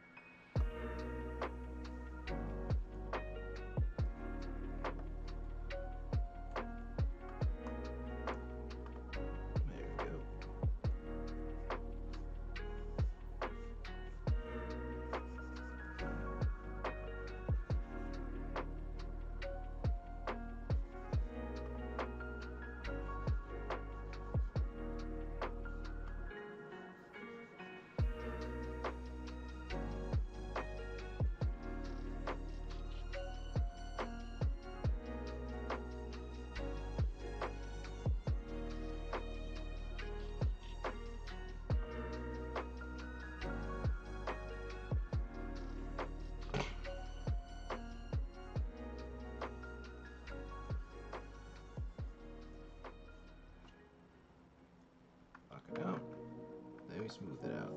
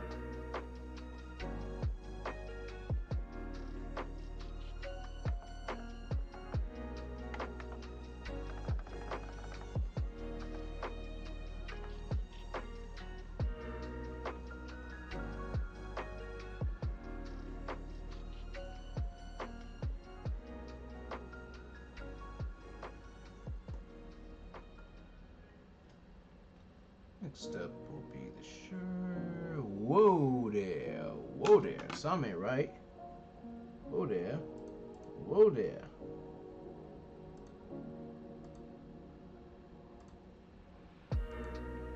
Someone missed a spot. Boy.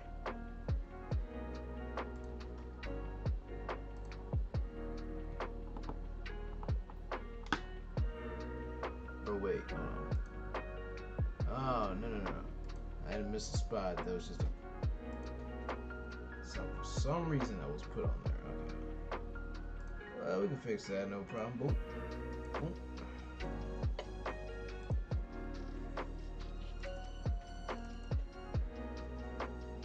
There we go.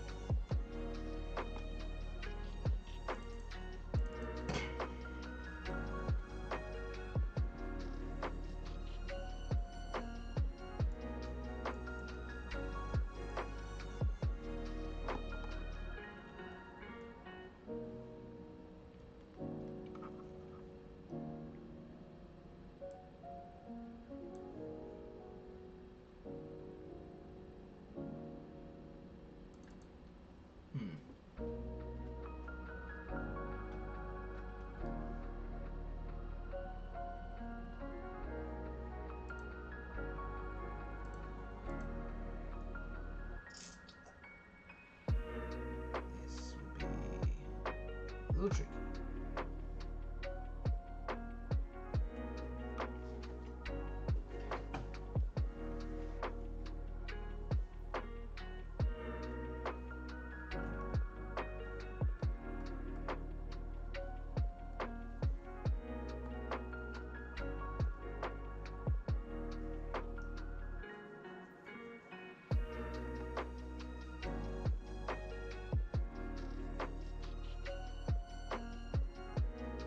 There we go.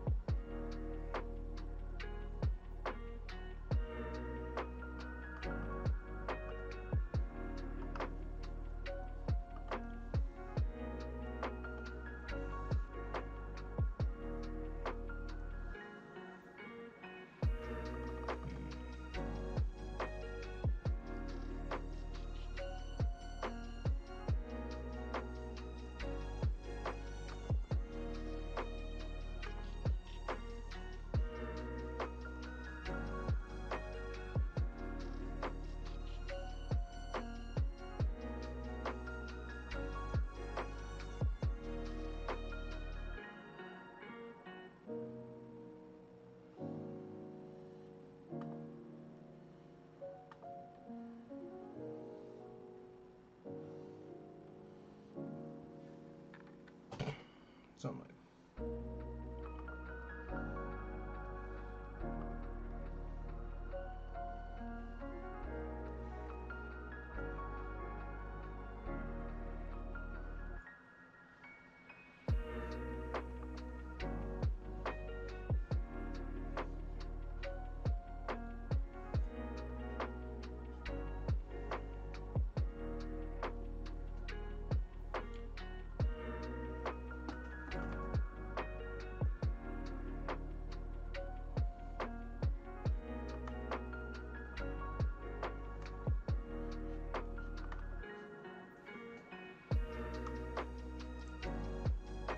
next the sleeves.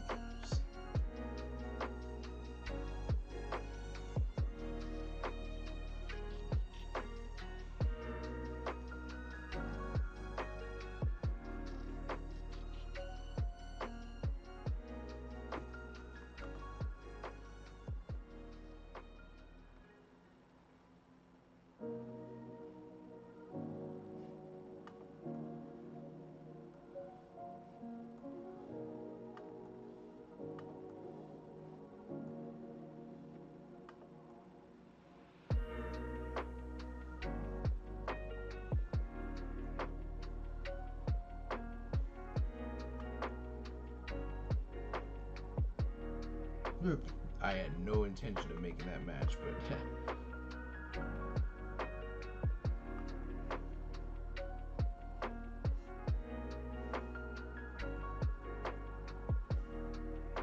that lined up a little too well.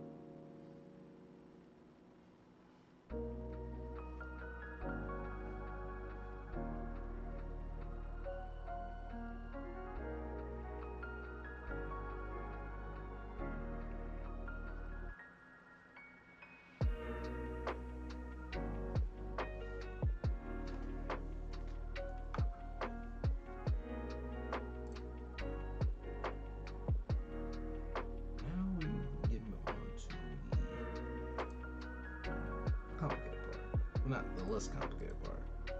Yeah.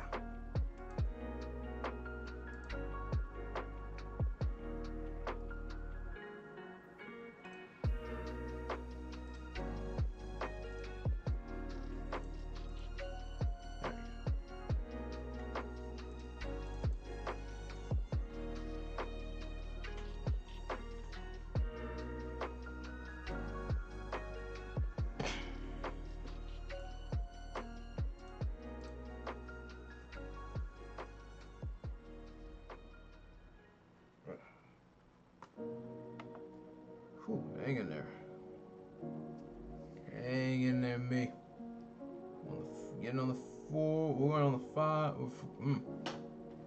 Wake up, me. Wake up. 4 hours. 36 minutes. But we are almost done, so hang in there.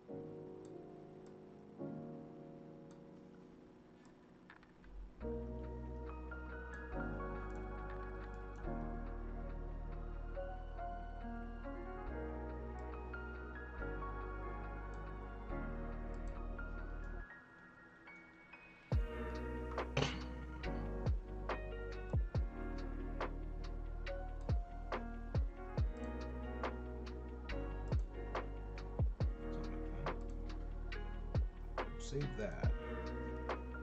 And we'll adjust it if we need to.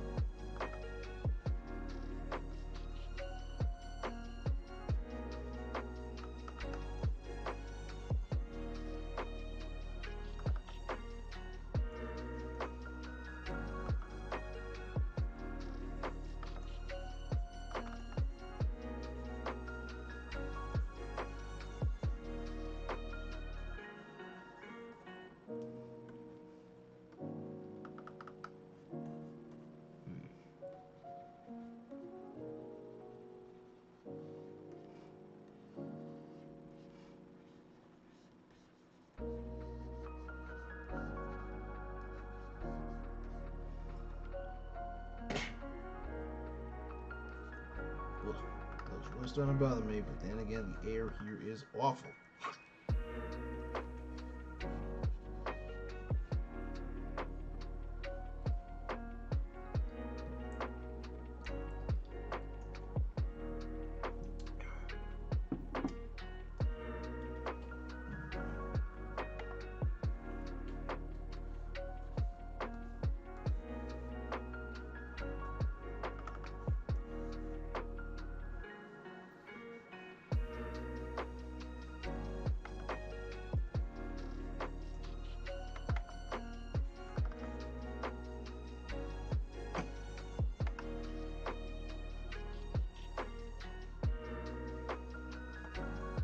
Oi!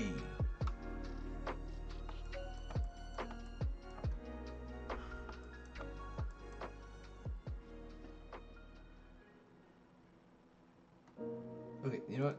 That door's starting to get on my nerves, so I'm just gonna move it. There you go.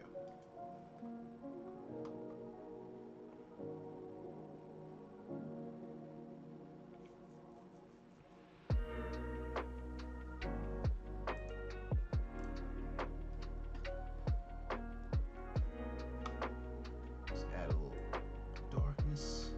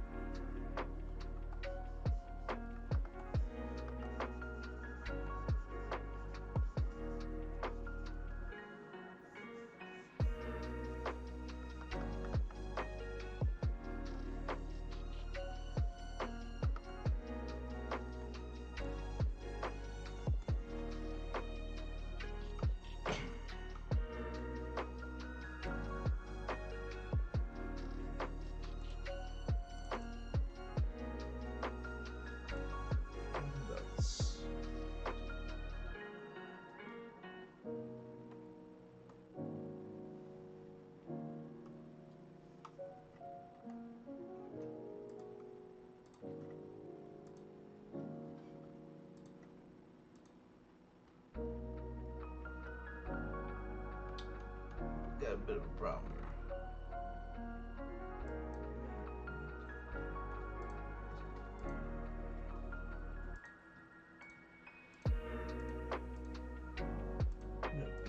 Check problem on my hands here.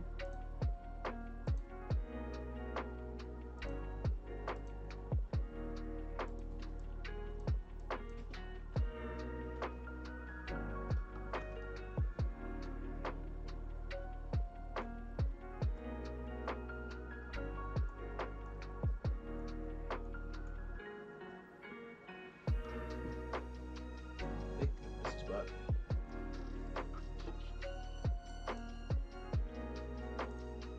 There we go.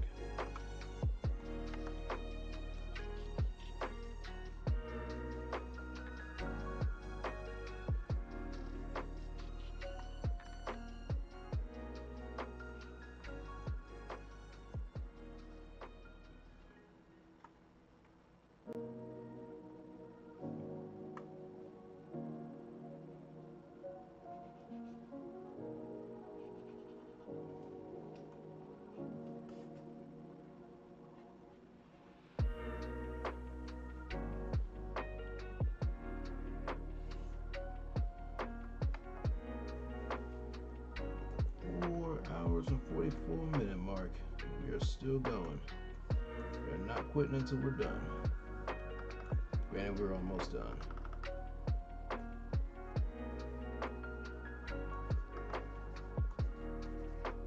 I don't think I'll upload this right after I finished either, because I got a feeling that I'm going to find there's something about this that I'm not digging, and then I'm going to want to adjust it. But we'll cross that bridge when we get there.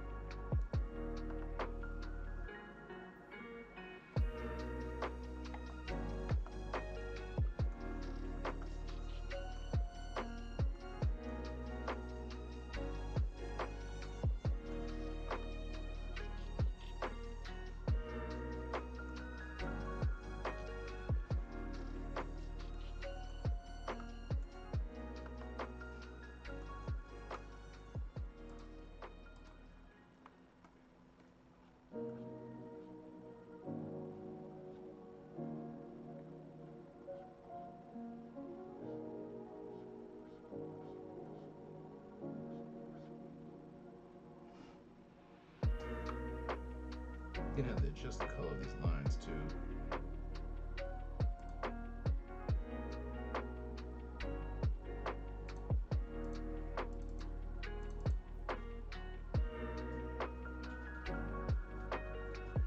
Now for you guys.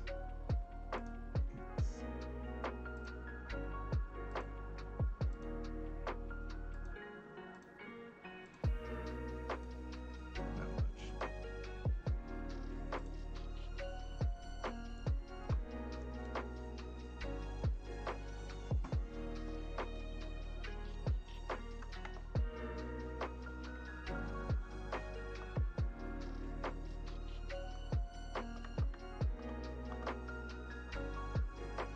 Hit the wrong button. There we go.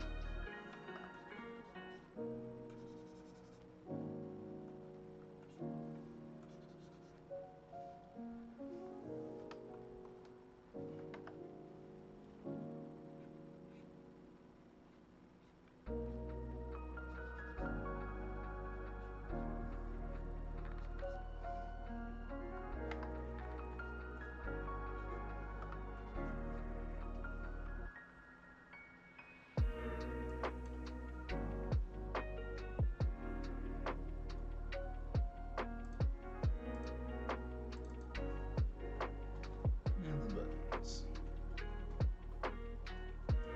And the suds. Then it'll be time for the post product. We'll be almost done. White.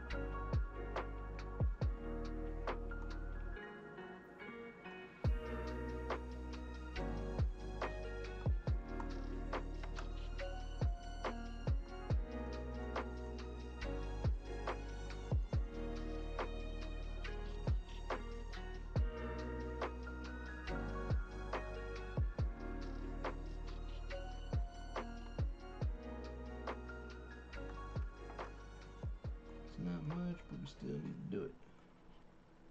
Just a little bit.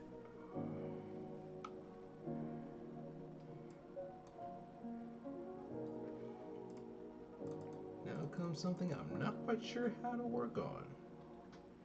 How do I do the suds?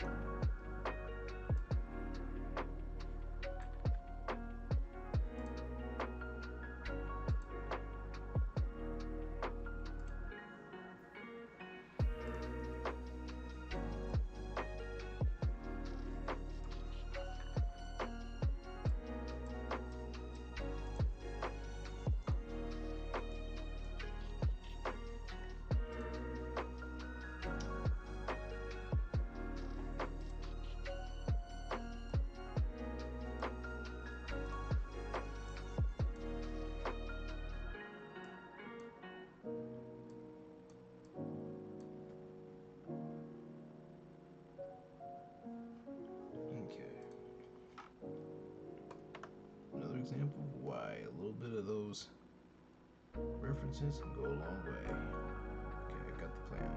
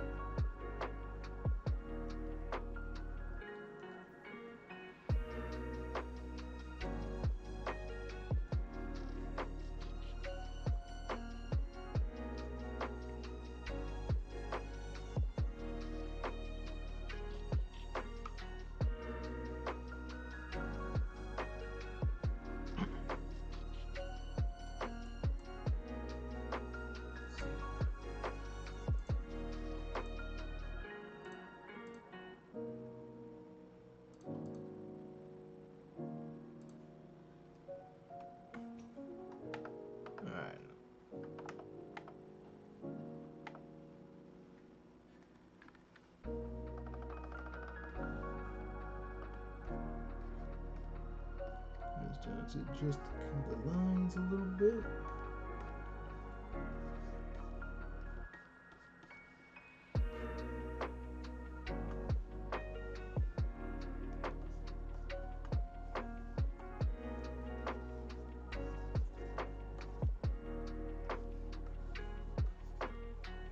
Last time you saved. Oh shoot. I don't remember the last time I hit save. Let me do that before something bad happens.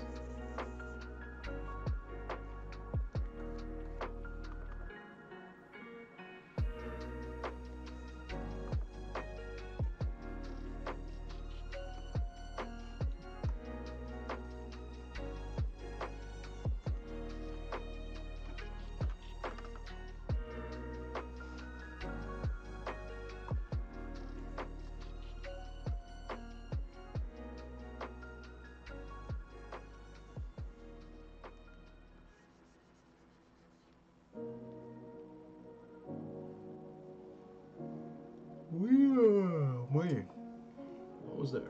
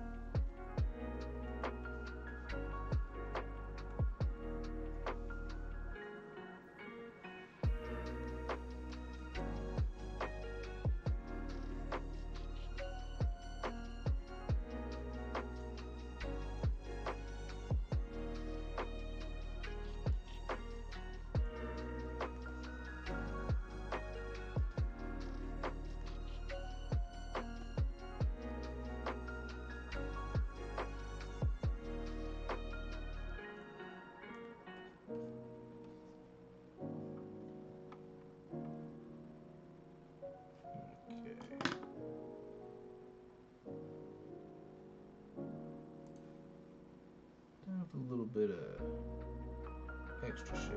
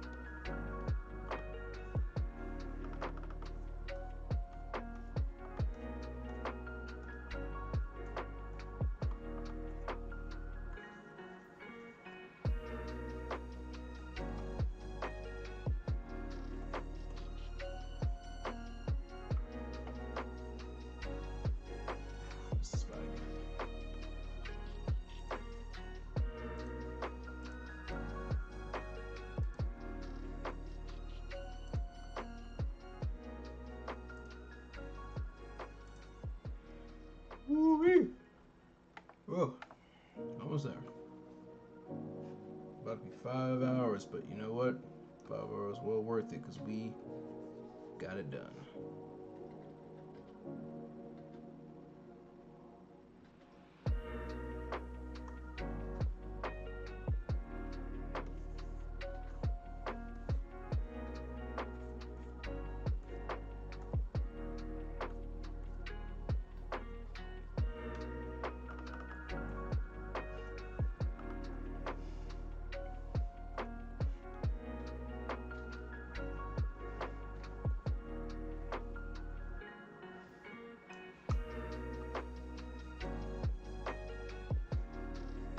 You know what?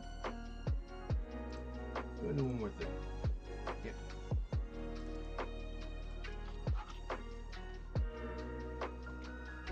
It's not much, but we're doing it. And some color to the nails.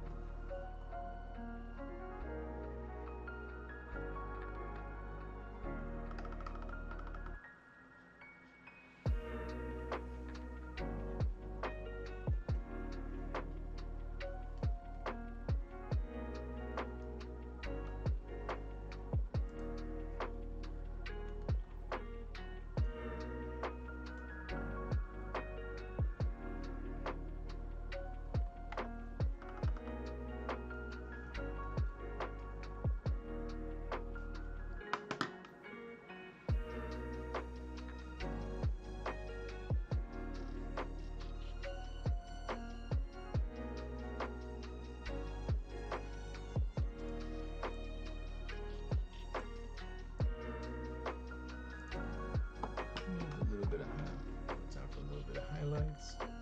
Just a little touch of it.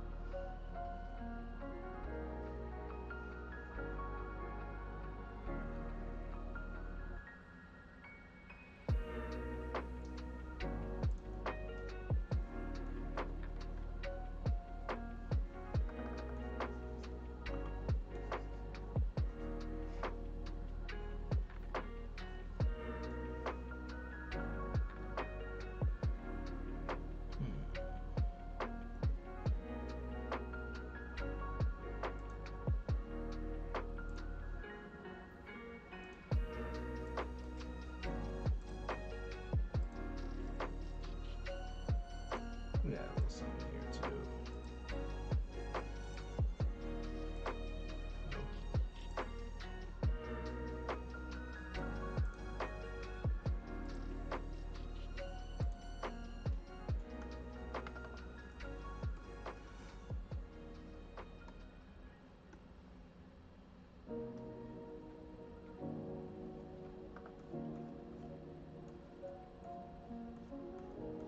There you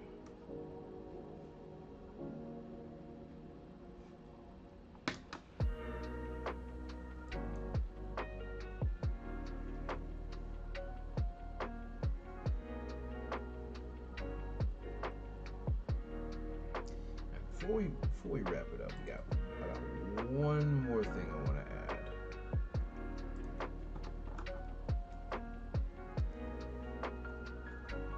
A little bit of text.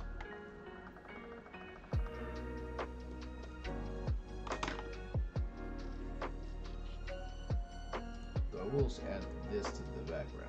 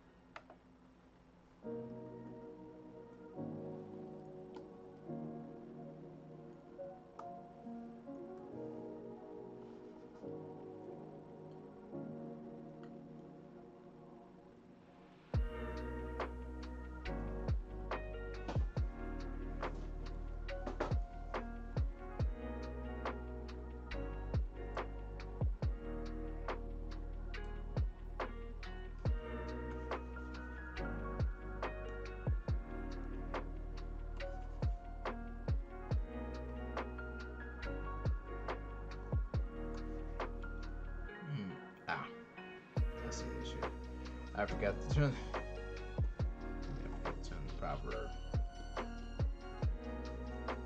color on.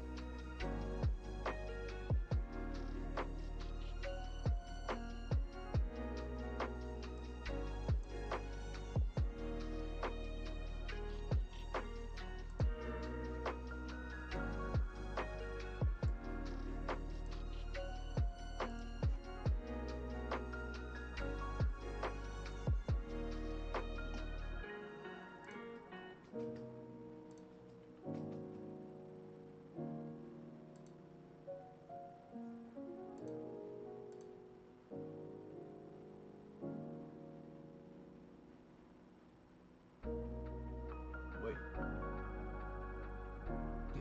Hold on. There we go.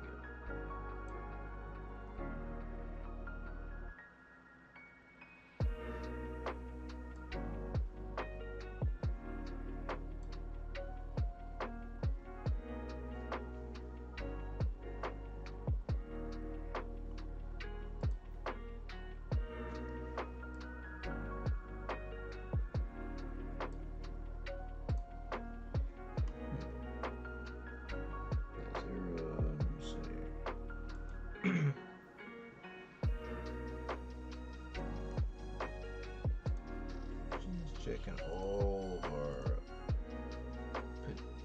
potential tests.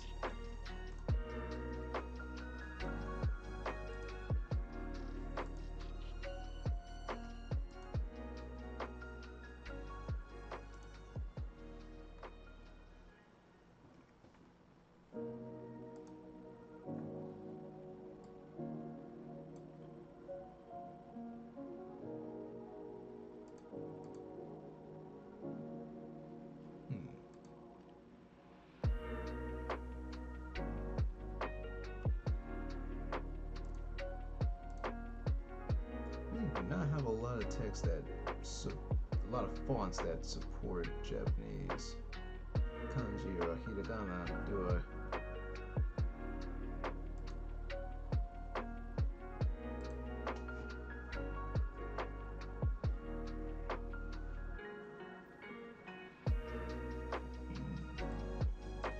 make it work though.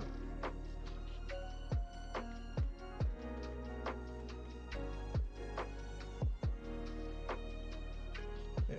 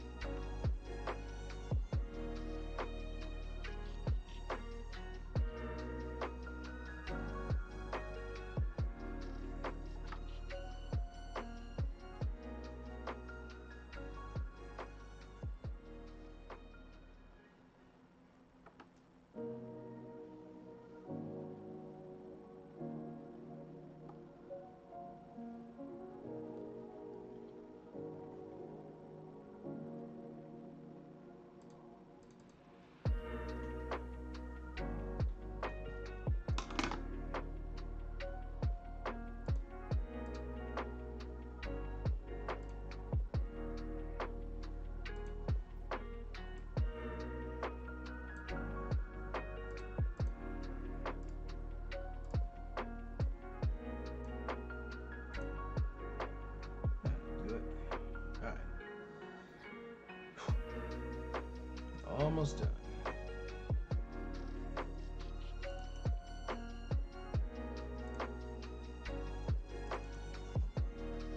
Full image here.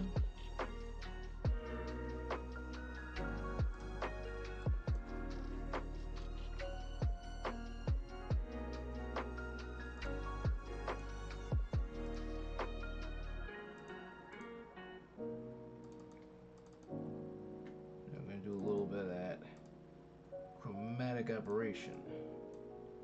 Add a bit of a blur to it.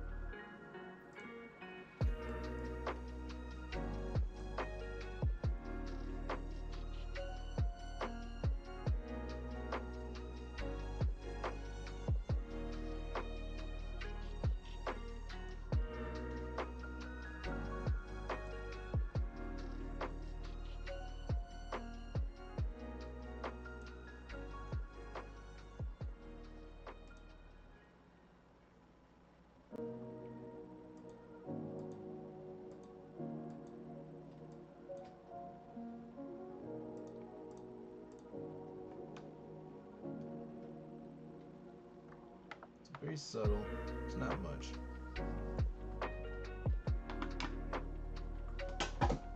Actually, I completely forgot. I messed something up on that one. Hold on. Let's try it again. Hold on.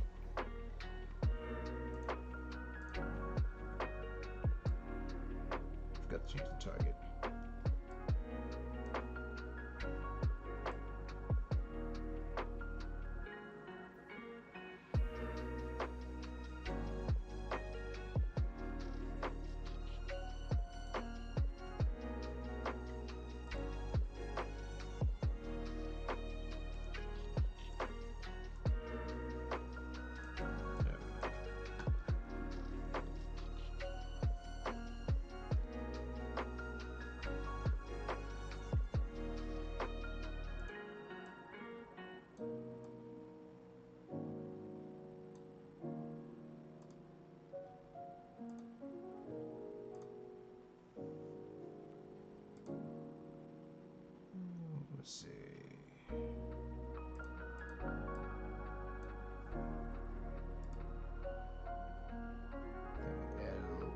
texture.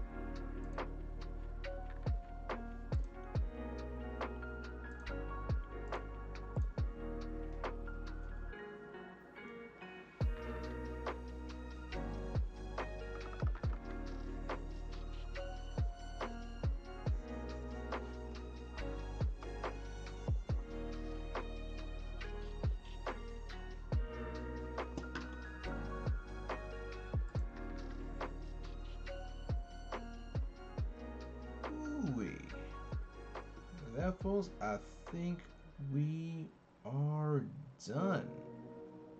It's not too bad. Not too bad for something I just had a spur of the moment. One of those situations where you're not quite sure what you want to draw, and then a sudden idea pops in your head, and you're like, "Oh, hey, let's just go for it, man. Let's just do this." Ugh. Well, 5+ hours. That's usually how long it takes me to make something like this. And honestly, it's not bad. It's not too bad. First time drawing Nekomata Okayu as well. So I hope you never see this. But yeah, it's, man. Eyes are really starting to bother me. It's 2:30 in the morning. I don't know what I'm gonna do next, but I know what I'm not gonna do. I'm not gonna fixate on this. I'm probably gonna sleep on it, and I will upload this later in the day. Maybe tweak a little bit, something here or there. I'm not entirely sure, but we shall see. But with that said, it's time to wrap it up. Thanks everybody who actually took the time to drop by. If you guys dig what I do, I have a YouTube channel, Project KNM, where I interrupt your day with some fresh art goodness. And as you can tell, I also stream here live, all of the live on Twitch, and I have no idea when I'm going to do another one, but we shall see. Until next time, thanks for watching. Take it easy. Memento mori, and I will catch you all in the next one.